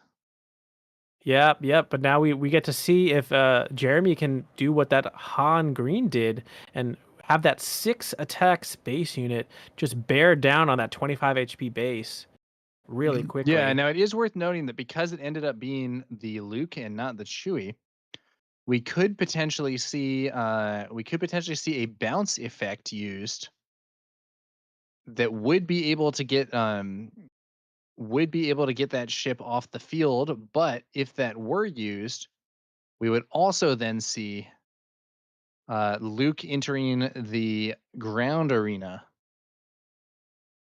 Yeah, force throw. Covering the wing comes down. And he does have a second force throw again. Wow. Force throw really good, and having multiple of them all the time is definitely a strong way to do it. Wow, but that Obi ping actually enough to keep that blue leader alive. Yeah. So really important Tarkentown used to finish off the Aether Sprite. 12 apiece here, but that 30 HP base doing some work here. Jeremy finds Devotion off the top. Is that what he kept with the 2 cards? Because he was forced to resource 1, so he could Yeah, deploy we're his talking leader. about that Devotion as a relevant option, and now we're going to see it in action. Yeah. There's a chance. If that's what he kept, he kind of moved too fast. But it is a juicy card to put on that Obi-Wan. Oh, no, it was Riken. General Riken. Oh, that can be a really annoying thing in an Obi-Wan deck. Yep. But as you mentioned, Luke kind of ejecting itself off the blue leader when defeated and going into the ground arena. Obi deploys, and then Mickey flips a Cassian Andor.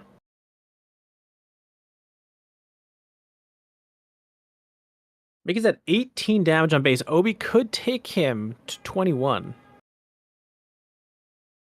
Would Yeah, eat a we'll have to bunch of these see. units, though. So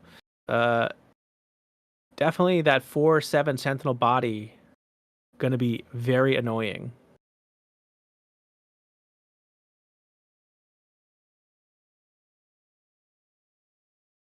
Do you think you would attack into base here if you were in this position?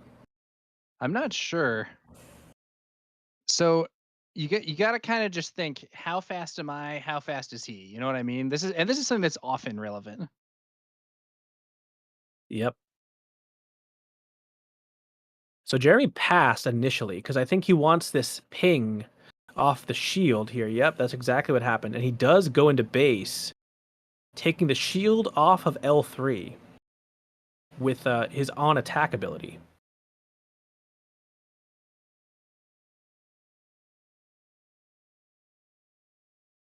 I think Jeremy has it with that Luke open attack next turn. Yeah.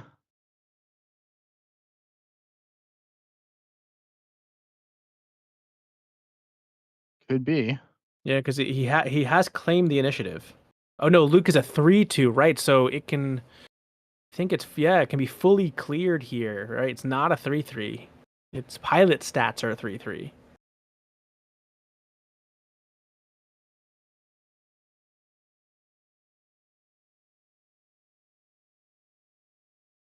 Yeah, so what do you think? Wow, off the top, he finds the Luke Skywalker. But what's interesting is Mickey has the Han Solo in his hand, but because Quinlan was defeated, he couldn't actually trade into that Luke. So he has to just take the initiative. Interesting. Yeah, and that's what we're seeing play out here. He's now able to trade into the Luke for free with that Han Solo. But the covering the wing could prove to be what Jeremy needs to end this game. Gets a 2/2 base unit.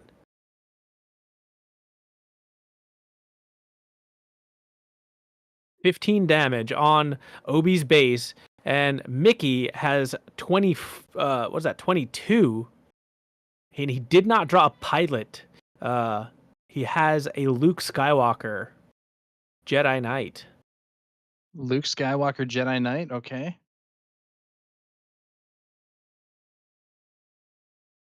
So we'll see. I mean, Luke Skywalker Jedi Knight is one of the stronger cards in this game and has been basically ever since launch. Yeah, 100%. And will be even more powerful if this token is removed from the field, can get rid of that Han Solo. But opts to just take care of the Cassian, daring Mickey to do something about this 6/7 body. But all he needs is like a hot shot blaster, surprise strike.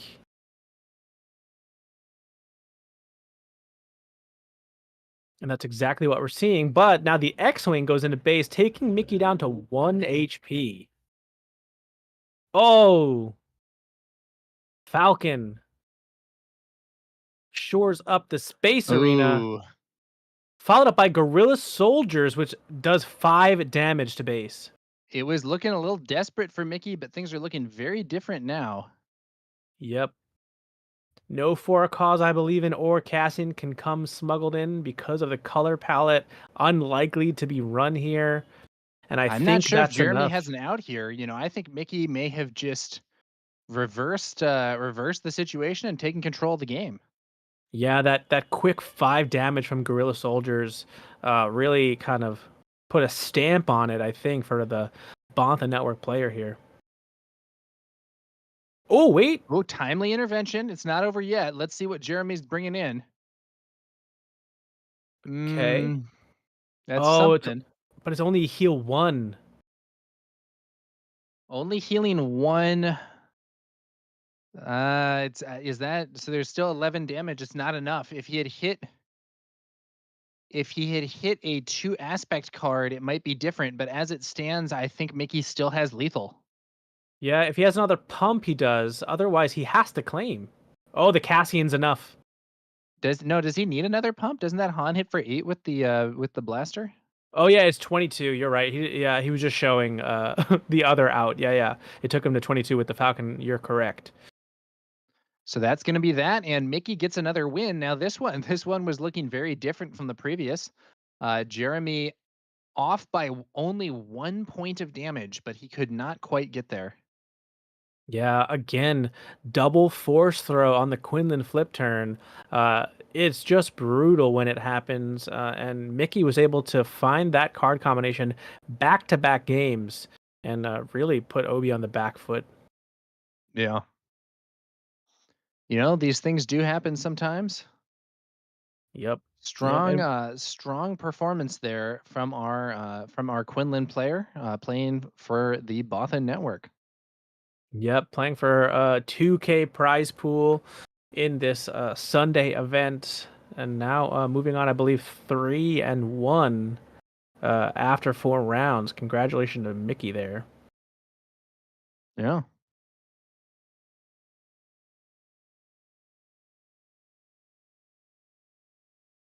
Yep, Claire mentioning a double force throw. Oof, quick games again, indeed. Double force throw turns out to be pretty strong. Force throw really is one of the best cards in this game, in my opinion, at least.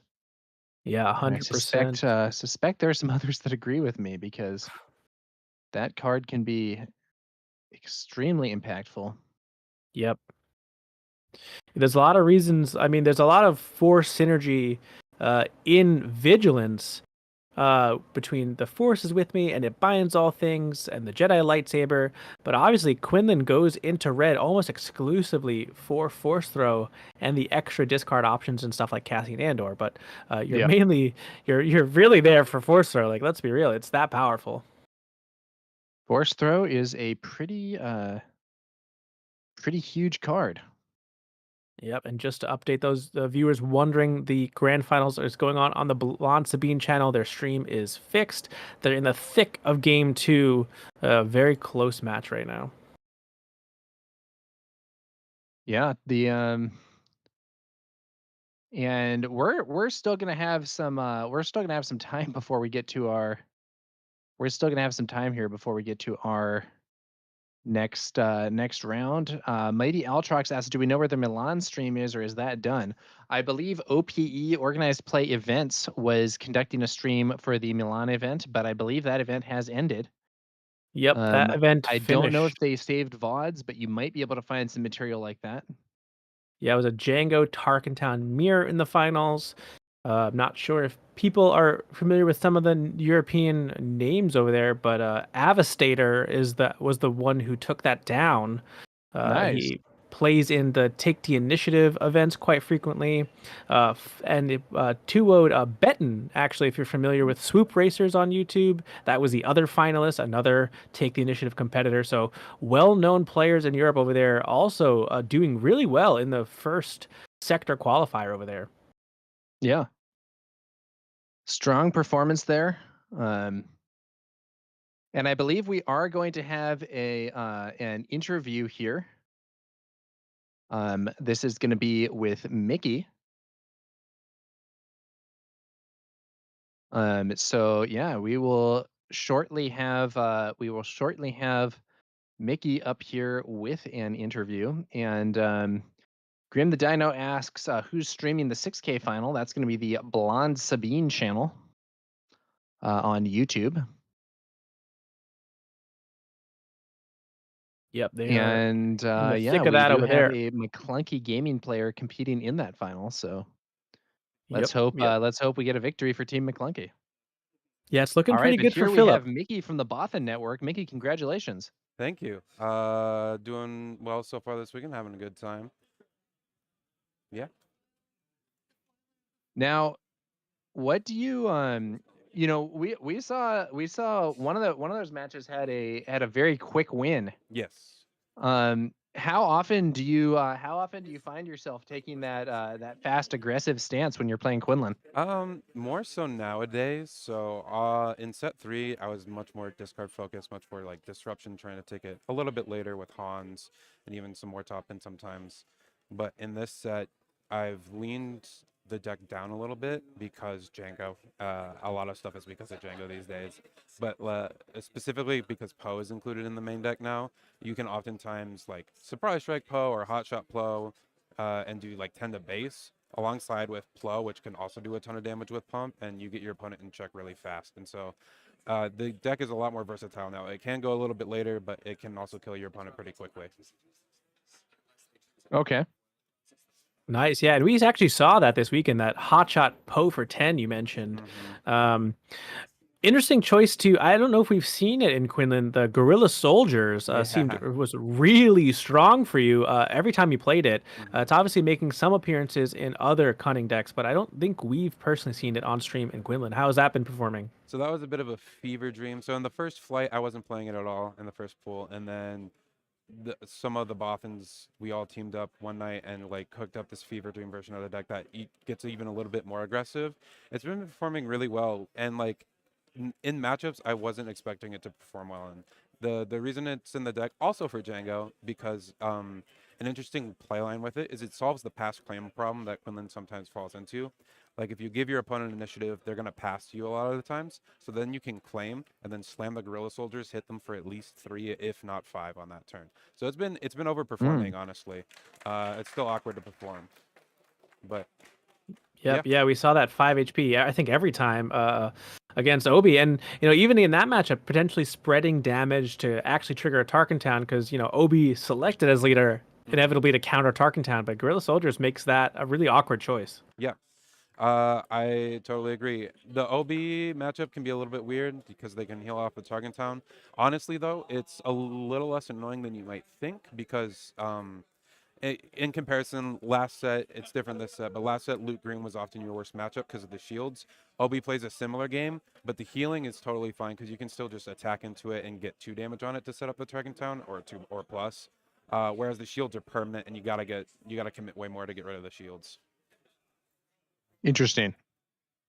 Yeah. Yeah, interesting. And you mentioned Django quite a bit. How have you has this fever dream version attempted to solve that matchup at all, or just kind of race and hope for the best? Yeah, it's the Guerrilla Soldiers is in there for Django, Poe's in there for Django. The game plan honestly is to try and race them nowadays, and because like Target Town can be hard to set up in the Django matchup.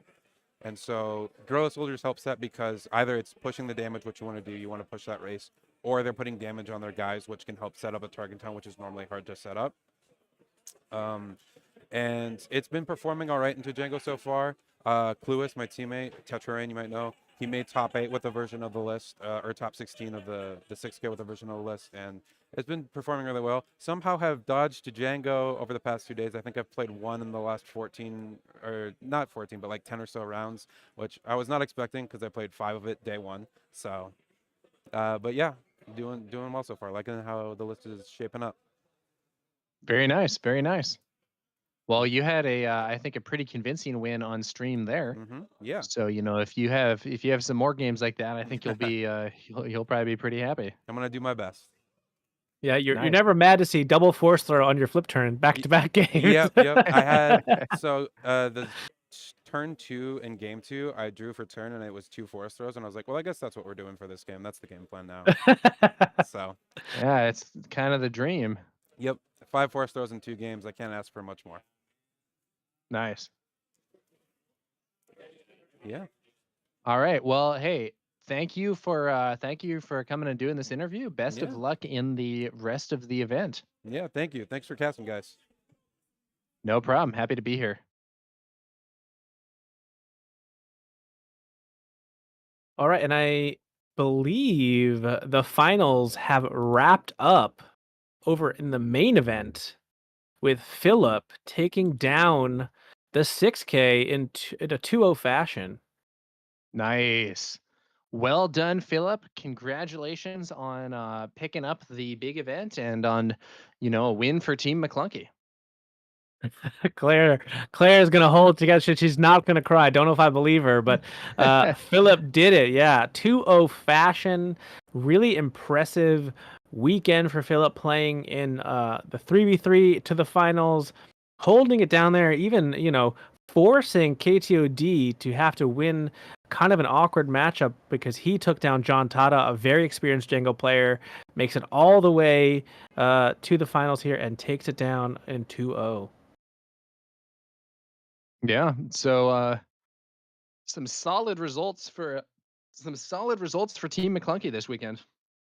Yeah, those players who were questioning Han1 Cunning's relevance into all these new Django tools maybe just need to adjust the way that they are playing these games, because Philip has seemingly figured it out, doing so well all weekend and playing multiple Djangos as we've been made aware of. So really cool for him. Congratulations, impressive.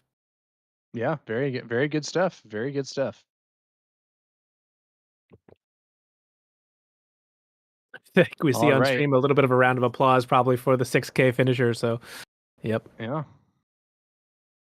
Well, I think we are likely going to move into a break here simply because we have a fair amount of time before we move on to our next round.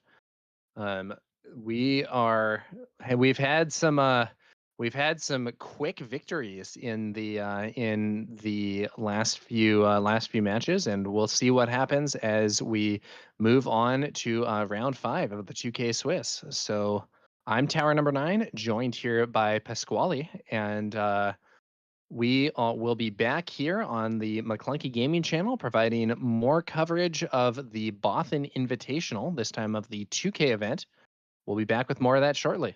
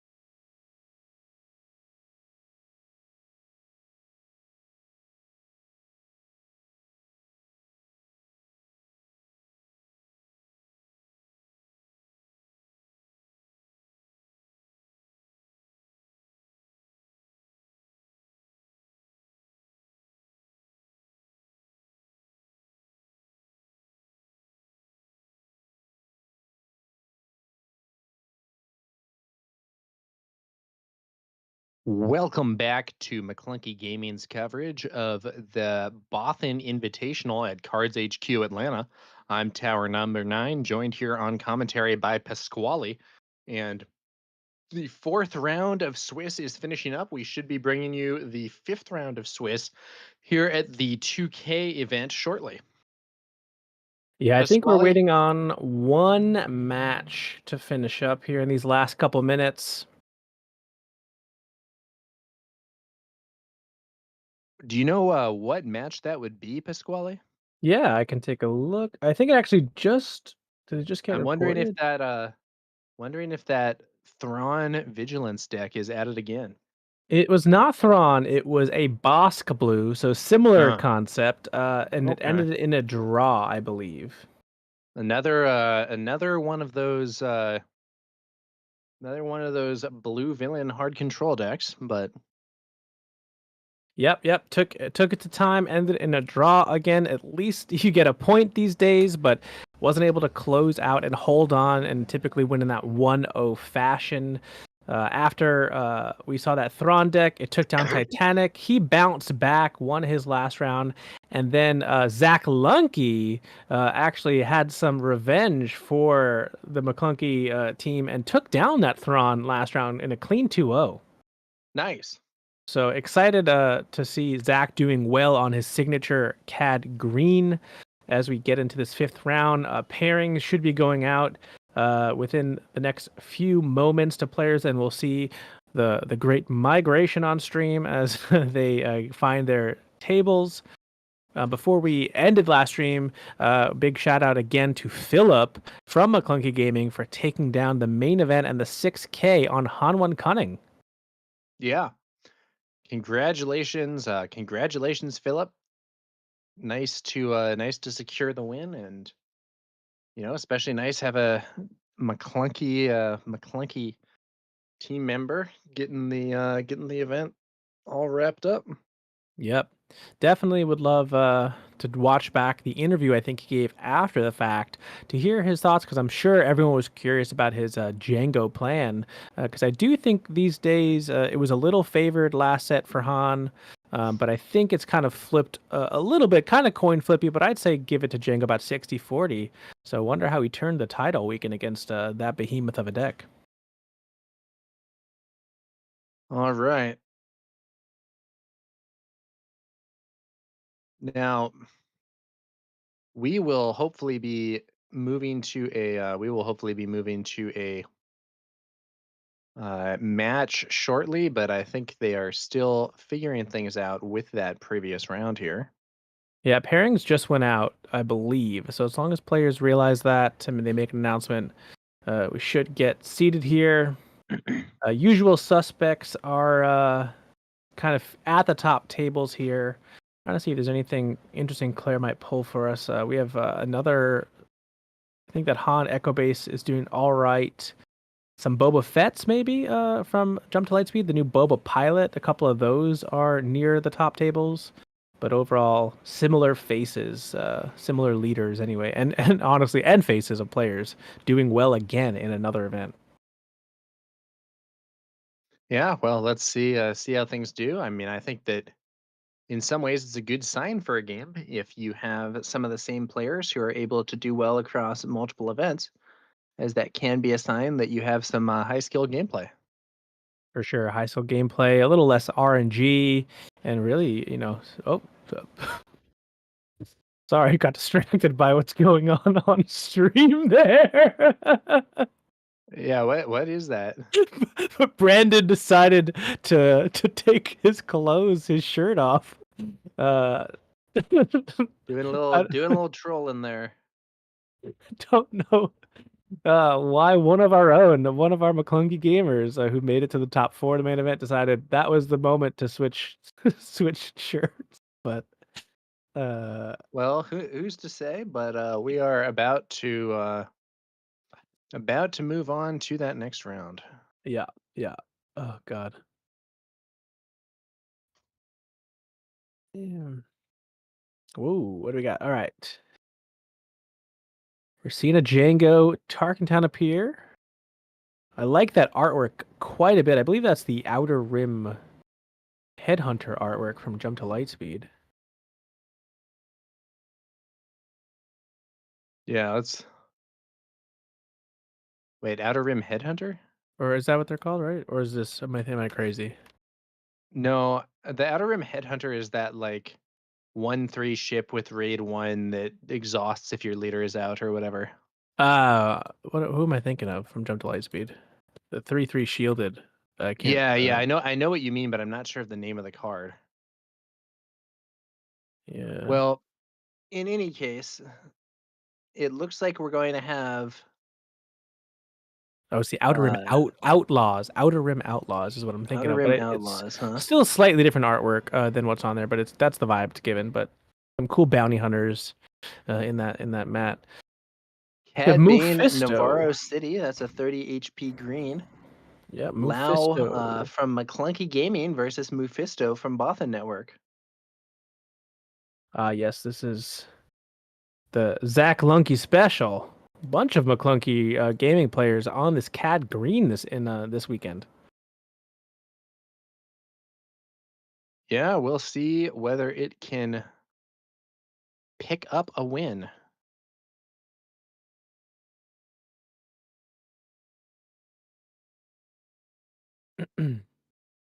Yep. Lau versus Mephisto here.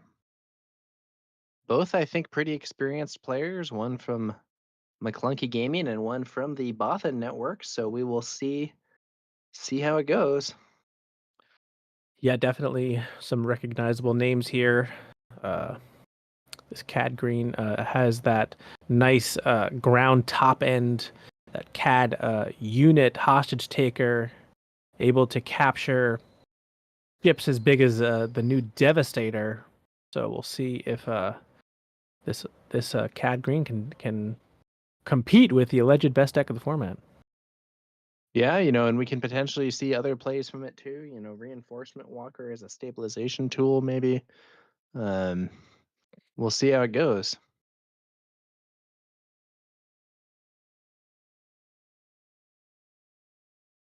All right, Mephisto seems kind of pleased with their hand, starting to resource their 2 cards.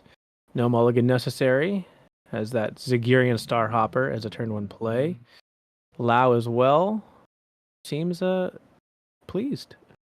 Bazine. Bazine to begin here. Mephisto smartly keeping 2 turn 1 plays, so Bazine can't take them both, but goes for that land speeder.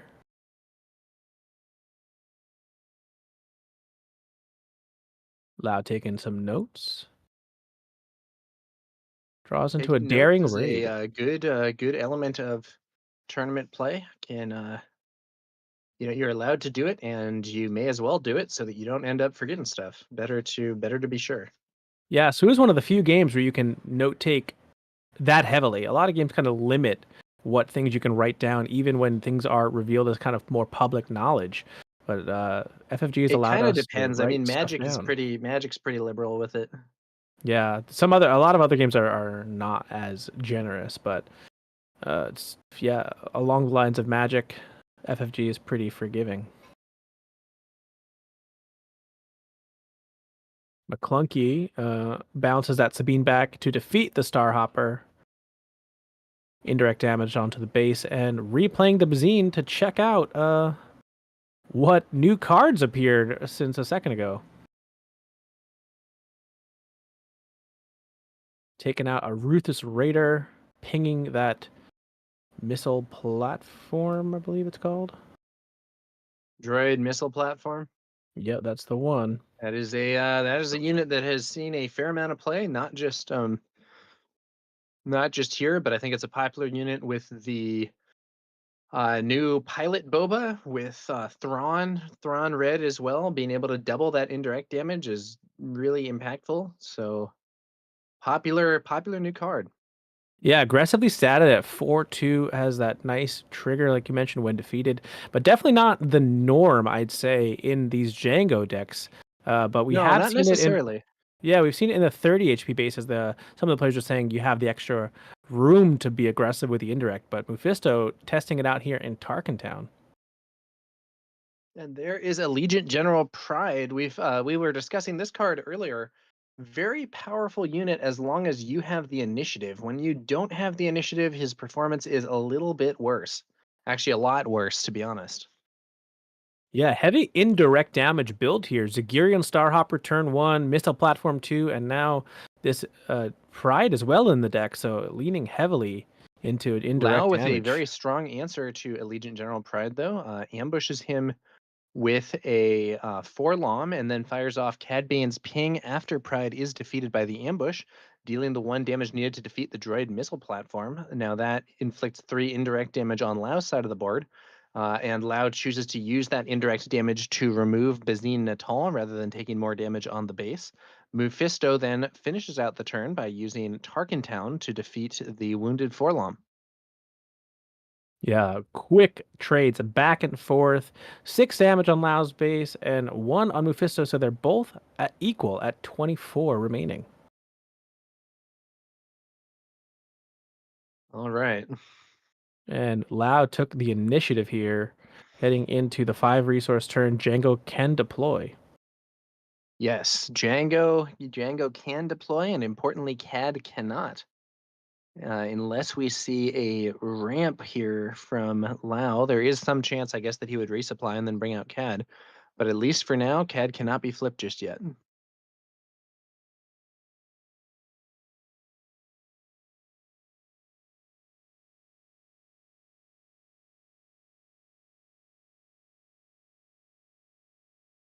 Yeah, Django appears right into a second 4-LOM with the CAD ping. That's 5 damage already on Django.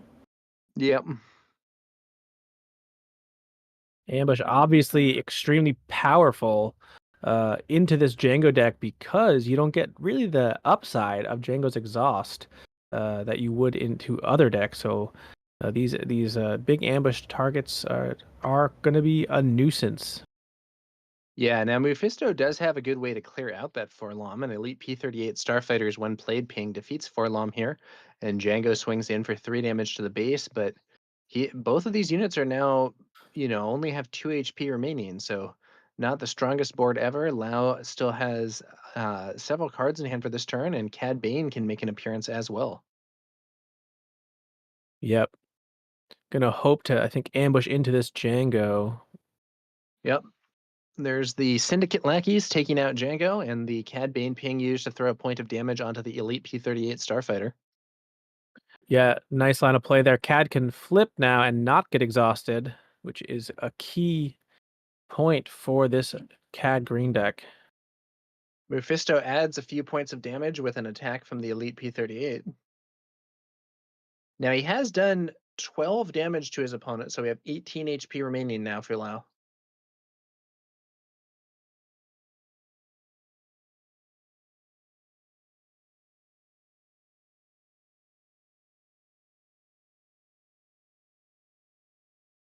Now, IG 2000 paid for from hand in order to defeat that Syndicate Lackeys with 1 HP remaining, ping the CAD, and CAD swings into base, and initiative is claimed, and the game moves on to this next round.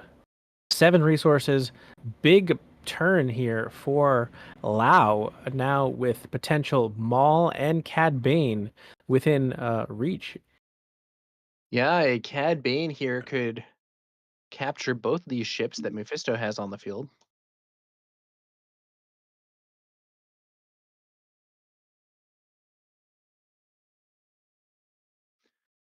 Elite P-38 swings in for some more damage, 15 damage now. Lau's base on half HP, and Mephisto has only taken 5 damage by comparison. But let's see what Lau has to offer here. Yep, winning the race. Still hasn't fired off those powerful events, those tricks, triple dark raid, and sneak attack. So, definitely can surprise any player with some quick damage to the base.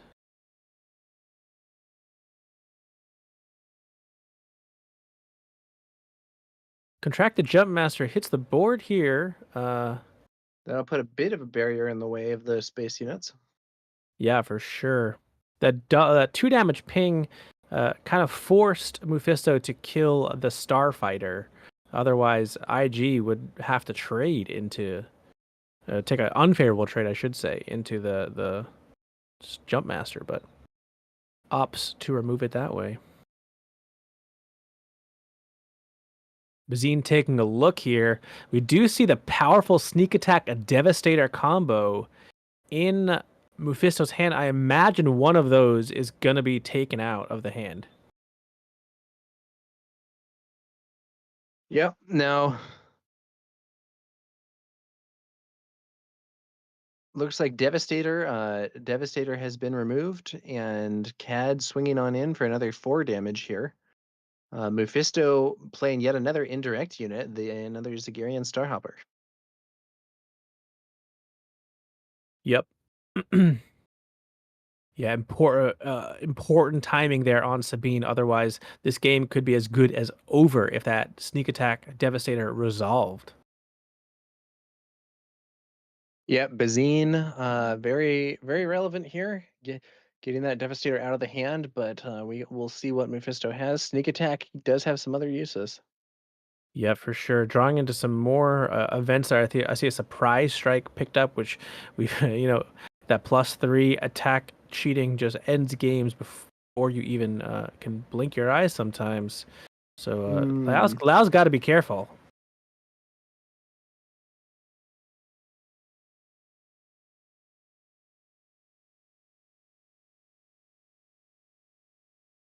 Lau has Sneak got to be attack. careful. I mean, both players have got to be careful.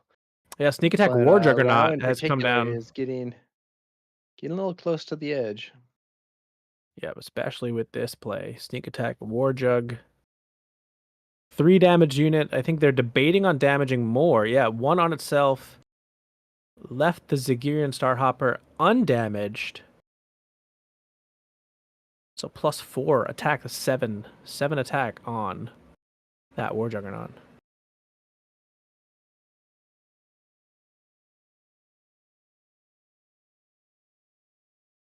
Threatening 12 damage. Plus the surprise strike is lethal if Lau doesn't have an answer to any of these attacks.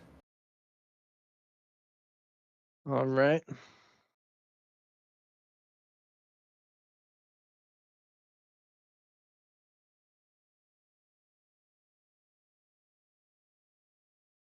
Lau plays Zuckus, but without Forlom, has no ambush on board. Yeah, it is worth noting. Zuckus can sometimes be worth it for stats and for a potential buff to a later Forlom, but is a lot scarier when Forlom is on the board. Now, with that damage from the Cad Bane on Zagirian Starhopper, that's 11 damage thanks to Surprise Strike from the War Juggernaut attack.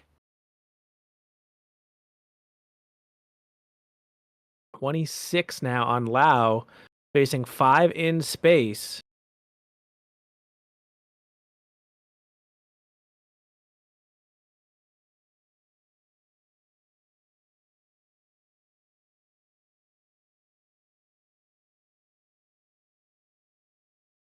Zagirian Starhopper attacks into that Jump Master that was now played to shore up the space arena. 3 indirect damage goes to Cad Bane for 2 and that Zuckus for 1. IG-2000 deals 1 overwhelm to finish off the Jump Master. 27 now. He's got to put another 5 on, but 27 on Lau's base.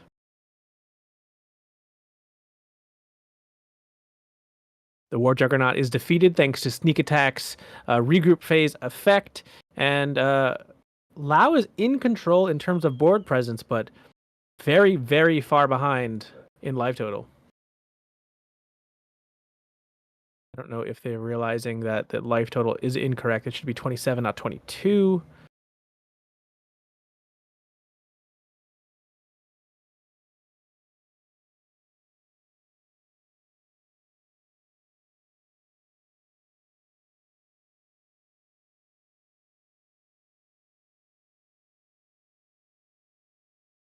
There we go.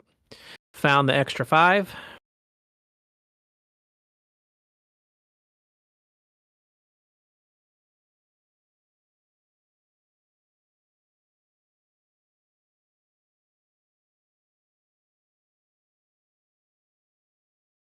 Mephisto found a Ruthless Raider off the top. Not enough to close the game, but gets pretty close.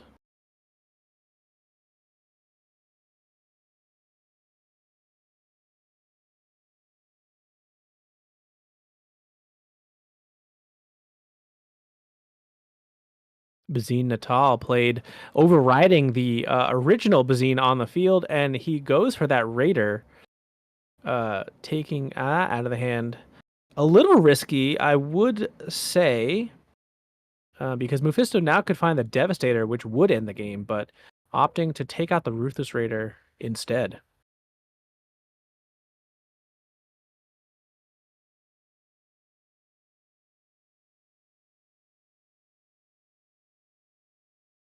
Mephisto not finding the Devastator, forcing a Waylay to bounce Zuckus to preserve his HP on the base. 13 now. Legion General Pride was the pickup off Bazine.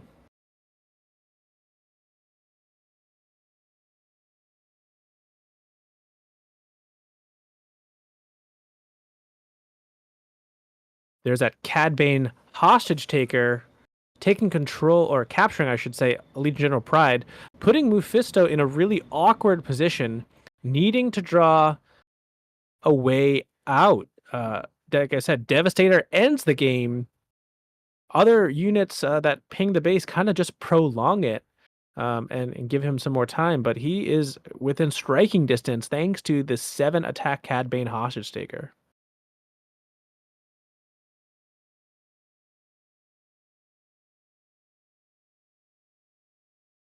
IG-2000 fired off here for Mephisto. Django exhausting Cad Bane hostage taker. 5 attack left threatening the base here for Lao. We see a reinforcement walker in Lao's hand, which can stabilize, as Tower number 9 pointed out earlier, a stabilizing force for this command CAD deck.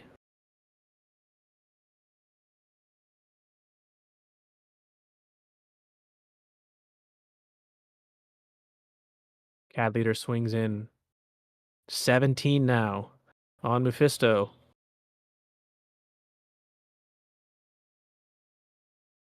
Waffling through his discard pile, knowing that he didn't draw what he needed to in this crucial turn. Passing, I believe? Or no, Lao is just organizing and taking a peek at their resource row.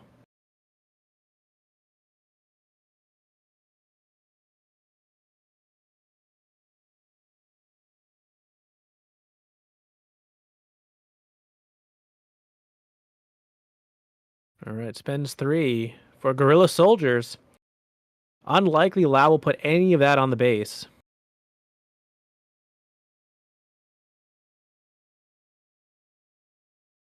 Flames initiative here. Shows the Hotshot Blaster with the Cad Bane attack, swings in for 9, and that is game. Mephisto showing exasperation with his hands that he was about to draw into a surprise strike, which could end the game on his side. But none of that culminated together at the end there, and Lao able to sneak out a game, holding back the reinforcement walker for 2 turns. Instead of healing, pushed aggressive lines and is rewarded.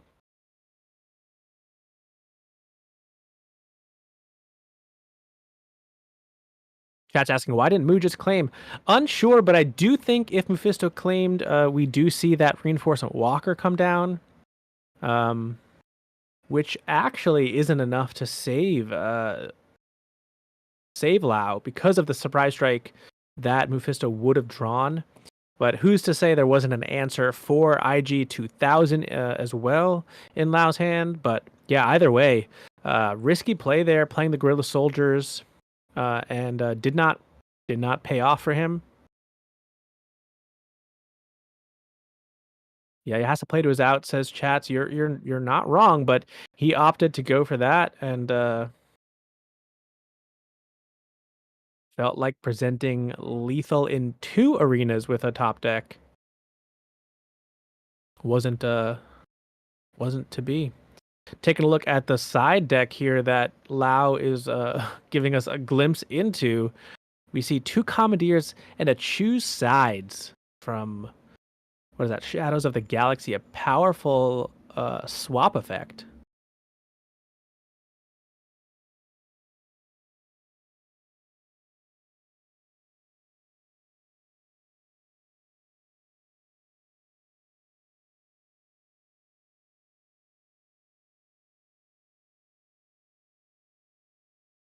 Django mulling over their side deck. They've got some lurking TIE Phantoms in their sideboard they could bring in. We know how powerful that card is against Cad Bane. Kind of absorbs all of that leader's ability for free.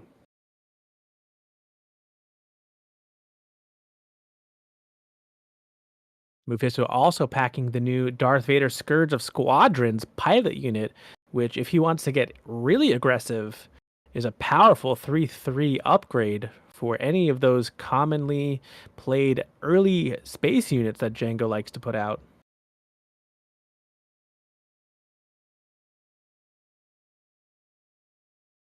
One interesting tech Mephisto might bring in here is a card from Shadows of the Galaxy that I was a big fan of, especially in Limited. I don't know if you played this card at all. Look the Other Way.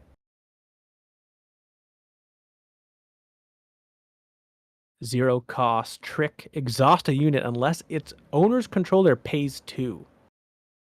Powerful free effect there that can easily exhaust your opponent if they don't have the resources to pay for that card.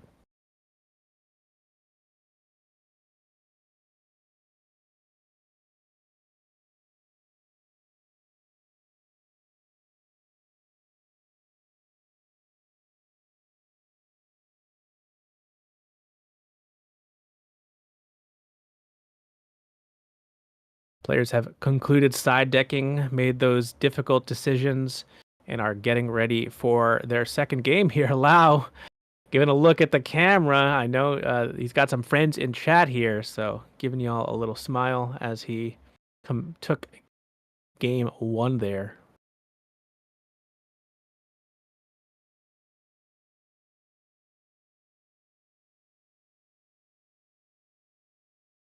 Wonder9 Bread with the Prime subscription in chat. Thanks for supporting McClunky Gaming here on Twitch, bringing you this round 5 of the Battle at BIATL, hosted at CardsHQ.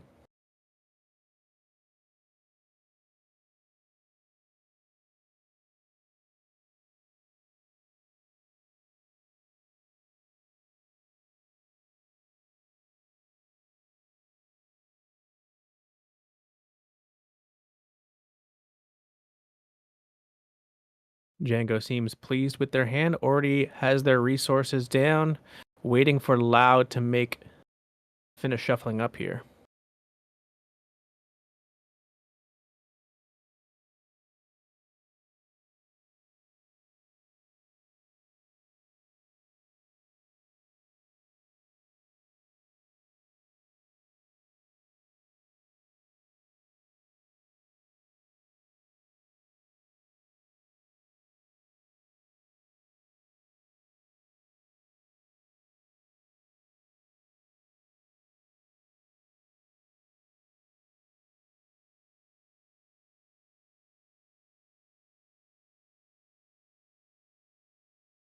Right.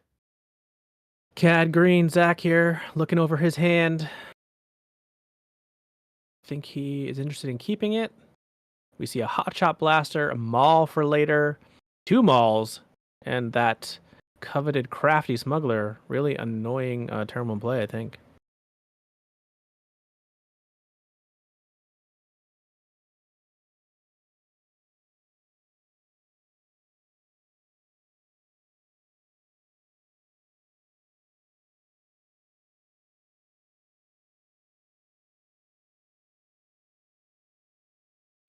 Game begins here with Kylo's TIE Silencer for Mephisto into a Crafty Smuggler, which will deal 1 damage thanks to that Cad Bane triggered ability.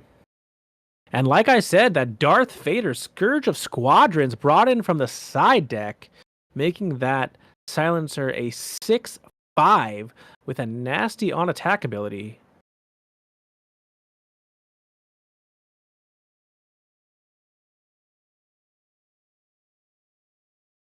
So now, when that Scourge were to attack, it would deal 1 damage to a unit, and if the unit's defeated, it can deal damage to another unit or the base. But we see them a clunky played, which returns Crafty Smuggler to the hand, deals 3 damage to TIE Silencer, and then because that's an Underworld card, Cad Bane can trigger to deal the last point of damage, wiping away that Silencer along with that powerful new legendary upgrade. Clutch McClunky there from McClunky Gaming to stave off that nasty TIE Silencer that was presented.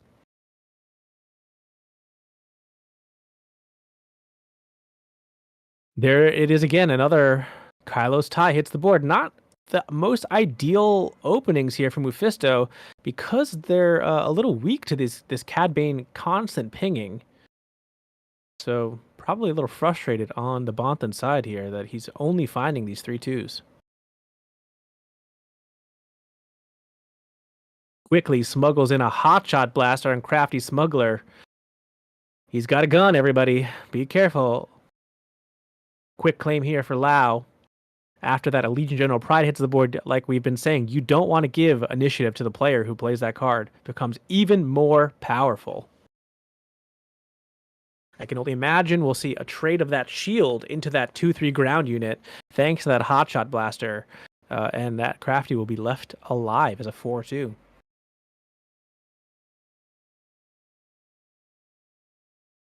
Chat's hoping that Vader gets more support / use for the next set. I agree. Really great leader from Jump to Lightspeed and cool upgrade legendary as well.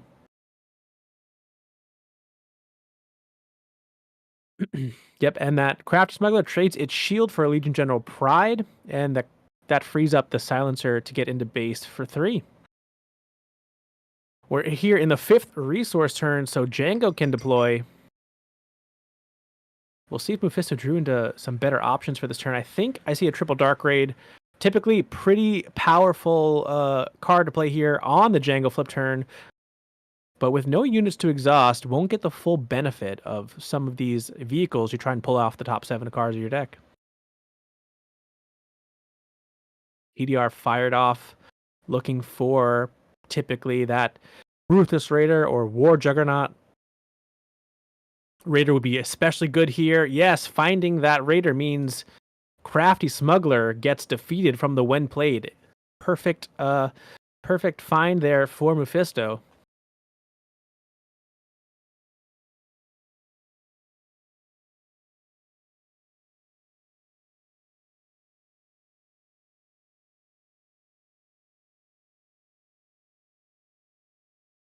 Lackeys followed up with no ambush, since there's nothing in the ground arena on Mephisto's side, just used to ping the Raider 1, which is semi-irrelevant because it's going to return to the hand at the end of the turn. Swings in for 4.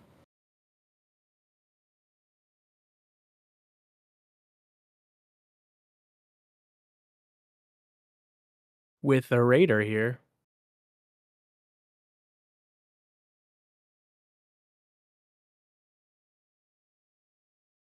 And now we're on to our next turn. That Raider gets bounced back thanks to Triple Dark Raid.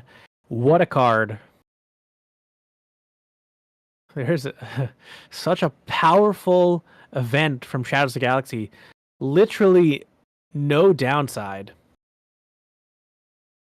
Z Deadpool asking, where's the OB? This would be the turn for an overwhelming barrage. Would fully wipe out Django. Leave that Syndicate Lackeys with 7 power and the ability to attack the base because Django can't exhaust it after it's defeated. But it doesn't look like there's an OB in Lau's hand. But now there are 2 of them. powerful legendary out of Twilight of the Republic allows him to play Maul for much cheaper, answering that Jango Fett with the full overwhelm. He could even deflect that damage onto Syndicate lackeys and keep that Maul healthy. And I think that's the decision he's trying to make right now. Does he damage his Maul or put 3 on lackeys, and it's the lackeys eating that Jango 3 attack? Really, really powerful. Now there are 2 of them. I don't think Mephisto saw that coming.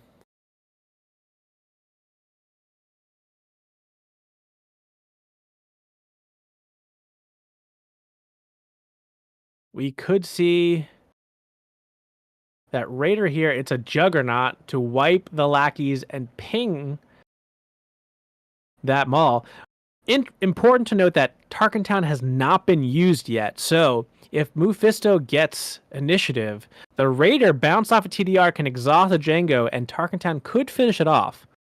So that's the line I think Mephisto's hoping goes his way right here. But Cad Bane can still deploy, and there's 1 open resource for Lau.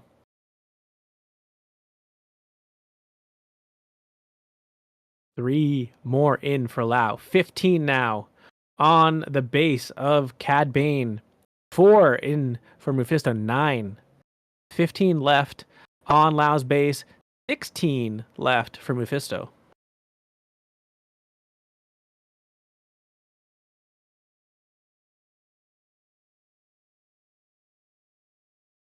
That Cad Bane attack allowed Mephisto to get the initiative. So I think we're going to see that Raider, which is now sneak attack. Sneak attack with this Raider, potentially the best application of it, pings the Maul. Jango's going to exhaust, and we're about to see a Tarkin Town fire that Maul out of here pretty soon.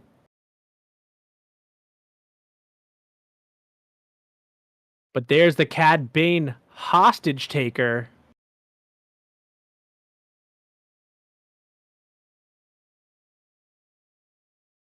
I think the Cad Bane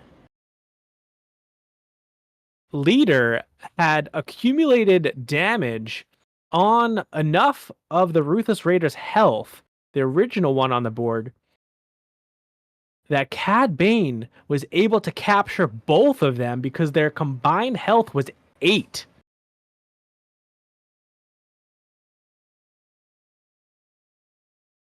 That is an enormous play for Lau, preventing 4 damage from both Raiders attacking.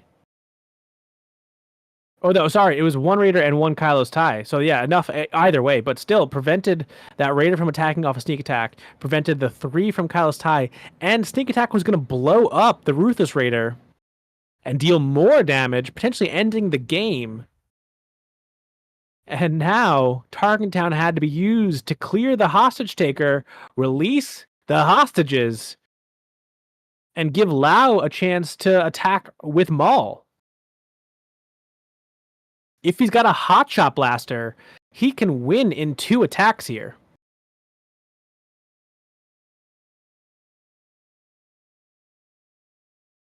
That would force Jango to have an exhaust on one of these units. Instead, we're just going to see a dry 7 from Maul, putting Mephisto at 20 damage on Tarkin Town.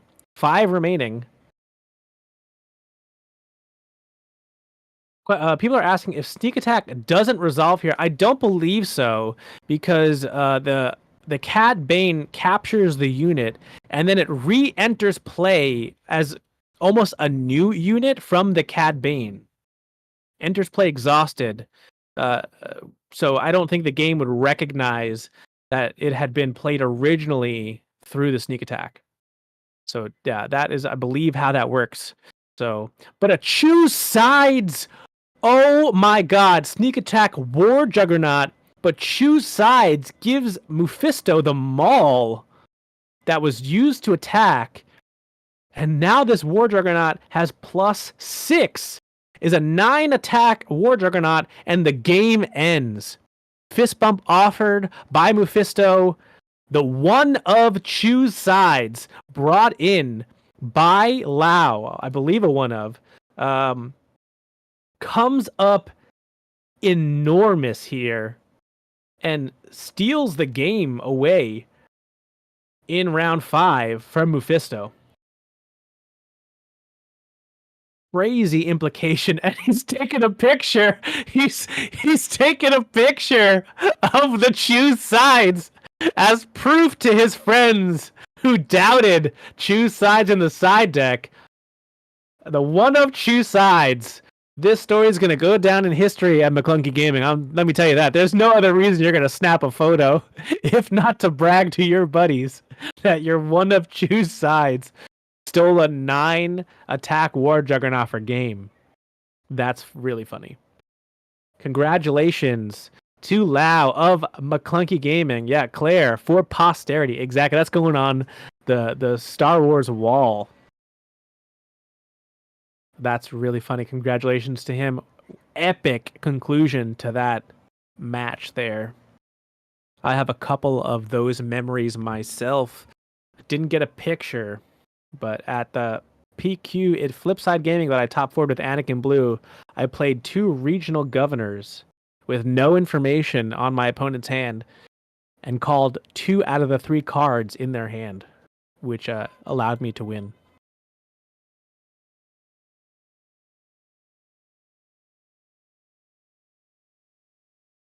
So yeah, sometimes you gotta, whether in your mind or not, take a picture of those epic moments, especially when it's a one of in your side deck that your friends might be skeptical on. Your 7 cost choose sides. Typically, we see choose sides used in decks that create tokens as a way to give your opponent these silly 1/1s or 2/2s and take their most powerful cards. But here, it was a Maul that was given over.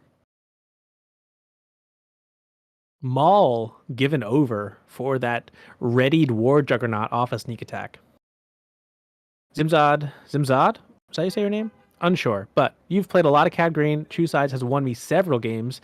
Yeah, it's a powerful card, but it's only a one of. All right, we're joined here by Lau from McClunky Gaming. Yes, sir. The Choose Sides has not made it back into the deck box yet. It's posed for a photo op. It is now here on stream. It's here for the stream. It's funny That's because right. on one of the discords, I my name is actually Lao Choose Sides on one of the discords, and like I've won games with it. And I'm just like people think it's a cute card, and I'm like it is a cute card, but then it's like if you're swinging and then they have something that's hitting for lethal, you just swap and then you just get lethal yourself. So like I mean it's a pretty good card. I mean. Yeah, and that's exactly how I cast at that moment. Once the phone came out, I said, "This is for his buddies that have doubted choose sides." I can tell you that much. Like Zach was against it because he wanted to run the double palps, and I understand it. Like it's cool to be able to just return your Devastator, return your Maul and your Cat, but like. There's been matchups where like I don't care about palps. I want to choose sides, and it's won me games today. So like, people are piloting. They can hit me for 7, but then it's like, hey, Bazine will swap.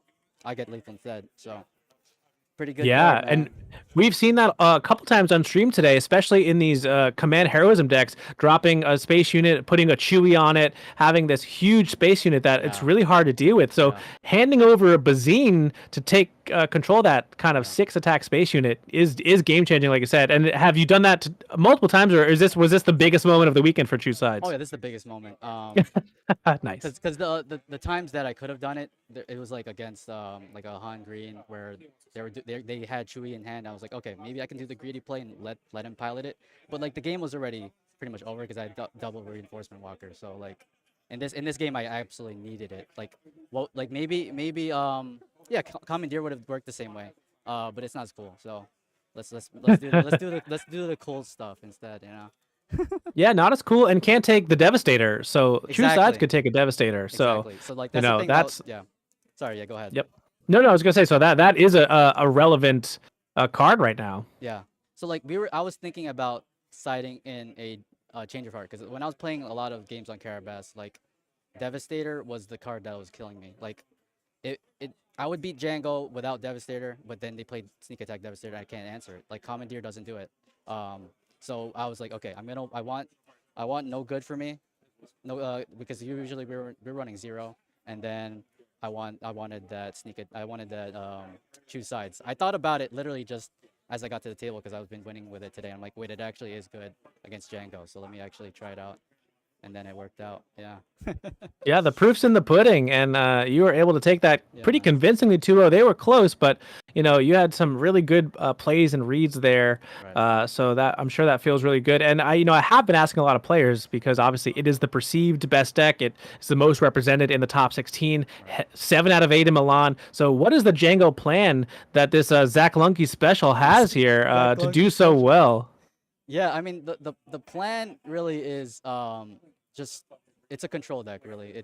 You have to clear the board as much as you can, and then try to get Zuckus out there because he's hitting for a 6, and yeah, you get him to the magic number 16, and then if you have a 7 drop, that either of those guys with hot shot is lethal. So that's basically the plan there. Yeah, man. You just it's super close. I don't think it's favored either way. It's like it's got to be like 50-50. Maybe sideboard once you add the 2 sides in, it's probably favored. So Sure. yeah. Yeah, I can see that. I mean, all weekend we've been seeing these kind of hot shot blaster on big units to kind of Right. push damage. We've seen a lot of Quinlan's putting Poe in the deck for that 10 HP swing Right. that Poe can do. So yeah, that's a nice little game plan for those of viewers watching who are wondering. Yeah, Yeah. 17 and kind of 15 depending on the deck could be a big magic number with Exactly, a yeah. pump. So the funny thing is, on the car ride on Friday, we were saying like, yeah, Hot Shot Blast is the best card. I was like, is it really the best card? And then eventually I agreed that it was the best card in the game. And then at the team match, I basically had Django at 16. I could have claimed with Cat and Hot Shot, and then I forgot about the magic number. And then my teammate Thomas was like, dude, Hot Shot's the best card, right? And I'm like, yeah, you're right. So then I haven't made that mistake today. So let's not Yep. forget that Hot Shot's the best card. Yeah. But True Side's the Never second best forget. card. Choose, After that, I'm a believer. After that match, I'm a believer. But yeah, always remember to check your resource row. Don't forget. Lau, huge congratulations heading into round 6 here. Now I believe you're 4-1, No, I'm 5-0, 5-0 right undefeated. now. Undefeated, yeah. Oh, one of the few undefeateds. Yeah. Nice, big congratulations to you. You just need one more win, and then you should be guaranteed top 8 here. Yeah, man. Thank you. I mean, like I think I played pretty well this whole weekend, but I just didn't get the results that I wanted. And then I feel like because it's been the 3rd day playing this deck, I haven't played this deck in person that much. Like I think it worked. Like I was like really warmed up for it. So I think it's a testament just playing in person a lot. So it was good. Yeah, we've seen a lot of people take comfort to this weekend. The reps that you have on these decks in person, especially, really count for something. So, yeah, definitely it's paying off for you. So, big congratulations and good luck in the next round. Yeah, thank you. Thank you, Tara. You got it. See you in a bit. Peace.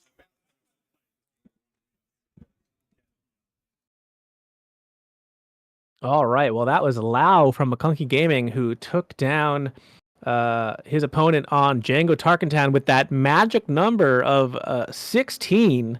You heard it here first. That is the magic number, at least for now, because we have seen that Django 30 take some people by surprise and could be the new flavor moving forward. But for now, if you're up against Tarkentown, never forget the magic number is 16 if you have a Hotshot Blaster.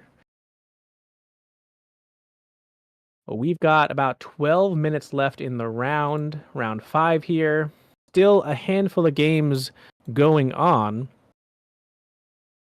And I think, again, we keep finishing pretty quickly on stream, unlike the other day where I feel like our rounds were running longer. So we're going to take another break here in Atlanta. So don't forget, come back. Get a snack, get some water. This is Pasquale here on the McClunky Gaming Twitch channel, casting the Bonta Network Invitational at CardsHQ, the battle in BIATL. I'll be back here for round 6 in just a few. Hopefully joined again by Tower number 9. We'll see you in a bit.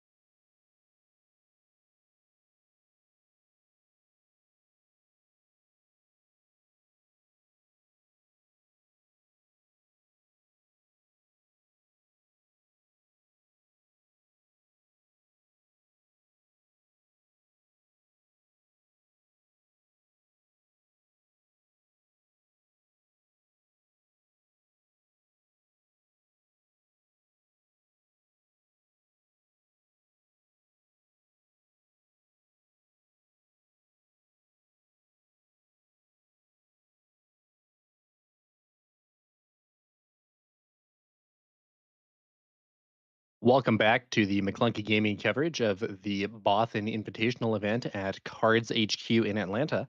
I'm Tower Number 9, joined here by Pasquale, and we are about to move on into, I believe, the 6th round of Swiss here in the 2K event. Yeah, 6th round of Swiss here. There is no top cut, so every win, every point matters. So really, kind of a fierce cut for this 2K in terms of it is what it is after 7 rounds, you know? Yeah. So we're gonna have this round and then one more round of Swiss play, and then that will do it for the event. And the final standings will be the final standings at that point, and prizes will be distributed accordingly. Yeah, we should have probably, I would assume, one undefeated player left by the 7th round. So we probably won't see any intentional draws because of the stiff nature of a no top cut side event here. Yeah.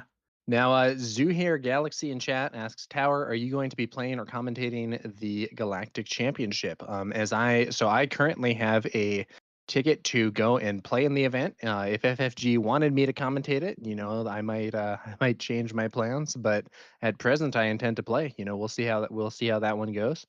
And that will be held in Las Vegas later on in this year. I believe that's going to take place in July. Now, this event is a fan organized event and is not awarding, as I understand it, qualification or skipping the first day for the Galactic Championship. But people who do well at some of the other events, PQ winners, and I believe I think the top 8 maybe for sectors Yeah, will and regionals. Yeah, both get and top 8. regionals will be able to skip the first day of a Galactic Championship. Now, Haley TCG asks, will you all be represented at Denver next weekend? I'll be there. At least that is, assuming all goes well. I intend to make it out to regionals, and I think there are going to be some other McClunky players there as well. Yeah, I think there'll be a lot of familiar faces. I'll be there playing as well, representing me, myself, and I for the time being. Yeah, really excited for that big event, the first sector in the U.S. To see what people cook up for that Yeah. exciting event. What's funny though, you mentioned this is like a fan event, no affiliation with the Galactics. For some reason this been awarding some sort of buy for the Galactics, it would have been had to pass down to quite a few people because most of that top 8 already has a day 1 buy, which is crazy.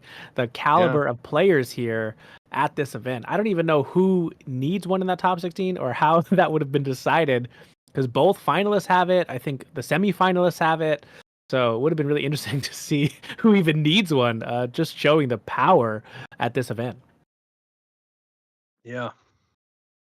Interesting situation, all things considered. Yep, for sure. But Gonna be nice to explore the Galactic Championship and not have to sweat through 9 rounds on Friday. yeah, might give you some more time to hang out with people, maybe play some side events, that sort of thing. Yeah, try and claim some of those really cool looking prizes from the prize wall. Those new packs that they debuted are could have those really beautiful pieces of art in them for the promos. And excited to see what the set 5 promos, because they couldn't show us all because some of them are from set 5, are in those black and silver packs that you can earn for participating and playing in side events as well as in the main event. Yeah, and that is actually another thing that I think might be very interesting about the Galactic Championship is that 5th set is going to be relatively new at the time of the event. Yeah, we were speculating on if it would be legal because the timelines of set would line up pretty closely. But I think they are going to potentially push that maybe to release a little sooner, and it will be legal for the Galactic Championship. But still Yeah, relatively my new, just a few understanding weeks is old. that I think it might even be the first major event in that meta, but that you know, it will be played, I believe, with those cards. So we'll have to see how that Yeah. goes.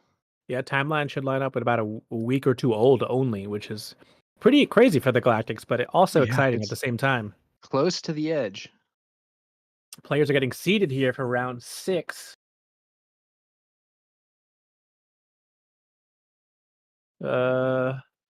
Someone's using the mat that was given out here. It's a really nice mat of Atlanta. Oh, is this the Zach Lunky special back on? I think it might be. That was awarded for being second place or winning. Second place in the 3v3 event. That mat. So Zach's here showing off that CAD green that he's perfected into a Sabine ECL. Yeah, nice playmat there. The Atlanta Bothan Invitational 2025 official playmat. Man, sort of as you mentioned, that playmat is kind of a prize for a strong performance earlier on, and we'll have to see if Zach can put together another strong showing. Yeah, Zach had a nail biter against Alex in that grand final. They were the final match, game 3 of that 3v3 yesterday, ultimately falling just ever so short, but looking really strong in this 2K today. Yeah, it should be interesting to see. Should be interesting to see how he does today. Yeah, currently I believe he's undefeated. Let me clarify. No, he is 4-1. He did unfortunately lose last round, but still at the top tables here, sitting at would be table 3 with teammate Justin Lau from last round, undefeated on the same deck. So putting up And results. Steady here playing Sabine Green against Zach's CAD Green 30 HP. Should be an interesting match here. Eh, let's see here. And I see in the hand there for our Sabine player, looks like a Farkaz, I believe in. Green Squadron A-Wing. I think there's a Cassian Andor in there. Yeah, powerful, aggressive hand. Farkaz, it looks like Farkaz might be being resourced here. Yeah, I'm not 100% that's how I would run it. I think that might end up being pretty useful against a deck that has a lot of ambush stuff and can potentially take over the board, but we'll have to see how it goes. Yeah, 100%. I was about to echo the same sentiment that your units are at risk here, but that reach is really important. Yeah. We'll see how Steady plays it, however. Yeah, 100%.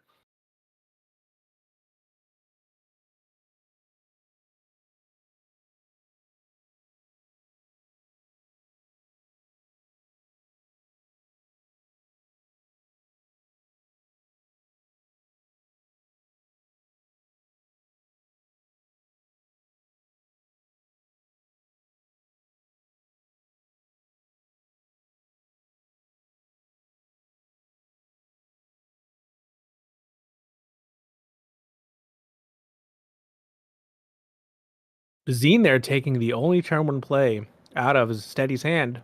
So Yeah, not forced great to for kind of him. concede there. Yeah, we move on to the 3 resource turn. Yeah, it looks like he did not draw, and the risk of this sort of play with Bazine is that sometimes the opponent will just draw another one. But in this case, it looks like it is not going to be another turn 1 play drawn. No, but he is debuting that black 1 from Jump to Lightspeed in his hand. We haven't seen that at all, and that's a powerful space unit there. Yeah, it's a card that has some strong synergy with pilots. Really enables some interesting plays. Yeah, Works really good best, with of course, if you have Poe. Poe Dameron, but it does sometimes you might have unit Poe, and that can count for this.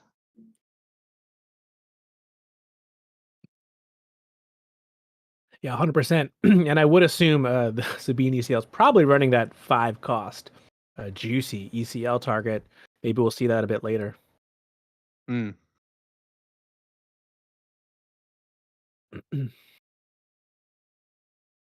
Took a quick look at the list and some pilot synergy. They're only opting to run the Luke Skywalker pilot in this Sabine ECL list, so could be interesting to get that on that Black One or another space unit. Also making use of Sabine's masterpiece. Crazy colorful, really fascinating 3-3 there if you can get that attack off. Really powerful with a command unit on the board. Yeah, Sabine's masterpiece is a really powerful card in the right situation. It's especially good if you have a green unit in play and ambush it in. You can then use that +1/+1 experience token on yourself before your attack resolves, become 4/4, and be in a great position to defeat almost any early space unit.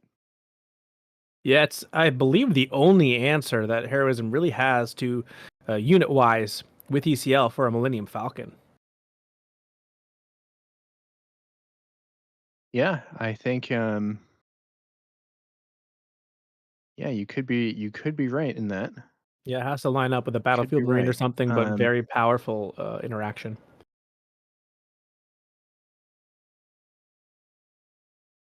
Now, if you don't have a command unit, it is significantly worse, but Yeah. right now, Zach is doing a really good job of holding off Steady. Like, look at how little damage Steady has managed to get on the board. We see Sabine flipping only to be defeated by the Syndicate lackeys. Yeah, was that played by now there are two of them? It must have been. No, I think it had been. I think it had showed up earlier to kill that first Cassian because it was already damaged and traded with Sabine. But Yeah, yeah, I but think it must have been now yeah, there are two of them on the yeah, previous turn. exactly. Yeah, I must have missed the trigger of that because they're just on their 5 resource turn now, so it must have been cheated in, which is obviously extremely powerful.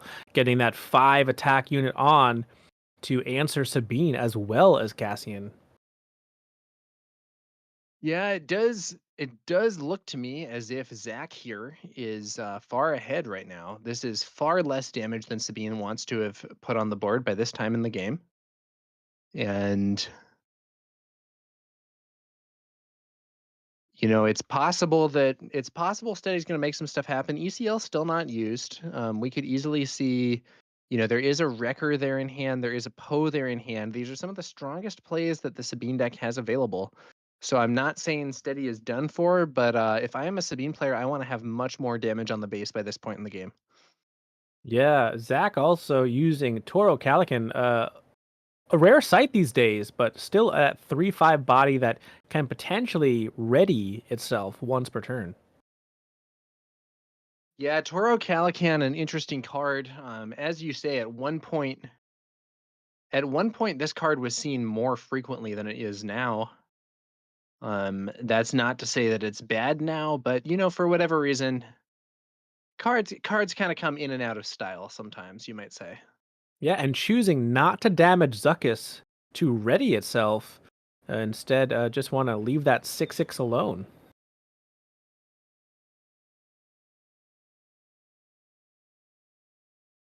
Also, quite unfortunate for Steady that he wasn't really able to lane dodge, only drawing these low HP space units that just kind of get defeated by that Cad Bane ping trigger. Yeah, not super optimal there. Yeah, the Bazine paying dividends, I think, by taking away that A-Wing.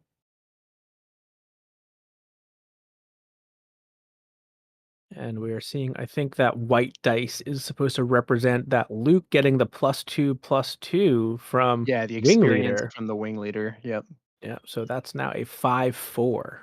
Luke Skywalker, are you still with me? We still have that ECL. I think Steady is probably saving it for an just based on my understanding of this situation and how Sabine decks tend to play.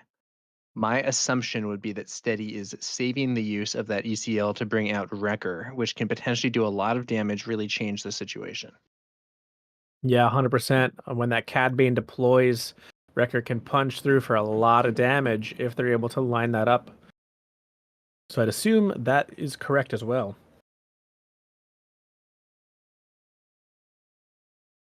With that Bazine attack on Luke, Seti's able to claim initiative here going into the 6 resource turn. meaning there's some damage here to be represented with something like a Rebel Assault potentially on the ground.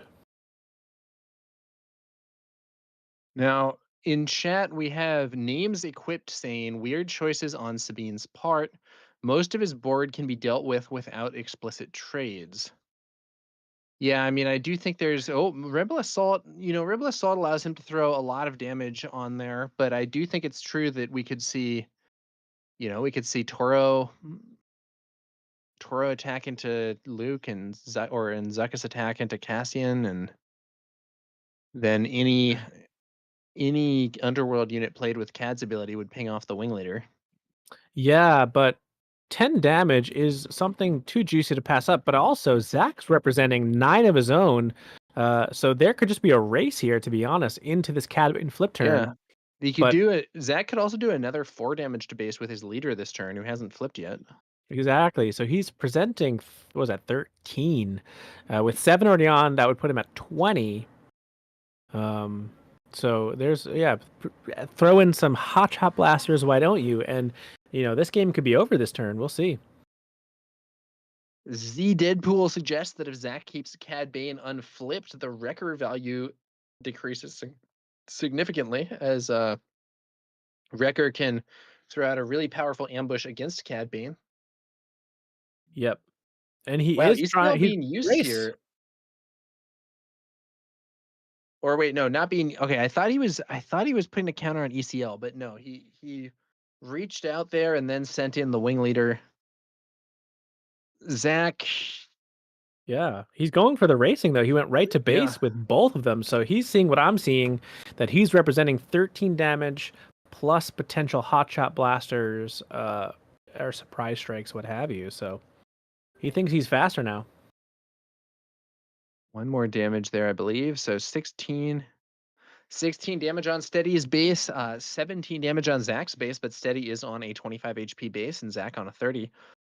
Steady is using Sabine's ping here, I think partially just to stall for time, as he would really like to pull off an ECL ambush with Wrecker into a CAD flip. Yeah, Is but Zach because of that going to give him Rebel the Assault, opportunity? he doesn't have the resources. He can only do Poe this turn if he Oh, that's chooses. right. Yeah, Yeah, Poe he only has 5 resources. Yep. So he could just play. He has both in his hand. So he could just play the Poe here as a threat, which Yeah, would cause the the only Cad to flip. problem, Cad can flip and go for the base. We would then be at 5 HP. And then I guess next turn he could, then I guess next turn he could ECL Wrecker and kill It's- Zuckuss. Yeah, it's not Yeah. enough though. It's a tight situation here. He would have to EC. I think he does have to ECL the Poe and clear some of this board up. He could, yeah. I mean, I think Steady's in a lot of trouble. He just hasn't landed the damage in the early game that he really wants. But that ECL is a threat, but Zach is successfully stalling it. And if Steady passes here to try and get Poe in a position to ambush Cad, I think Zach is going to see that coming. Yep. Yeah, and you can see also Zach has a Maul in hand, and next turn would be 7 resources. So there's a lot of damage presented by Zach, even if he doesn't choose to deploy his leader. Yeah, very good point. Maul in a spot to potentially throw a lot of extra damage onto the base. Maul could ambush Luke, defeat him, and throw 5 damage onto base with Overwhelm.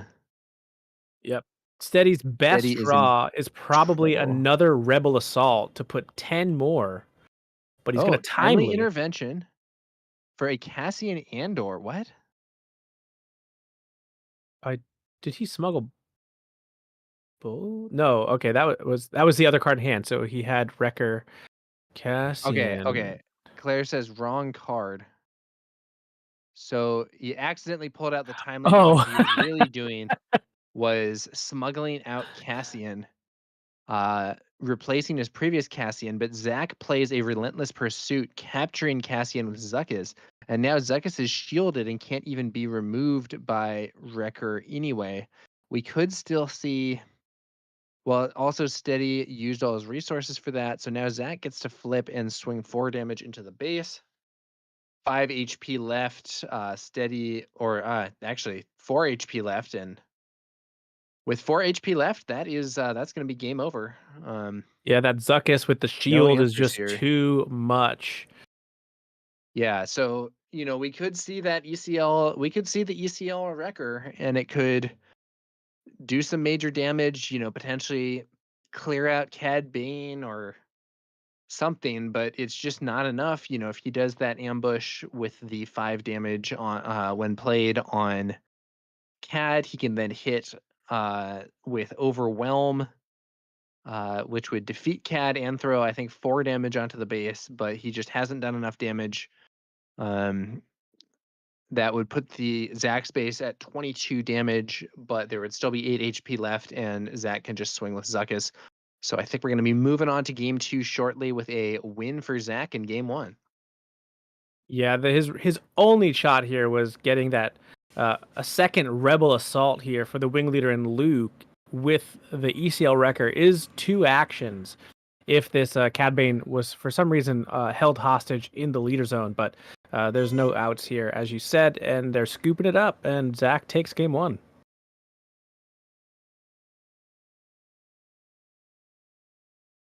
Yeah. Not able to now. Yeah, I mean, maybe that's the out that you have to play to. Maybe you just you don't bring out the Cassian, you just start passing, and you hope that Zach just claims, and then you draw a Rebel Assault, and then you can do potentially a Rebel Assault for 10, and then into a then it'll take 2 hits for Zach to defeat your base, maybe, and Yeah. maybe if you draw that Rebel Assault, you can do Rebel Assault and then Wrecker. Yeah, I think that was the only play, was to leave that Poe threatening the Cad Bane there. But either way, if Zach does flip, I think he wins. It's just a matter of does he make that call. But all is irrelevant because he played Cassian and went for that play instead, falling into that relentless pursuit. That clutch capture event, one of the few capture cards from Shadows of the Galaxy that has stuck around. Yeah. Players are side decking here. Wonder if we're going to see the Dark Saber come in. We saw that sided in by Rebel Resource with Sabine Cunning to totally blow over his opponent. And that is indeed in the side deck here for Steady. Some scanning officers as well, probably unlikely, as well as Sundari Peacekeeper, which is decent, could be an option.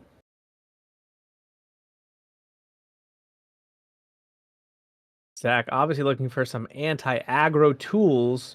Doesn't have anything in the side that's early game to deal with that. Just some reinforcement walkers, which, if you can stall long enough, maybe ramp could be worth bringing in over other options.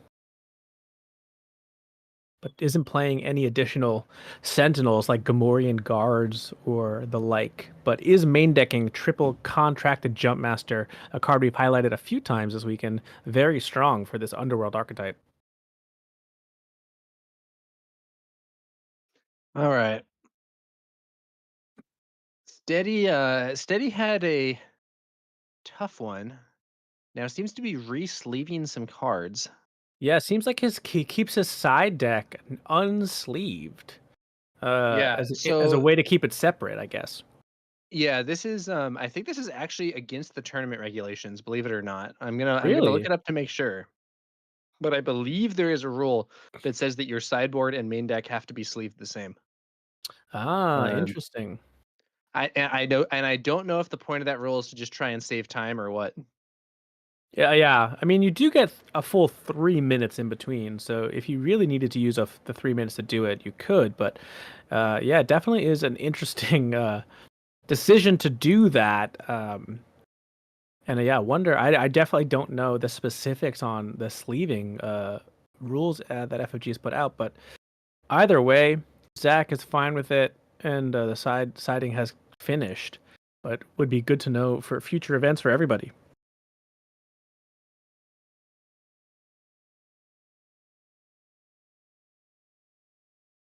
Would be interested to see if Zach actually brought in those reinforcement walkers or even commandeer to maybe steal a buffed up A-wing. Oftentimes they'll end up with a wing leader buff.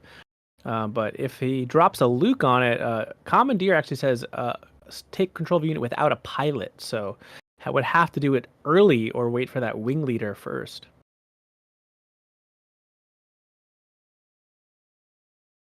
Hmm. All right.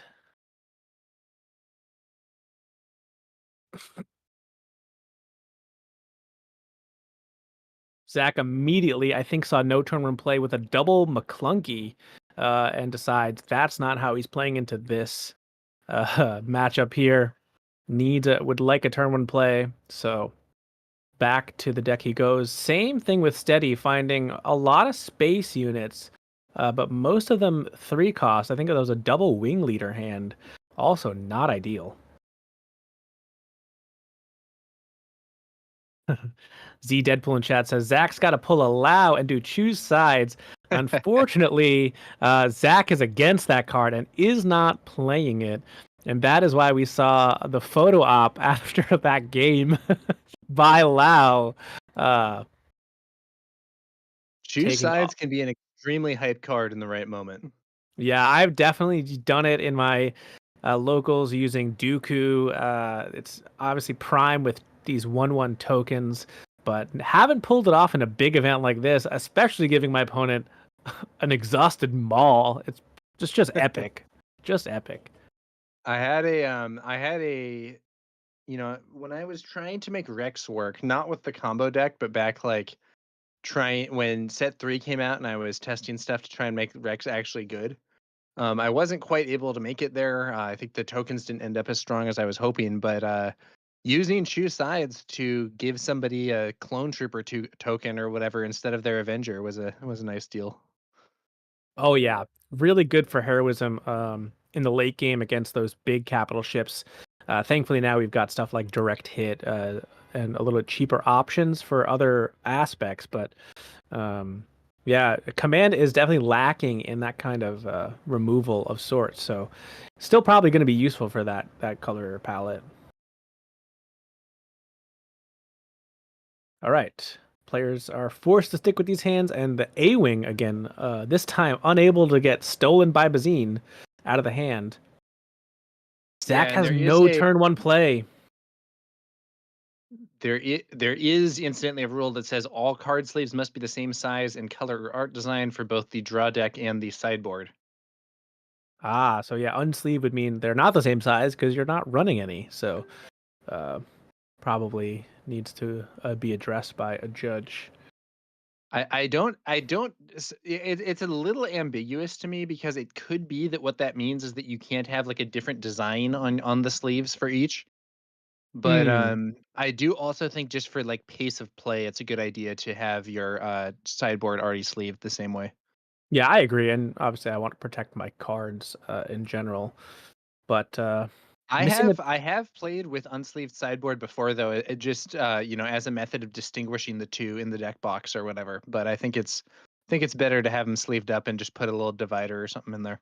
Yeah, I typically try and keep them under my sleeved tokens or base or something, just so I know where it is, and it's kind of away from my main deck. But missing that turn 1 play definitely hurts quite a bit, I think, for Zach.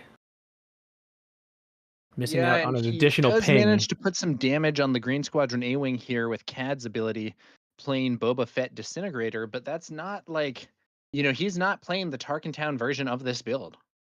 Yeah, and we're seeing the Sabine's Masterpiece lane dodging available for Steady this game. That Sabine Masterpiece with the A-Wing on board can actually deal an additional damage to a unit or a base on attack.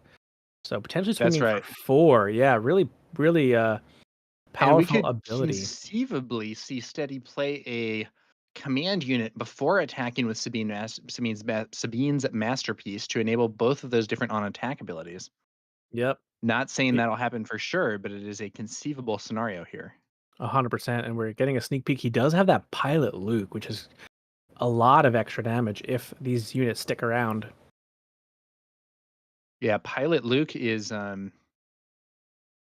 Pilot Luke is one of the better pilots in the game. I think really that Pilot Luke and Pilot Chewie are both relevantly good against some of the things that normally counter pilots.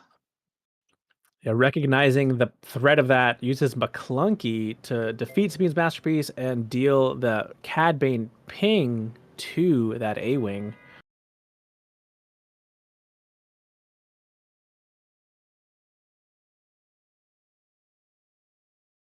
Interesting. Yeah, steady debating on whether to pilot this Luke, I imagine, or to play as a ground unit. Okay. But knowing that he has 3 resources available, that Boba Fett's going to come back down, so you might be better off buffing that Masterpiece. Yep, that's the choice made, and there's Boba Fett reappearing. So that is a 6-point swing from that A-Wing, and Sabine still gets to flip this turn. Pretty nice. Pretty nice. Yeah, this is the damage he wanted game 1, you know? Absolutely. Yep. Ooh, Rebel Assault.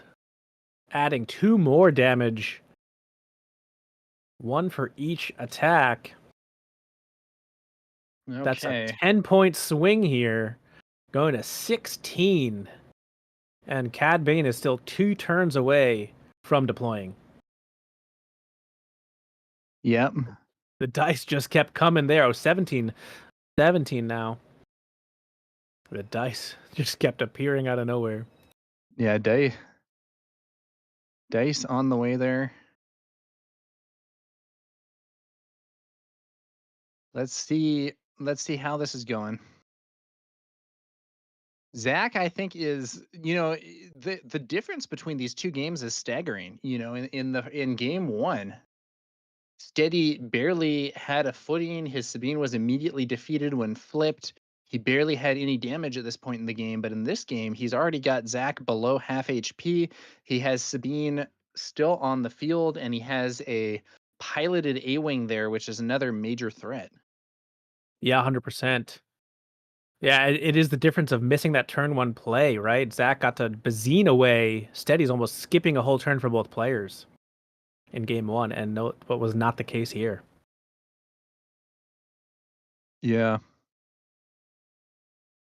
Yeah, in a sense, we saw game 1, Steady not really getting a real first turn. And in game 2, it was Zach. 100%. Overwhelming And this, barrage yep. on Boba Fett, inflicting damage, taking out the Green Squadron A-Wing, dealing some damage to Sabine as well, and Luke, and this is one of the advantages of Pilot Luke, even with that A-Wing defeated, Pilot Luke becomes a ground unit here to potentially throw some damage out later on. Yeah, and that taps Zach out of the turn, so that Luke should live into next turn, because that Sabine is menacing here. We're seeing ECL activated.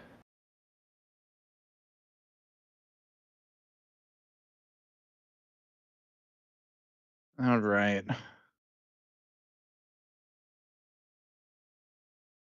Poe comes down off Energy Conversion Lab, discarding, I think that was a heroic sacrifice to completely defeat the Boba Fett through the overwhelming barrage buff.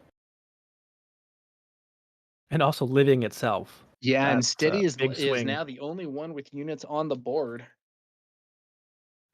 And Zach only has 10 HP. I have a feeling we're going to be going to game 3 this match, Pasquale. Yeah, it's looking like it. Cad Bane, this is not. You need units, right? He's trying to control the entire game here, and missing that turn in play proved to be probably a huge difference maker in this. We'll see if Pasquale or I'm sorry, we will see if Zach can come up with an amazing comeback, but I'm a little skeptical. I called him Pasquale for a moment. Sorry, Pasquale. That's fine. I'll be Zach any day of the week at this point. I'll take the Yeah, day one at by. least I'm inadvertently calling you a very good player. Yep. Boss comes down as an ambush to finish off the Poe before Now, what are those cards in hand? I think one of them is a heroic sacrifice, and the other is Sabine's masterpiece. Maybe. Yeah, that's what I'm making out as well. Yep. I think I would have fired the heroic sacrifice here, but that's okay. Zach flips. Heroic sacrifice with the Sabine instead. Okay, doing that does mean that you get Sabine off the field, and that means that the ping now becomes available. Sabine Yeah. should be removed, though. Heroic sacrifice does defeat her.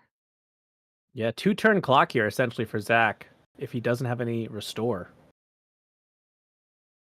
Uh, They seem to have neglected the downside of heroic sacrifice here. Zach's gently reminding that this unit's dead. You're not playing a Kazuda deck. You don't get to heroic sacrifice with no downside for Sabine, although for Kazuda, that's a nice little trick. Actually, extremely strong in my view. Oh yeah. I don't But know Zach- that the Kazuda deck is good overall, but overwhelming or heroic sacrifice and trench run with no downside is pretty good. Looks like Zach's scooping it up. We are going to game 3. It's kind of funny, game 1 and game 2 were sort of almost ideal games for the first one for Zach and the second one for Steady, and we'll see what happens here. Yeah, initiative being super important for both players. Zach getting to take a peek and rip that only turn 1 plan. Steady being the only player with the turn 1 here, but having initiative after that turn 1. Claire pointing out there is a Kazuda deck at table 7 on this 2K, Cool. so maybe they'll crack into the top 8 and get some prizing. Could be sick. Now, Game one 3. thing I would be very curious about would be what does this matchup look like when both sides get to play a unit on the first turn? Yeah, I would love to see kind of an even start here in terms of that. But if Bazine comes down and Steady doesn't hold on to 2 turn 1 plays, we could be left with a similar scenario to game 1. Interesting point. Yeah, we'll have to see. Neither player side decking anything additionally, so here we go.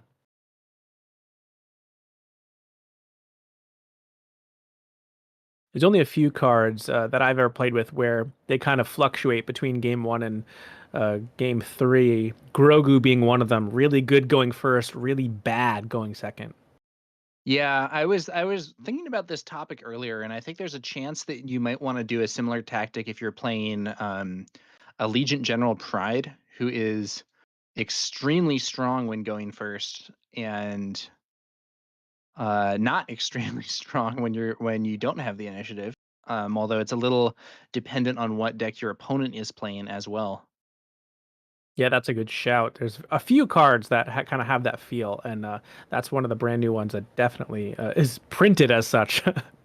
Really bad going second. Says it right on the card, more or less. Yeah, well, yeah. I mean, 2 for a 2/3 isn't like complete garbage, but like, people can do 2 for a 3/3. They can do 2 for a 2/3 with big upsides. So it's really only an exciting card in a scenario where you are getting that bonus effect. Yeah, credit to Steady here, keeping 2 turn 1 plays like I mentioned, and now Zach has to take out the Poe instead of a turn 1 play.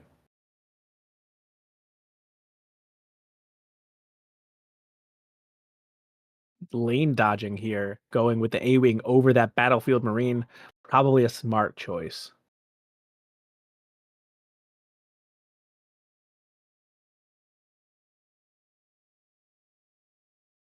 And we Yeah, did see the Sundari Peacekeeper come in from the side deck as well.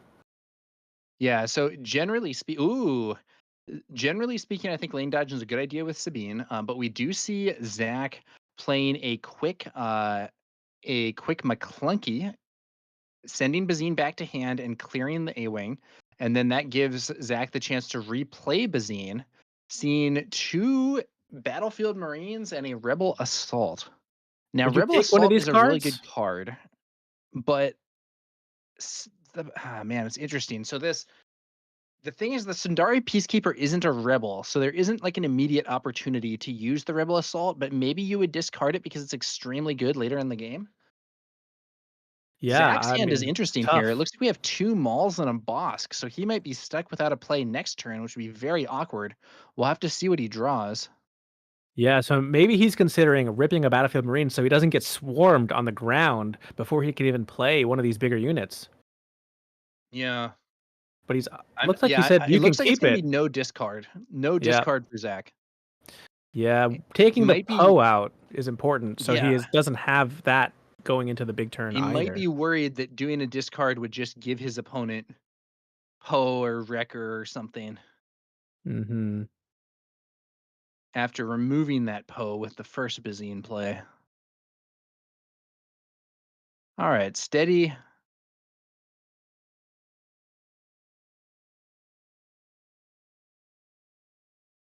Steady with the initiative, with the Sundari Peacekeeper on the field. Just swinging for 3 with the Sundari Peacekeeper is pretty reasonable here. There is a risk that it would be taken out by a 4 Lom. And you get 3 damage in, and you get to repair 1 damage on your own base. The restore is probably not as relevant here as it would be in a aggressive racing matchup. Hey, and there's the 4 Lom I just mentioned. Yeah, Probably good shout pretty there. good for Steady to have swung there. Yeah, Forlom, the bane of aggro and mid-range existence, in my opinion. It's one of my least favorite cards to see my opponent draw. Yep. 4 for a 4/4 ambush can be extremely relevant, especially when paired with Cad Bane's ping. If you've managed to keep the opposing board clear, Forlom actually kills Sabine in 1 hit between 4 damage and then the 1 damage from Cad's ping to finish the job. And Zach has a handful of extra ambush units there with 2 Mauls and a Bosk. So we could see him making use of those to do some major removal. On the other hand, Steady is developing the 2 Battlefield Marines that we saw in hand earlier. We see Bazine Natal swing in for 1 damage to Sabine, now putting Sabine in range of Forlom. Steady takes the initiative rather than swinging with Sabine here. I think that is probably an error, but we'll have to see. Yeah, it's to get off that Rebel Assault, I would assume. Yeah, it's just here's the thing. So if he plays It's the almost Rebel irrelevant, Assault, he right? gets to swing with Sabine plus one of these Marines, right? But if he swings with Sabine here, yeah, if he swings with Sabine and Zach indeed kills Sabine first action with Forlom, you still get to Rebel Assault with the 2 Battlefield Marines, which is almost the same thing. And if he plays the Rebel Assault now, Zach can potentially just use Forlom to kill whichever unit isn't included in the Rebel Assault. So it ends up basically being the same outcome either way, except that if he had swung with Sabine, he would put 3 damage on Zach's base.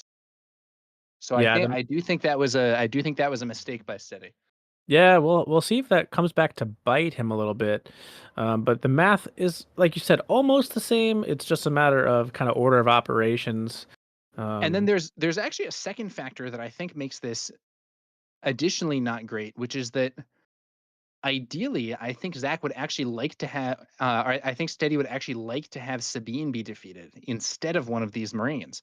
Because when Sabine is defeated, that means her ability is now available in the leader zone, which in turn means that you can be throwing more damage onto the base. Yep. Now it looks like Zach is going to be obliging there by clearing Sabine anyway with the Forlom there, and Steady brought out K2SO. There is Bosk on the field. And Bazine swings into base for 1. So in this situation does seem to me to be favoring Zach a bit. And interestingly, we see that Steady actually resourced a 4 cause I believe in. Again, that's I don't know exactly what he had in hand when he resourced that, but that is a card that I might be wanting to keep, knowing that I'm facing a deck that has a lot of ambush options and is potentially going to be able to clear my board. You might need that for a cause I believe in to try to get that extra damage through and close out the game. Yep, and he's in an awkward position here, drawing into Green Squadron A-Wing, I think multiple, so 2 of them he drew. And if he doesn't resource, which could be the correct play, it tells Zach he doesn't have Wrecker. And I Yeah. think Wrecker is important to telegraph here, even though you kind of want to keep all these units to be able to, play multiple things. But he was really hoping for a Wrecker or a Rebel Assault off the top instead of double A-Wing this late in the game. Rebel Assault on the top would have been great. Now, it's possible also that even though he did end up resourcing there, he's still telegraphed not having Wrecker by being so tentative about it. Hard to say whether Zach has picked up on that. Yeah, the body language, super important sometimes. So the question for you, Tower, would you attack with Battlefield Marine or K2 first? I would attack with K2 into Bosk. You don't want to take extra damage from Bosk's ability. K2 will die in that exchange, but he will do 2 damage with Overwhelm, and then will also do his when played effect. Yeah, exactly. So that's the line he takes. So as a Sabine player, you're on the money. Yeah. You So are that's going to be, I foregoing. believe, 5 total damage to the base, 2 from Overwhelm, 3 from the when defeated. Now, it looks like there's 18 damage on Zach's base, 12 to go. I will say, I think this situation would be comfier if there had been another 3 damage from Sabine swinging on that 4 resource turn. Yep. And Zach still isn't able to put pressure himself yet. So that might be enough time for Steady to find enough extra damage to put away this last 12 that Zach has left. Could be very interesting. A-Wing. Now, would you double A-Wing or would you drop the pilot Luke on this Yeah, so instead? really he has 2 options. It's either A-Wing, or it's either 2 A-Wings or A-Wing plus pilot Luke. I think... No, wait, didn't he resource pilot Luke? I think it's double A-Wing. Oh, did he? Oh, yeah, right. We were explaining how he had to he did go up telegraph. to 6. That's right. Yeah, he had to bait the wrecker, which he has now showed he has nothing left in his hand, and therefore Cad Bane is safe. Empty-handed.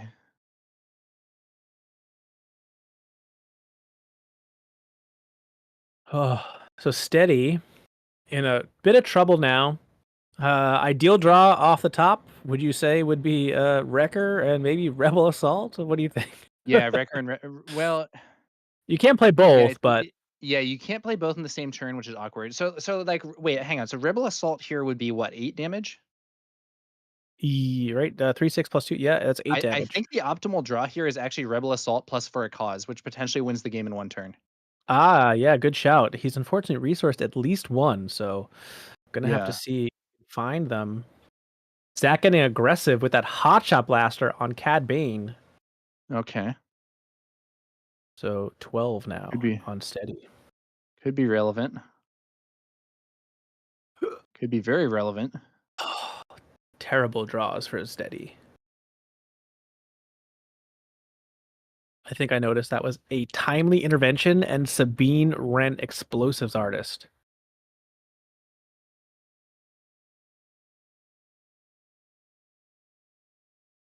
Sabine Explosives Artist is a very powerful card.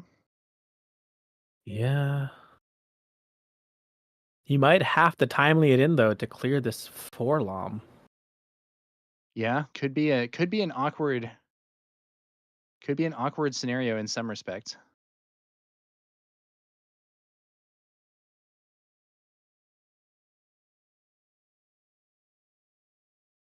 We'll have to see how this pans out exactly. Claire in chat says something Alex said in a 3v3 final match that he's been watching YouTube videos about body language and facial expressions, and he was using that to try and read Zach's facial expressions in that grand final 3v3 they had to play against each other. I mean, Alex won the match, so maybe it did. Hey. Okay, timely intervention into Sabine. I can only imagine we're going to have that Sabine ping to take out Forlom. So that conserves ECL, but it's not the play. I don't think it's the play he's dreaming of here. You know what I mean? 100%. And you've called those 2 mauls earlier, so one is going to come down for sure to overwhelm for 4 damage. I can smell it. Oh, yeah, the Cad Bane ping too.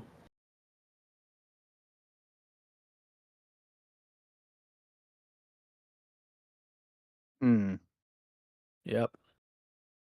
Cad Bane. Now what will occur? Yeah, that 4 overwhelms hit the table from that Maul, and Maul's not gonna redirect any of that damage.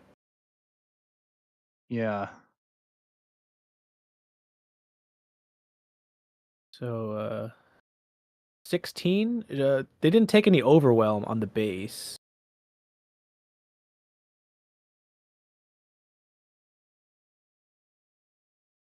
So that's an error that needs to be fixed. It is irrelevant How damage much there. damage that should be actually quite a bit of damage. Yeah, it's like 4 damage there. overwhelm. Yeah, 4 damage because the Sabine was undamaged there.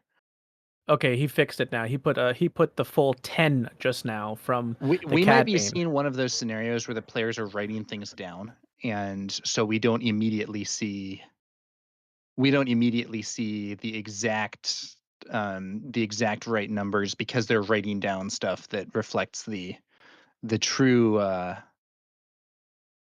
the true state, and then only updating the dice every now and again. This game is getting a bit close, but I think Zach's in a winning position here.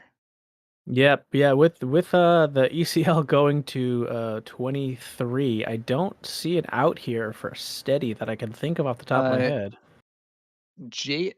Jedi says, shouldn't it be 6 overwhelm, 2 damage from to Sabine from CAD ping puts her at 1 HP, and then Maul hits for 7? No, because the CAD ping went to one of the A-wings, but it looks like Steady is going to scoop it up here. Zach ultimately gets the win. That one, yeah, so we saw 2 games that weren't close, and now we've seen 1 game that was close. Ultimately, Yep. What's it is fascinating going though to is you be a win for mentioned Zach. there could have been an additional 3 damage on Zach's base, putting him at 24, meaning that Wrecker ECL potentially could have put away the game there. Yeah. So unfortunate that Zach or that Steady claimed and didn't see your line of thinking that you had pointed out, because it could have turned the tide. Again, didn't draw the Wrecker anyway, but still had no outs Yeah, I mean, instead that of 3 having an out. damage also could have set him up for a Rebel assault. Sometimes you make the right plays and it doesn't pan out anyway. You got to kind of play to your outs. I do think that was not the optimal route in that game for our I don't think it was the optimal route in that game for our Sabine player, but I'm not sure that he would have been able to escape anyway. You know what I mean? 100%. And I would assume Steady's in the camp of probably playing all weekend. So a couple long days here, an additional side event today. So sometimes after this many days of playing Star Wars Unlimited, you just make those errors because you've just been playing nonstop. Games kind of mold into one another in a way. Yeah. Interesting stuff. We'll have to see what happens in our next match here. Yeah, which would be the final round. Which will be the last round of Swiss. And even though there was some Sabine gameplay there, we have still an ample amount of time. Or I'm sorry, we don't have as ample amount of time as we have in the previous. We have about 10 minutes or so. Interesting games.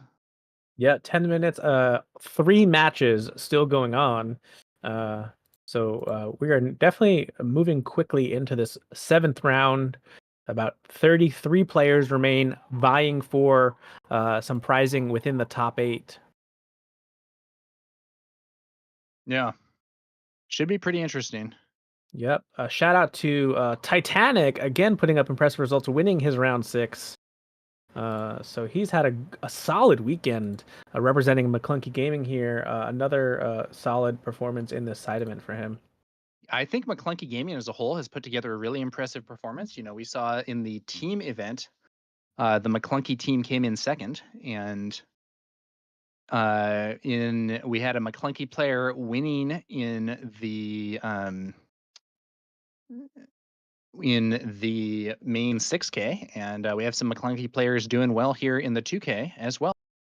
So really strong performance from Team McClunky. Yep. Claire wants to know, how has casting this event been for both of us? 3 long days. Yeah, I've been really enjoying it, but I would enjoy it if they had a bit later of a starting time. I'll tell you that much. Getting up at 5 a.m. is not so optimal. Yeah, Frank Myers runs a strict schedule. Him and Courtney are no joke with his 8 a.m. start time.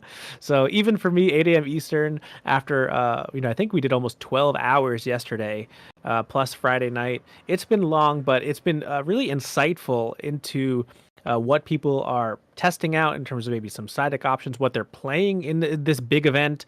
As two people, I think, who are also planning on playing next weekend, I've enjoyed getting a front row seat to some of the top players in Star Wars Unlimited playing these new versions of these decks. Yeah, absolutely. Shout out to Penumbra6879 with the Prime subscription. That's our local BMAC in the blue. I assume that the person right on stream What? here is BMAC in the blue. I would assume that they're talking about their friend who's standing in front of the camera.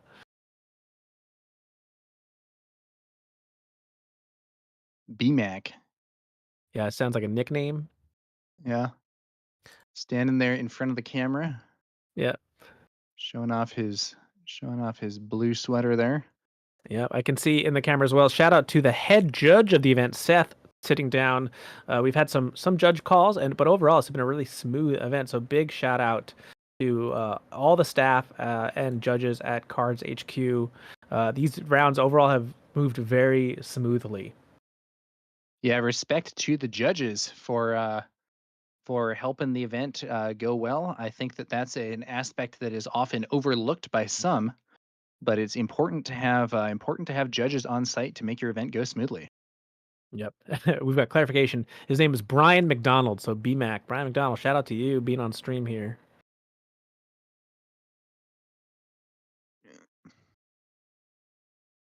So Tower, you've played in some planetary qualifiers to my knowledge, as from what I remember you saying on stream, and now you're gonna be playing in Denver. Any insight into the style of deck that you're playing, or some stuff you've tested out that you've mulling over? I don't want to give away exactly what I'm playing.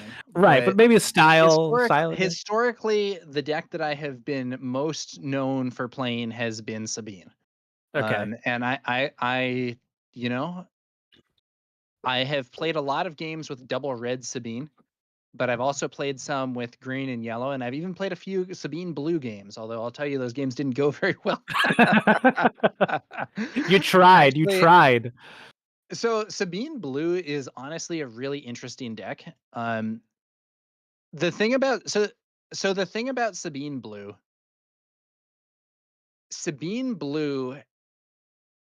then this was something that I was primarily testing in the set. What set was that? That would have been the set 2 meta. Okay. Shadows. So in Shadows, Sabine blue was very interesting to me because you had some options in terms of upgrades, but it ended up being like very all eggs in one basket. So I actually had a like Mandalorian synergy Sabine deck, and you had some really cool stuff you could do in that deck. But if the opponent managed to deal with your stuff, you could just end up in a pretty tough position. And on the other hand, if you're throwing out, you had Darksaber, and I think it was both Darksaber and Jedi Lightsaber in there, and all kinds of tricky stuff. There's something cool about that. But ultimately, I don't think it's I don't think it's the best Sabine you can play. Let's put it like that. Sure. And we, with all those upgrades, we did see towards the end of last set Sabine running Darksaber and General's Blade. So you were on to something, I think, with the Jedi lightsaber. Not gonna lie. Yeah, Darksaber and General's Blade, that worked pretty well. But I tell you what, I would not want to be playing that in this meta. The current situation, especially with respect to upgrade removal being highly prevalent as a potential counter to pilots and even pilot leaders, that just it doesn't seem like an environment to me. It doesn't seem like an environment that is very ripe for an upgrade heavy deck. I don't think it's expensive upgrades time to shine right now. Yeah, we've seen a lot of confiscate in people's side decks that have made it to the main deck. And then we've seen, like you've mentioned, a lot of Sabine side decking the Darksaber for those matchups where they think they can get away with that really powerful upgrade. And because maybe you don't see it in game one, you don't actually bring in your confiscates. So some mind games, I think, being played by Sabine players in this event. Yeah, could very well be mind games. So people get mad at mind games or whatever, but mind games can be very effective in the right situation. And sometimes you have to make your opponent you have to make your opponent guess what you're doing. I was using some mind games myself. I remember playing in a when I did play in a PQ, I was running at that time it was or it was Shadows of the Galaxy meta. I was playing Sabine Yellow without Darksaber, but I used a Darksaber playmat as a psychological tactic to try and get my opponents worried about it. And in at least one game, I noticed my opponent like intentionally saving resources or readying himself to potentially handle a Darksaber, only for me to do something very different. Yeah, I'm a big fan of that stuff. I remember when I was very young in my first ever big Yu-Gi-Oh tournament. I think I was 12. I was playing a control deck early on in the game's infancy that was very popular. And Yu-Gi-Oh, you have a larger side deck. I believe it was 15 cards, and I sided all aggressive cards. So in game 2, I took out all of my control tools, playing aggressive strategy into game 2, and my opponent obviously then is siding anti-control twos, and I switch up my entire deck entirely going forward, and I was able to make the top 8 top 8 at 12 years old doing that strategy. Yeah. They used to talk about, what was it? I think they called it the transformative sideboard, where your sideboarding allows you to change to an actual different style of deck, and that is pretty strong. Yeah. And there are some disadvantages to doing that. You have to spend a bunch of sideboard slots on the transformational options, and that means that you might not have the ability to like fine tune your deck for a specific opponent as much. But that the potential of having your opponent just like essentially sideboard wrong and think that you're doing something completely different from what you're doing can be very effective. Yeah. If sideboards in a SWU were a little bit larger, I'd consider doing it for certain things. Like in this meta, right? You play Django, everyone's siding for Django, but then you completely side into a different style of Django. Like stuff like that would be really fun. But with 10 cards, I think you're better off trying not to do stuff like that. It's not enough to really change the flavor of the deck, given built around leaders and all that kind of stuff. But interesting to think about as we get more cards that maybe something like that could be viable. Yeah, and I think there are maybe some tactics like that would work in. I think it's possible to do something like that in Flesh and Blood or other games essentially. I'm not sure SWU is the right place for it, at least at this time, but we'll have to see. Yeah. I know for a while, early on in the game's lifespan, I was trying to use a similar type of tactic with Chirrut. So this back in like the set 1 meta, you could do like a Chirrut red, and you could sort of switch what you were doing and become either much more aggro or switch the plan up and maybe give somebody a surprise. But I don't think that was like a lastingly strong. I don't think that was really a lastingly strong composition. Unfortunately, it was a cool idea, but it didn't feel to me like that was necessarily even the best way to be playing Chirrut. Sure. Yeah, it's always fun to try and think outside of the box, especially now that we have these big events. Claire letting us know time of the round has been called. I believe all results are now in, and they're just getting these final round pairings situated. So we will have more action pretty quickly. Yeah, we are going to have the 7th and final round very soon at the Bothan Invitational 2K event here at CardsHQ in Atlanta. And it'll be interesting to see who ends up at the top of the standings. Yeah, I wonder. I think unfortunately Lao was lost a Cad Bane pseudo mirror.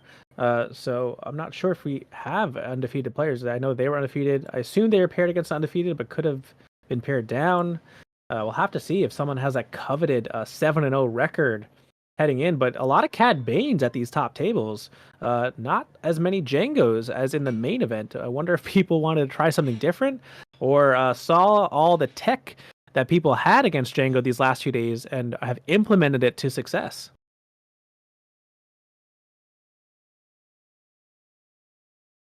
Yeah, I do think Claire mentioned that some players were sort of on a game plan where they were going to be playing some more casual decks today.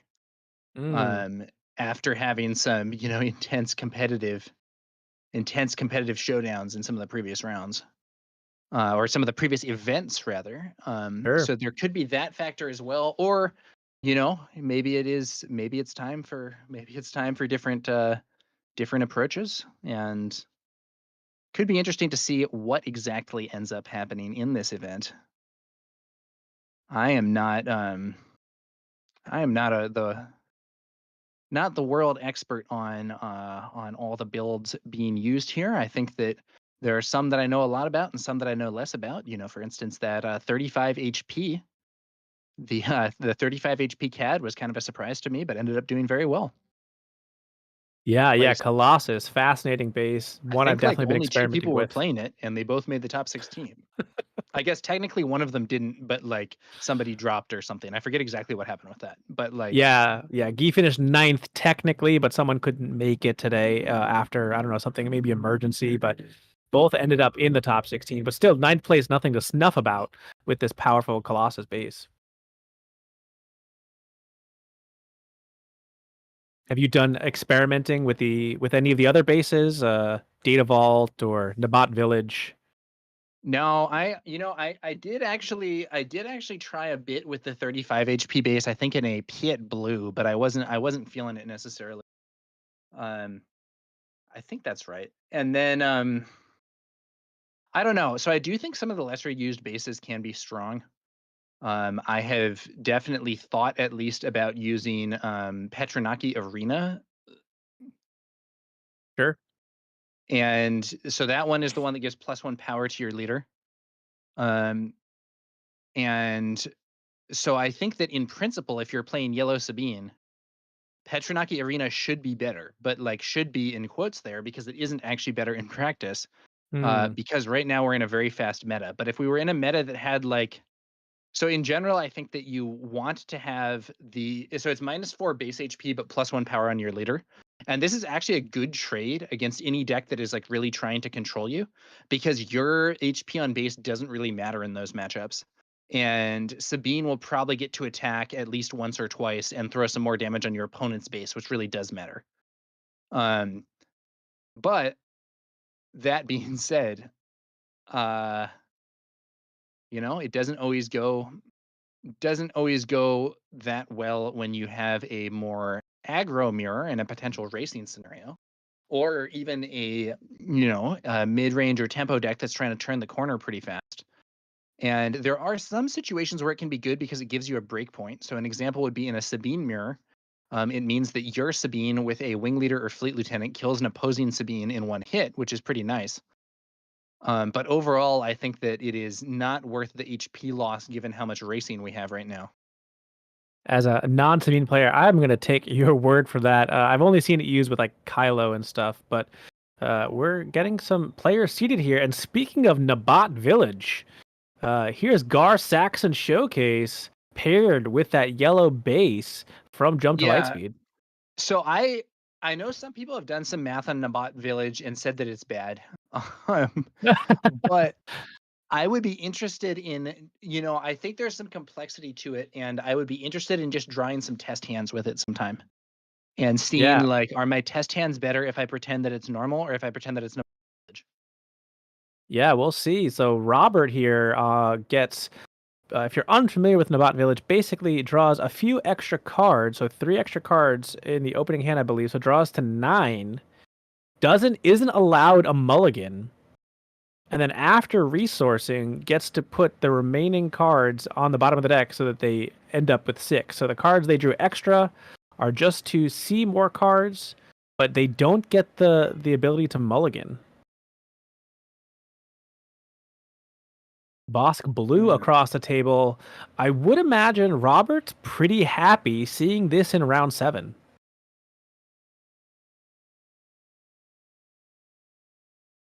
Doesn't have to worry about Django exhausting his units. Instead, gets to push as much damage as he can, as fast as he can, into this control deck. Yeah. Gar Saxon typically plays some bounty units, though, with innate bounties like Val or Dr. Evazon. So Gar's going to have to be pretty careful on putting those units into play, because if Boss gets a double trigger on certain bounty T claims, it's backbreaking. Interesting point. Vonnie Punch asking, are clear sleeves allowed? That seems weird. I No. think they're technically not, but those technically speaking, clear sleeves are banned. that could it be is double a- sleeved SWU lightsaber sleeves, though. I think double sleeving is okay with a clear sleeve and then a opaque sleeve on top. But let me check to see if that's changed actually. But I'm pretty sure that Yeah, you can't have clear sleeves. those sleeves do look a little Sleeves larger. have to be opaque. Those look larger, so I think they might be the original card backing sleeves that FFG printed in set 1 with a clear double sleeve over it. I would assume that looks like a very tall deck, so I think it is double Yeah. sleeved at the very least. That is possible. And that is actually a strange rule, because technically speaking, casual tier events do not mandate that you have sleeves, but if you do have sleeves, they must be opaque. I think this is like probably an oversight in the rules. It's pretty strange to me that it would be allowed to you would be allowed to have no sleeves and you'd be allowed to have opaque sleeves, but you would not be allowed to have clear sleeves. I can see an argument for opaque sleeves in competitive, but I do think that at least for a casual tier event, which I believe this is, you would end up being unable to use clear sleeves. It seems a little odd. Yeah, we saw Robert here rechecking the bottom 3 cards he put, making sure those were the cards he didn't want after drawing 9 cards. And it is interesting now that I'm watching someone use this space in person, there's something to be said for maybe the math's a little bit worse with the mulligan, but being able to throw cards in a that you aren't going to want to see at all on the bottom of your deck, there's something to be said for how powerful of an effect that is. So some of those late game cards, you're like, I don't need this into Bosk, or I don't need this into Sabine. I know I'm not going to draw them. That probably adds into the math in a different way, I think. I like that our last match of the day, we're gonna have some more unusual builds here, quite frankly. Yeah, definitely refreshing. With a Bosk blue versus, or no, is that Bosk? That is blue, right? Yeah. Remote that's Village blue. is blue. Yep. Bosk blue versus Gar yellow. And Claire says, I went for broke on looking for new interactions. Thank you, Claire. It is much appreciated that you're bringing us some variety. And it is looking pretty good for Robert at the start of this game. Let's see what Taylor has to respond. Yeah, these two decks have definitely been rumored to have very good Django matchups. So not surprising to see people trying them out here. Hard control, usually good into Django. The shields from Gar Saxon, not allowing Django to tap down his units, also very good. And the extra damage is nothing to forget about either. Yeah. What is that card? That's not Merciless Contest. What is that? No bargain, perhaps? Yeah, I think it's a no bargain. So no bargain. I believe it's a card that makes you draw a card and your opponent discards a card from hand. I don't remember if it's random or chosen. Yeah, Yeah, it is discard. chosen. Yeah, interesting So choice. this is normally discard is an effect that you can find stronger sources of in the heroism card pool, but this is an exception to that. Yeah, definitely a choice I don't think I've seen many Bosk players make, but happy to Yeah, see maybe these cards on display here. playing for card advantage, but I'm not sure. If I'm Taylor, I think I would be pretty worried about the board state, especially given that Gar Saxon is buffing these units because they're upgraded. Yeah. Yeah, that's another interaction, obviously, as well, is Bosk handing out these bounties keeps the units buffed. Pillage. Wow. Massive discard here for Taylor. Gar with no Yeah. cards in Okay. So hand this now. might actually be, wow. This might be a very different style of Bosk Blue from what I'm used to. It seems like Taylor is focusing on attacking the hand. Yeah, that's wow, what a take. Let's see. I can pull up maybe his deck list here Now, and see if how that's much exactly damage is true. Taylor taken? I don't see damage marked on the base just yet. Is this the first swing going into the base? Um, it definitely shouldn't be. It's So at right least here, 3. yeah, this should be 3, not 2, because ironically, the top target that Taylor has on his opponent's Krennic is an upgrade that gives it a bonus point of power with Gar Saxon. Yep, exactly that. So while it's going to heal a bit, for the time being, it's just making him take more damage. Now, Taylor can potentially pass here, wait for Robert to swing in, and then activate Bosk's ability to kill Krennic and then heal this damage with top target. Should be a heal of 6 since that's a unique unit, and it looks like Yep. that's what he's doing. Yep.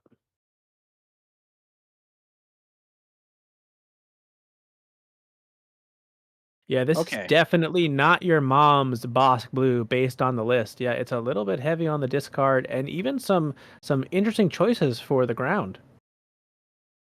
Yeah, Taylor attacking the hand, not bringing out units just yet, but able to remove that Krennic thanks to Bosk's ability.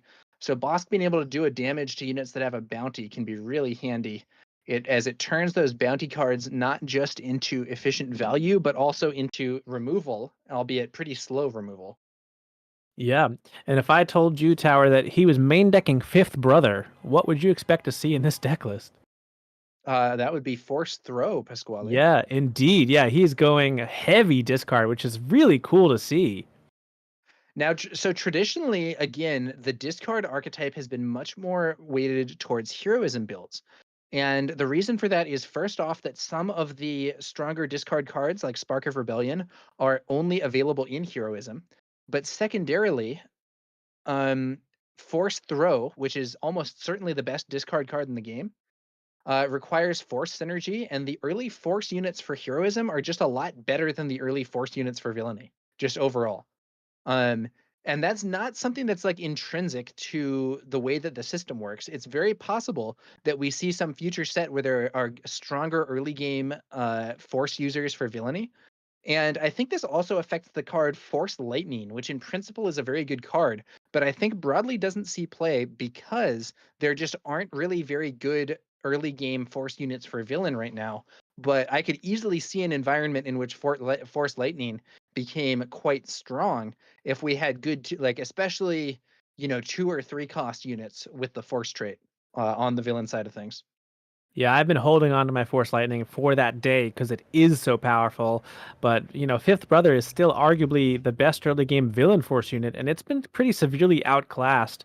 So hopefully we get some nice Siths coming in that have the Force trait soon. Yeah, we do have a set called Legends of the Force, so I Yeah. think it's possible we're going to see some more Force users in that set. I don't know exactly what the theme is going to be, but in principle, there are various characters you could bring in who would be relatively weaker Force users to be on the villain side of things. And if and when we see that, I think it could open up some very interesting synergies in deck building. Yeah, 100%.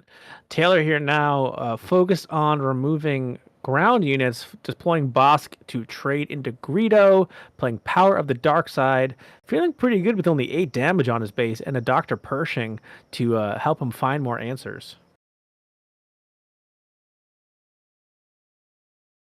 Yeah. Well, Um, I was originally thinking this was looking kind of bad for Taylor, but there's been some unorthodox interactions that I think have left Taylor in a pretty decent spot. Now we could see Bosk leaving the field this turn, thanks to Boba Fett Disintegrator here. Yeah, I think all that discard has actually caused Robert to have to skip a resource. So while Taylor's on 6, Robert can't deploy Gar Saxon because he's still on 5 resources. Huh. Interesting. Maybe he had cards that he thought were really essential and didn't want to resource of them. I don't know. I normally really don't like delaying my leader flip. I'm not entirely sure what Robert was seeing though, and I'm not that experienced with the Gar Saxon deck, so there may well have been something I'm missing. Yeah, it's hard to say. You do want to swarm these shielded units, so he opted this turn to try and do that with keeping both in his hand. Not sure if that's going to fully pay off for him though, because Gar Saxon's got quite a powerful ability if you get any upgrades out, and also just that extra damage. Yeah, it looks like we're seeing Dr. Pershing used to draw a card. Robert uses Boba Disintegrator to clear Dr. Pershing, maybe worried about Taylor amassing too much card advantage here. Yeah, I do Client. agree with that play. I think the Bosk is a little irrelevant here, and you don't want him drawing more cards at The this main point in the risk of game. Bosk here is if Taylor manages to get a bounty going and then double it, which would be extremely negative for Robert. But the client being played here makes that relatively unlikely. Yeah, I'm also realizing I think Robert paid too many resources for that Onyx Squadron Brute. He has 3 exhausted, and it only costs 2. Yeah, With that's a true. Yeah, and he's got a 3 cost that shielded 3/3 I was bringing up. I think he in his mind thought he No, was playing one and played the other. you might be right. Yeah, he should have been able to play both those cards this turn. Yeah, that's why he didn't resource, but he's miscalculated, I think, and has claimed the initiative. That is unfortunate. It looks like Taylor threw an entrenched onto that Bosk, which does allow him to remove Boba. Bosk's still on the field with 3 HP. And it's looking grim for Robert at this point, but we'll have to see how things develop. At this phase, if he flips Gar, Bosk can actually just trade thanks to that entrenched. Yeah, unfortunate set of plays here and miscalculations by Robert putting him in a really awkward position.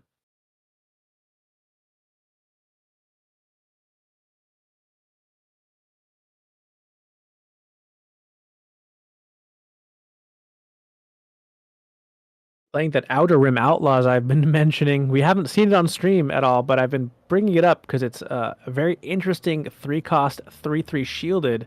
That's a 4 attack unit in Gar Saxon until that shield's dealt with. And I believe that's a covering the wing, able to give out a Okay. shield token to Onyx Squadron Brute and create that X-Wing token. So that's now a 3/3 in space as well. Covering the wing is a pretty sick card. Yeah, especially in Gar Saxon, you're getting essentially 3 points worth of damage and that shield.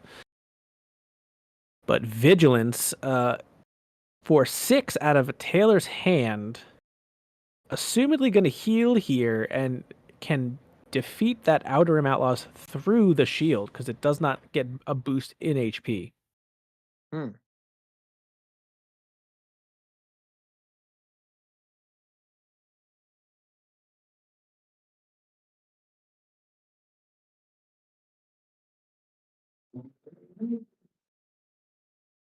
Oh, and I think he gave it a bounty with the client.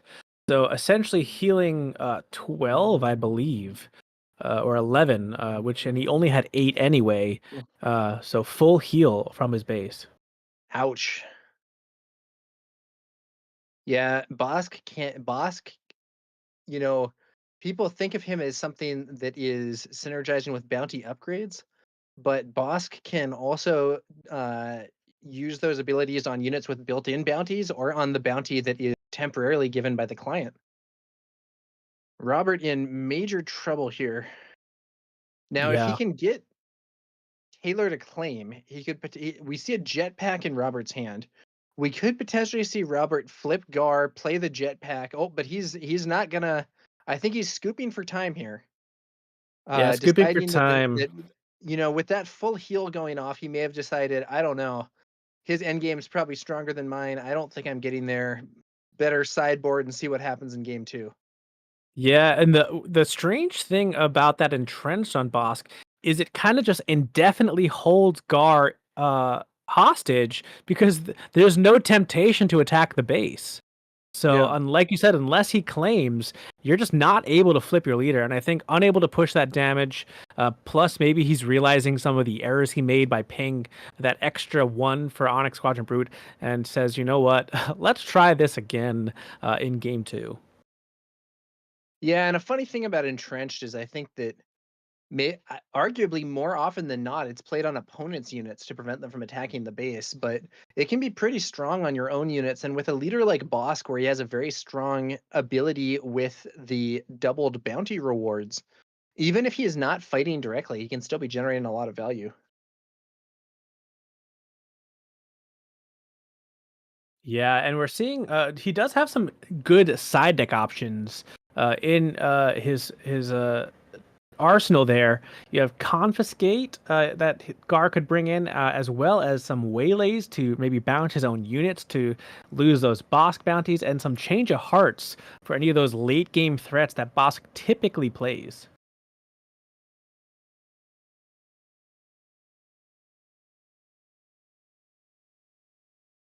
Over on the Bosk side here, let's take a look. He's also got some neat options to deal with those shields in disabling Fang Fighter and Aggression that could come in. He's willing to pay 6 for that, as well as maybe some no glory only results. He's got a 3rd copy as well, and a 3rd vigilance, which can deal with some of those weaker units that just have a shield. So yeah, I would assume both players maybe didn't expect to play that deck, but have inadvertently actually created a side deck that has a couple of cards that are really useful if they realize it in this matchup. Yeah, this is these are some very interesting interactions. The discard based tactics here for Taylor are, you know, not like you said, not the Bosk blue you may be used to. Yeah, Bosk also being able to play Deathmark can get those get such big card advantage that if you can whittle down your opponent, it's an interesting take on the archetype because Bosk can draw so many cards off of that specific bounty. Yeah. Yeah, a doubled death mark is huge. I mean, even a normal death mark is a fair few cards, but a double death mark is nasty. Yeah.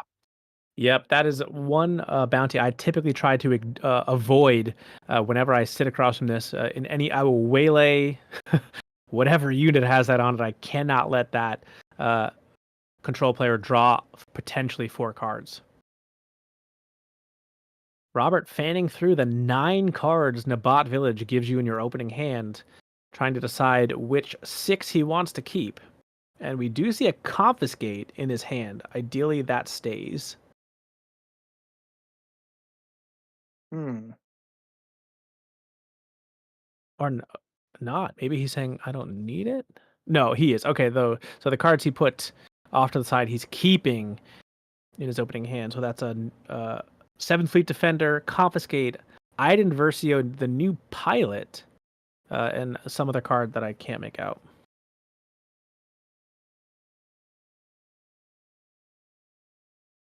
But even drawing 9 cards, Robert misses a turn 1 play and has to claim in the face of a Dr. Pershing.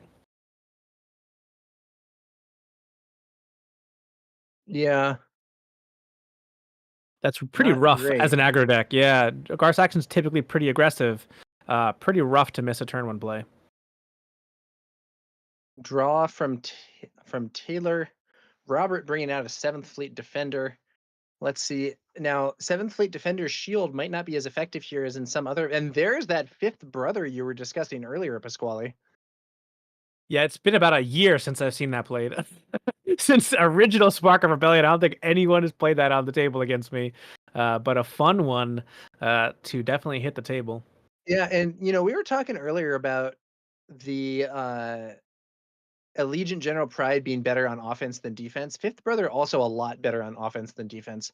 with that on attack ability, the raid that you can gain for damage taken, he actually has some potential there, but he's very vulnerable to ambush units. Oh man, Iden Versio being thrown onto that 7th Fleet Defender, which I believe should give it an additional shield. I'm not sure if they've caught that.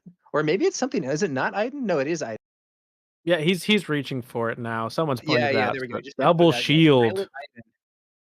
Double shielded defender. Now, as I was saying earlier before we saw that 5th brother land, Bosk is probably unusually good against shields. Because if you put a bounty on a shielded unit, you can use Bosk's ping to clear those shields out. Oh man, that is a huge defender, but now it is a huge and entrenched defender. So I think Robert is now more or less in total control of the space arena, but can't attack the base. How awkward. Yeah, but he's got that confiscate he kept from Nabat Village, drawing 9 Oh cards. man, So this is an awesome opportunity for that confiscate. Yep. We're seeing Did that he take the Pershing. initiative or pass or No, that something? the Pershing interaction coming in clutch here. Oh wait, yeah, Robert didn't take an action, so he must have claimed, not realizing he had a. Didn't use the confiscate. Might be saving it for something else. Man, I would be racing to play that confiscate here. I think that Iden is giving that what +3/+3, and then you also have the 3 base power and the +1 for being upgraded, so he could be swinging for 7 with this thing. I think that's very worth playing out a confiscate. Now he Yeah, gets hit by a forced throw, but all it does is knock a shield from his 7th Fleet Defender here. Yeah, that interesting interaction we were bringing up earlier about Robert or Taylor rather playing this discard package with some force synergy as well. But I have to agree with you. Confiscate there again only cost 1, and he had the resource available. Probably afraid of bounties being played on his units, but that 7th Fleet Defender hitting for 7 is probably too juicy to pass up. I But think clearing this entrenched is so worth it. I think that I think doing that and just pushing damage to base is what you want to be doing here. Put that pressure on Taylor. One of the ways that I think you can deal with discard tactics is by putting a lot of pressure on them directly, and all of a sudden those discard things don't become that efficient if they're messing around with trying to interact with your hand, but meanwhile you're just really pushing them on the board. Those decks can be in an awkward spot. yeah, and it's gonna feel even worse if he decides to do it now, knowing he missed out on 7 damage by maybe expecting a bounty, and now there's the death mark. So we'll see the decision Robert chooses to make. Yeah, so he could confiscate the death mark here. Make that decision. So missed out on 7 damage doing that now. Okay, And looks now like we're looks like it's come back here. So Robert, yeah, Robert does land his okay, and I think they did the damage there wrong. That should it looks like only 6 damage was added to the base, but it should be 7, right? Yeah, thanks to Gar Saxon, even if that technically missed. But we're now seeing that 5th brother put in a massive amount of damage because it has that unique ability on it that it gains raid 1 for every damage on it, I believe. All right. Force Yeah, so throw again.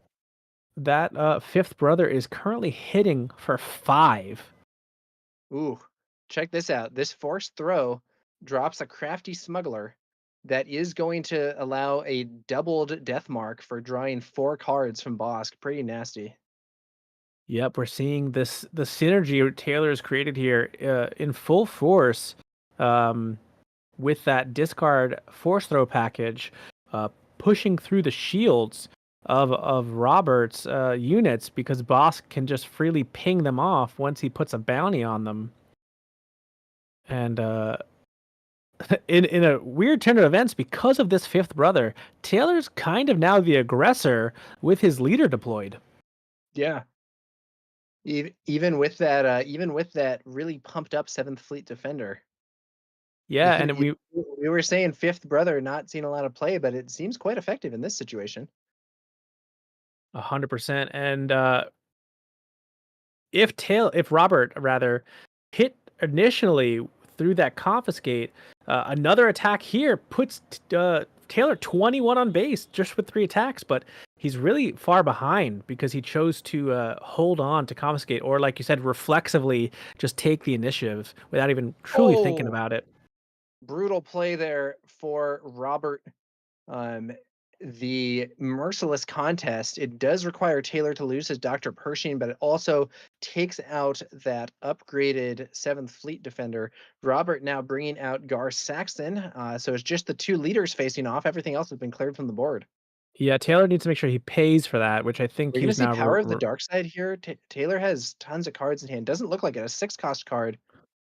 Why is that 6 cost? No, he didn't pay for the merciless Yeah, he contest didn't pay for the initially. merciless Yeah. contest. Yep. Now, ironically, this gives -2/-2, but also +1 power to Gar Saxon. A little funny fact there. Yeah, I had a little PTSD from this stream with this Bosque player not paying for a card.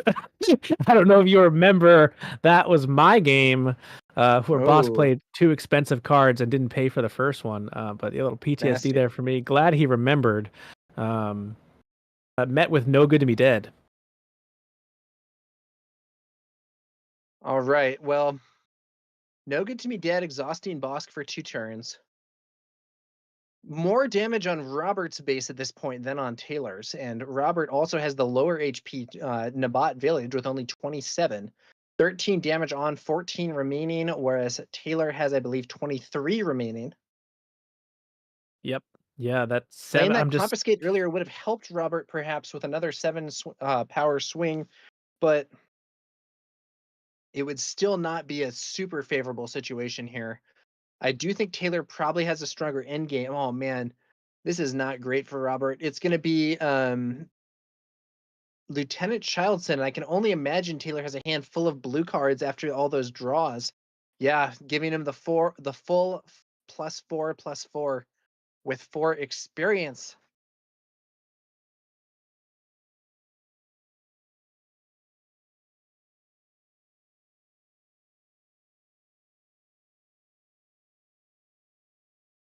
Childson becomes one of the scariest cards when you're able to draw 4 cards like that, because all of a sudden it's very easy to give him that maximum amount and make him a 6/6 for 4. Yeah. Top target being thrown out onto Gar Saxon.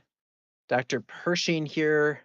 Does Robert have anything he can play? I'm not sure what's I happening. with think he Robert's side of the board. claimed again, allowing Taylor to dump his hand, or he's just passing. Might I have been think a he rough draw claimed. here for Robert. Doesn't look like he's had the best options. No, yeah, he drew Change of Heart, but there was nothing to steal that was readied. That was his only card in hand at the time, so all he could do was claim, Yeah. facing down that 6/6 Sentinel. There's a world where he Chains of Hearts it now for 6 damage into the base, but still not. Yeah, could also not use gonna be him great. to clear out Bosk here, prevent another doubled bounty. Not sure.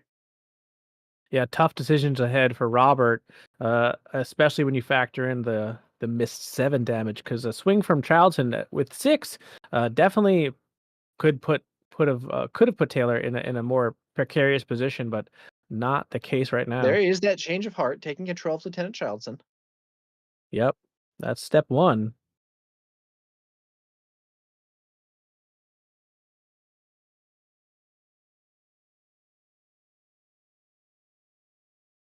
Yeah, so Childson now a 6/6 Sentinel on Robert's side of the board means that Bosk cannot safely attack.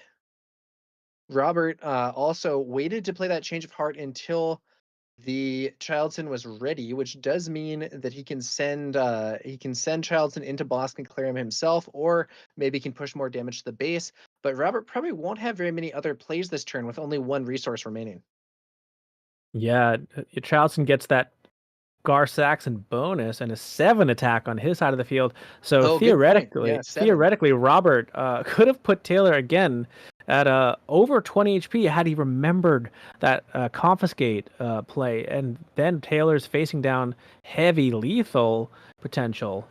But I do think we could potentially see Gar Saxon dying and then a doubled top target for a full heal. That's exactly what we're going to see. Emperor Palpatine comes out, Gar Saxon directly removed, and the doubled heal from top target is going to heal 12, which is more than he. Robert Robert in a very bad position here. I think we saw a Crate Dragon in Taylor's hand as well. Not sure what Robert could have to get him out of this. Yeah, Taylor I guess he choosing at to least toss a gets to damage. trade Childson with the Emperor to get them both off the board. Yeah, seemingly his best move here. Just have to kind of forfeit to the Bosk leader, leave that alone, and take out that Emperor Palpatine, get rid of both units. I agree.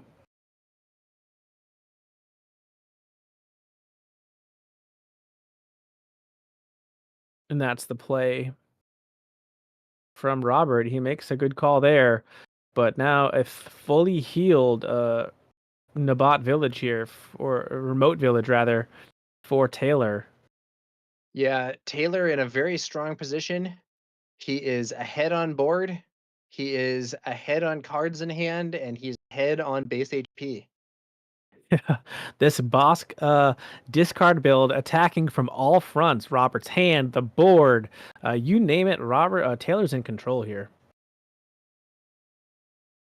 Now, does Robert have the powerful in-game cards in this deck? He might. I don't really know what he's running. It's I'll conceivable that we would see things like Avenger coming out for Robert to try and get control here. I do think, as you were saying earlier, Gar Saxon tends to be a bit earlier game focused. Maybe a little more aggro or mid range.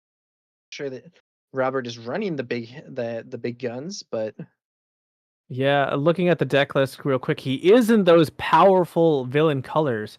But again, like most Gar Saxon, I think his most expensive unit is the new Boba Fett Fear Bounty Hunter at 5 cost. So yeah, he's not in the 60 cards he took into this event, not running the Avenger and those bigger top-end capital ships like we Oof. see Taylor just play. Yeah, That who is is not. running the Avenger? It's our Bosk player. The Outer Rim Outlaws show up with their shield, but it doesn't avail them much of anything as the Avenger is played by Taylor and wipes them off the board. Yeah, Taylor's build is reminding me of like a buffet of sorts, a little bit of everything. Discard, top end, upgrade in the form of bounties, and Robert think- manages to build up a board, but it's too late.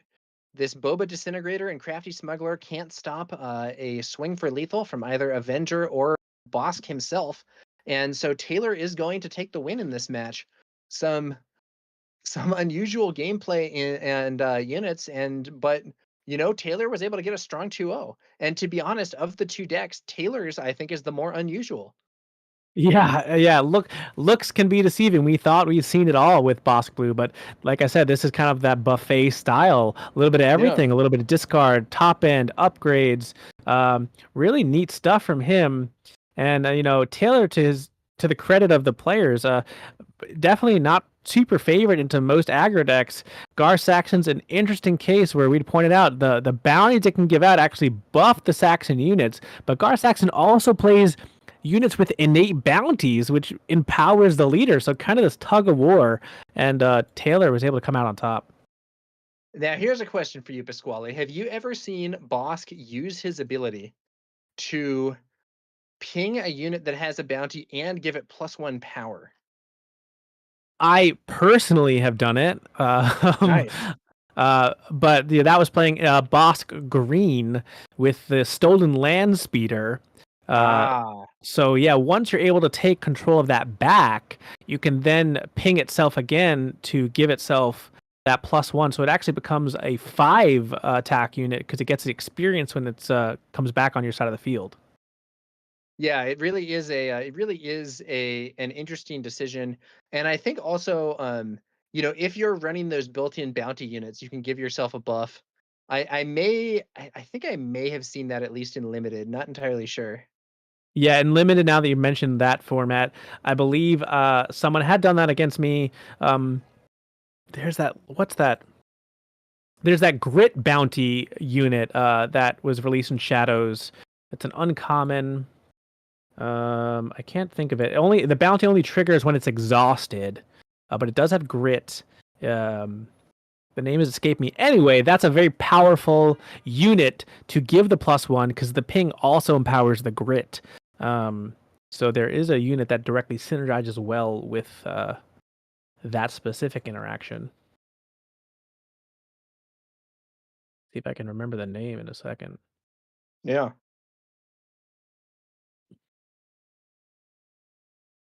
Yeah, Stolen Sonara land speeder. Sans. That's the one. Sonara Oh, San. Sonara-san. Yeah, yeah. 4 cost Stolen land 3/6. speeder is an interesting card to me. Mm-hmm. The thing about the stolen land speeder is it really seems both thematically and rules wise like it ought to synergize with Young Han, and then it just doesn't. Yeah, it seems like obviously being his car in the universe that maybe it was something they obviously tested and felt like it was probably too powerful as a turn one play for that it would only cost one as well doing it that way, and they had to kind of rule around it and say the damage happens first so you don't actually get to swap sides. Yeah, I mean, I do think it would be like I think the best argument against it is simply that it would be insanely broken. So Yeah. like Yeah. if you in fact could play it as a 0 cost 4/3 on the first turn, that would be like bonkers nuts good. Like nothing would be like nothing would is like on that power level in the whole game. Oh So yeah, for like sure. so it would be ridiculous, but it does seem like it was like made for that synergy somehow, and then it something about the final form of it made that not work. Not entirely sure.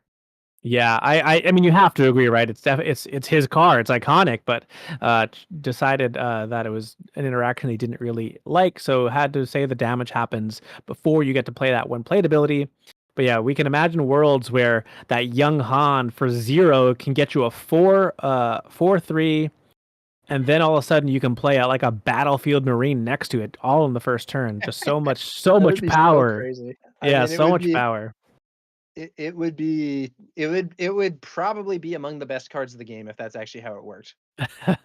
But you know, Yeah. if Yep. In some um, alternate universe, that's the way it's ruled, but not in the current one we are in. KH44 in chat points out the Guavian Antagonizer is a good 1 cost 2/3 saboteur that can kill the 2/2 shielded, and boss can ping it for +1. Yeah, that's an interesting point. That's an interesting point. Guavian Antagonizer is a unit that I've seen in some builds. Some of those built-in bounty units, especially the cheap ones, are actually pretty strong. You know, I think the Cartel Turncoat is very good for some of the heroism decks as well. Yeah, Cartel Turncoat, the Clone Deserter, popular in that Rex build, and that even Yeah. the Young Han Green kind of spam deck that is popular, and that what's the one with Grit that's popular for Kira? I can't think of that name as well. Oh yeah, the Hyliban Enforcer. That's the one, Hyliban Enforcer. Yeah, it becomes a essentially a 2 cost 3/2 shielded in Kira's. Yeah, pretty strong.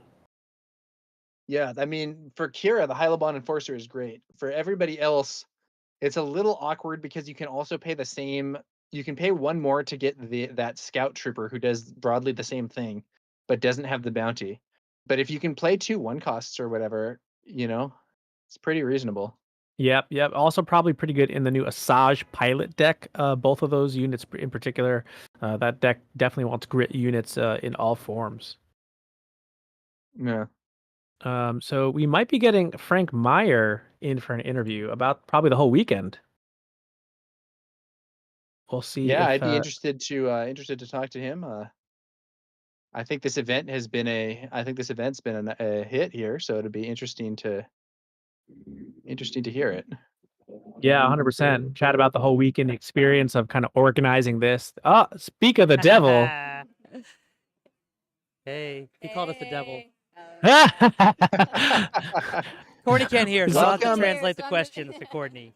Hey, Welcome, Tower. Hey, welcome, Pasquale. How Frank. are you guys? Thanks so much for We are passing all doing this. well. Welcome, Frank and Courtney, and you guys must be happy to have just pulled off this event. It seems like it was a big hit. It could not have gone better. Wow. It's been a smash. I've heard great things about the McClunky stream. You guys have been killing it, casting it. Was it fun to have so many top-notch players to talk about all weekend? Oh yeah, it's been great. You know, the some high level gameplay, very exciting. Also to be exploring the new meta. The one thing I would say, as a commentator on the West Coast, I have not been thrilled at waking up at 5 a.m. for this. Well, we're on the East Coast, and we Yeah, had so much Star Wars to play in 3 days. We couldn't wait. We had to get started at 8 a.m.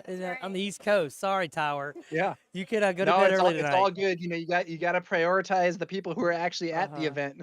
Star Wars. And wanna you get the guys have games in. crammed a lot of Star Wars into this And everybody was here weekend. for it. Yeah, everybody loved it. We're all dragging. We're all tired because the other part, as you know, from going to these kind of big events, like the Gen Con size events, when the tournament's over, that's when the fun really starts because we're all socializing. We're all hanging out. We're all getting food Yeah. and beverages and going and doing stuff. And it's like you get 5 hours sleep and you're bleary-eyed looking at your cards the next morning. So it's been Yeah, crazy. you can do the team dinner or hang out with new friends or Yes, whatever. we Go made to a lot of go new to a friends this bar or weekend. restaurant or something after the tournament. Yeah. A lot of fun. But I know y'all are got to be impressed with the quality of the player. I think we had like 23 or 24 day 2 buys that were here. Like 20 different PQ winners of PQs were here playing this weekend. So out of 120 something people, I mean, that percentage, that concentration of high caliber player, you're not going to find that concentration again until day 2 of Galactics. I mean, these sectors, these regionals that have 300, 400, 500 players, they may have more PQs gross, but per person, you're not going to beat what we had this weekend at the Battle at BIATL. Yeah, you had some nice density there in terms of that. I know Pasquale was talking about how if this event had given out an invite, it would have maybe had to be passed down several steps. That's right. I mean, Yeah, the finals there, both are winners, and the semifinals, I think, got invites through winning or being second place to I have all the data for the community, so that's all within my reach here, and it was impressive to see, like you said, the caliber and how consistent they are, because they even were able to make top 16 in this event. So, there's the consistency to be said for the game that's being created. It's not just this luck factor of a card game. There's a lot of strategy and deck building that went into it. Yeah. So congratulations to the both of you for putting this on. Thanks. I mean, a lot of the work was Courtney. Do you want to tell them some about some of the work you did to put the stream together? Because the streaming from Claire and Courtney have been fantastic this weekend. Claire knows very well how much effort it takes to get into this. She does a phenomenal job every time. Look this way because the mic. I know I was looking at our setup here as I'm talking about it, but yeah, I mean, doing the setup and all for the 3 table stream at the same time, so then 5 cameras total. Yeah, crazy. I was really, really nervous. Of course. But very few hiccups. We had a very little downtime all weekend with the cameras. It was wonderful. And the cameras weren't much of an issue. The Yeah. only few issues we have were Streamlabs. Yeah, the Streamlabs software. I'm so glad now that it's coming to an end that it all came together. Right. And, everybody had a great time. Yeah, we had The so main much. thing, and everybody is asking us, to maybe do it again. Oh, so stop. we'll see. No, I can't think right now. I've got to get this stuff broken down, packed it in the car. We have so much work to do the next hour to Killing me 2 when they're hours. asking me to add more cameras. Next time, can you add hand cams for everybody? I'm like, are you crazy? Hand cams. Oh, yeah. For the final match, the hand cam was me looking at what the players had and running in there to the casters and saying, okay, Tad has got a redemption. No, he's got a devastator and a sneak attack in his hand. And then running back and looking at what the other, that was how we were doing hand It was cams funny. for the finals. Yeah, we were sending people over to the YouTube channel. You can definitely hear someone running. Was that you That was running in and me. out towards That was the end funny. where it was really Yeah. nail biting? Yeah, Yes. we could hear it on stream that somebody was opening, coming in and out of that. That was really Yeah, funny. That was me giving them all the info I could get about what was happening on the tables. But huge shout out though to McClunky Gaming, Oh my Tim, Claire. Oh my God, Courtney, what's They it are been like always, with their help? Because they've pushed us couldn't so do it without far. them, and Right. Honestly, I couldn't have started. Oh this yeah, whole it's been great. streaming I process think from the very first time we started know, without them. Tim and Claire are essential. Titanic of Yeah. every question I've had about production and video and audio, they've been there to answer for us willingly and offer up any help and advice they can give us. It's Right. been- And then McClunky Gaming way had to pull this huge off. results. Oh, I mean, know, Yeah. Final, right? they Crushing went this weekend. undefeated through the winners bracket to win the right. prediction bracket, and then they finished runner up overall in the 3v3. Yeah. And then here comes numbers guy himself, Yep. right? Philip Yep. takes the whole thing down, wins $2,000 individual check for himself. He wasn't the only McClunky Gaming person to be at the top tables.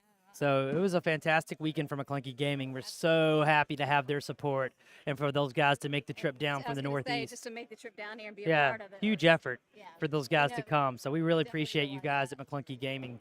So thanks, Tower. Yeah. And thank you for Yeah, taking the time to cast. on behalf of McClunky Gaming, you're welcome. I mean, I think it was a great showing for the team, and I'm excited to see what happens with some of these teams in the future. You know, I know some of the KTOD guys were so hyped up; they were saying, "Hey, FFG had better implement this team format for some of their own events." Yeah, we'd love it. It's the seat draft could use a little bit of tweaking, but not much. I've had nothing but rave reviews this weekend about how cool it is that you can see the leader in base of who you're going to play, so you could pick and strategize about what seat you're going to sit in for the 3v3, about who you're going to play against. It's like a whole nother level of strategy that only a game unique like Star Wars Unlimited can provide, because other card games you don't get to see information generally like you Right. can. I You don't wish- know what you're playing I against. almost wish we had another camera just to show that part of it. Yeah, To we- see we see could have the done that team part step better. away Right. And see like all of the like strategy and communication that was going on there. Right, for the seat draft. Really, That really seat draft is really interesting. cool this weekend. So yeah, I'd love for Yeah. FFG to adopt a 3v3. We loved it. Everybody raved about it. Even at side events would be fantastic.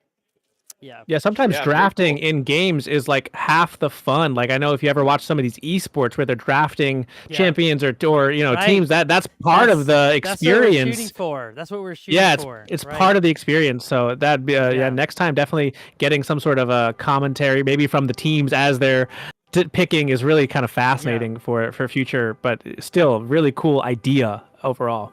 We think so. We loved it. We had a great time. We did. So good. Well, thanks for having us on for a minute and talking about the amazing weekend we just had, the Battle at BIATL. It went as great as we could possibly have hoped, and we're definitely going to have to talk about doing another one sometime. Not right now, but if we do, Tower, you've got to physically be here, Tower. I want you in this seat, casting from the Battle at BIATL 2 as one of our primary casters in person, Tower. We're gonna fly you out. We're gonna get you I there. was the remote caster this time, Yeah. but being an in-person Told him last caster, No. maybe We that'll had him be on, we my were doing plan a for the next planetary one. qualifier. Yeah, maybe with a Tell him- planetary yeah, qualifier. the voice of SWU. Yeah, Tower himself. Because once the broadcast ends, the socializing begins, and that's why we need you here, Tower, to come hang out with us. So. it'd be Oh a- yeah, it'd be I great. may have been able to cast remotely, but I'm not going to be able to go No, to dinner remotely or Right. whatever. That's so the part that's been so much fun this weekend is getting to bond and fellowship with so many great Star Wars players and friends. People that I've known for almost a year now in Discords by their username. We know. talk all the time. We're in voice chats together. We're working on decks together. We're playing on online platforms together. We're actually getting to meet for the first time this weekend, and that's been some of the most fun part we had was the socializing for sure. Yeah. very 'Cause cool. TCGs are great, but they're great because we play them with our friends. And that's also why the 3v3 is so cool. That's playing with friends is what the 3v3 is for competitive players. We may not be that interested in maybe Twin Suns or a casual three-person format, but if you can make it like a competition and we can try to beat you, we're gonna like that kind of 3v3 thing for sure. If there was competitive Twin Suns, that'd be way more fun And for it was us. very evident this weekend. Yeah, people love the 3v3, so I'm glad definitely the I'm highlight glad of it the worked. Yeah. Yeah, cool. So cool stuff. Frank and Courtney, thank you for coming on here for the interview. We'll let you get back to the socializing and stuff, but congratulations on putting together an event that looks to have been great. It was fantastic. Thanks, guys. Thank you.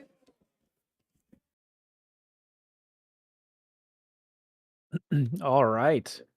Excellent stuff from the two of them, honestly, all weekend. So great to get their insight. We've got a couple of matches not reported for round 7, including that undefeated table 1, I believe, still duking it out, which is a Cad Bane. What is that? Cad Bane yellow? Yeah, I think it's a Cad Bane. No, Cad Bane blue. Sorry, into a Quinlan Voss Tarkentown. Seems to be the two undefeated players fighting for that first place after Swiss. Yeah, everyone else does. I've just confirmed with Melee that everyone else has at least lost one. So one of those two decks will win the 2K. Cad Bane blue, not Colossus, or Quinlan Voss Tarkentown. Yeah, it should be interesting to see how that goes. And I think we've had really a lot of stuff. And one thing I note is that the winner of the 2K is not going to be Django Fett, and nor regardless of which way that match goes. And nor was the winner of the 6K going to be Django Fett. So maybe some hope for people who think Django is going to take over the meta. Some other decks putting up strong results. Yeah, looking at the top 4 tables, which would inevitably be the top 8, only 2 Django Fets for this event. So, whether that be people wanting to play something else and get a break, or people figuring out some tech, only 2 Djangos in those top 8 slots, both Tarkin Town. But yeah, Cad Bane making an appearance. 3 out of the top 8 being Cad Bane. We've had the Command Center, the blue, and also Navarro City. So I think that's 2 green Cad Bane. Really, really fascinating stuff. Yeah. It's been a really cool event. It's been cool watching the meta evolve.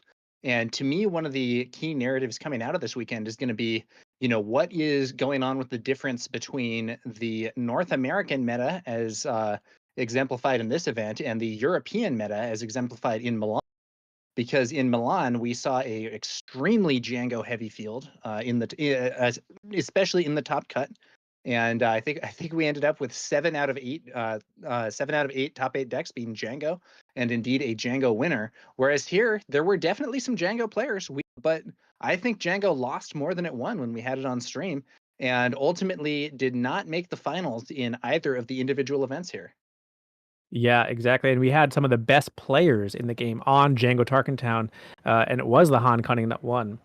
But I just want to say a quick thank you to everyone at McClunky Gaming for giving me the opportunity to stream with you. Thank you, Tower Number 9, for being a great partner all weekend, for your grace as this is my first time casting Star Wars Limited, casting with you, learning each other's cadences and all that stuff. Hope I didn't step on too many toes. I'm a yapper, as I've said in our private chats here. But just a love of the game and love of the people in this community that I've gotten to meet. So many I've gotten to watch on stream today. It's been really fun entering this community and being a part of it. So I really thank you, thank Claire, thank Titanic, the rest of McClunky Gaming for allowing me on this stream for the weekend. And hopefully the people watching aren't sick of my voice, and maybe I'll do it again. Who knows? Yeah, no, thank you, Pasquale. I think it was great to have you on casting. And if anyone wants to see some more content from Pasquale, he does have a YouTube channel. It's listed right there. YouTube PASQWALLE. If you want to check out some more stuff there. So yeah, thanks to you for coming on and casting here. And yep, thanks again to Claire and Titanic, as you said. And as Frank and Courtney said, they've been instrumental in getting streams like this set up for the community, really doing great stuff. And also thanks to you guys, the viewers. It would be a lot less fun if we didn't have a bunch of people out there on the Twitch chat and so on, throwing their commentary and pointing out things that we may have missed as the casters in the chat there. So thanks to you guys for tuning in. Special thanks to those people who subscribed to the channel. And we'll be back later with some more tournament coverage for Star Wars Unlimited TCG. Thanks for watching.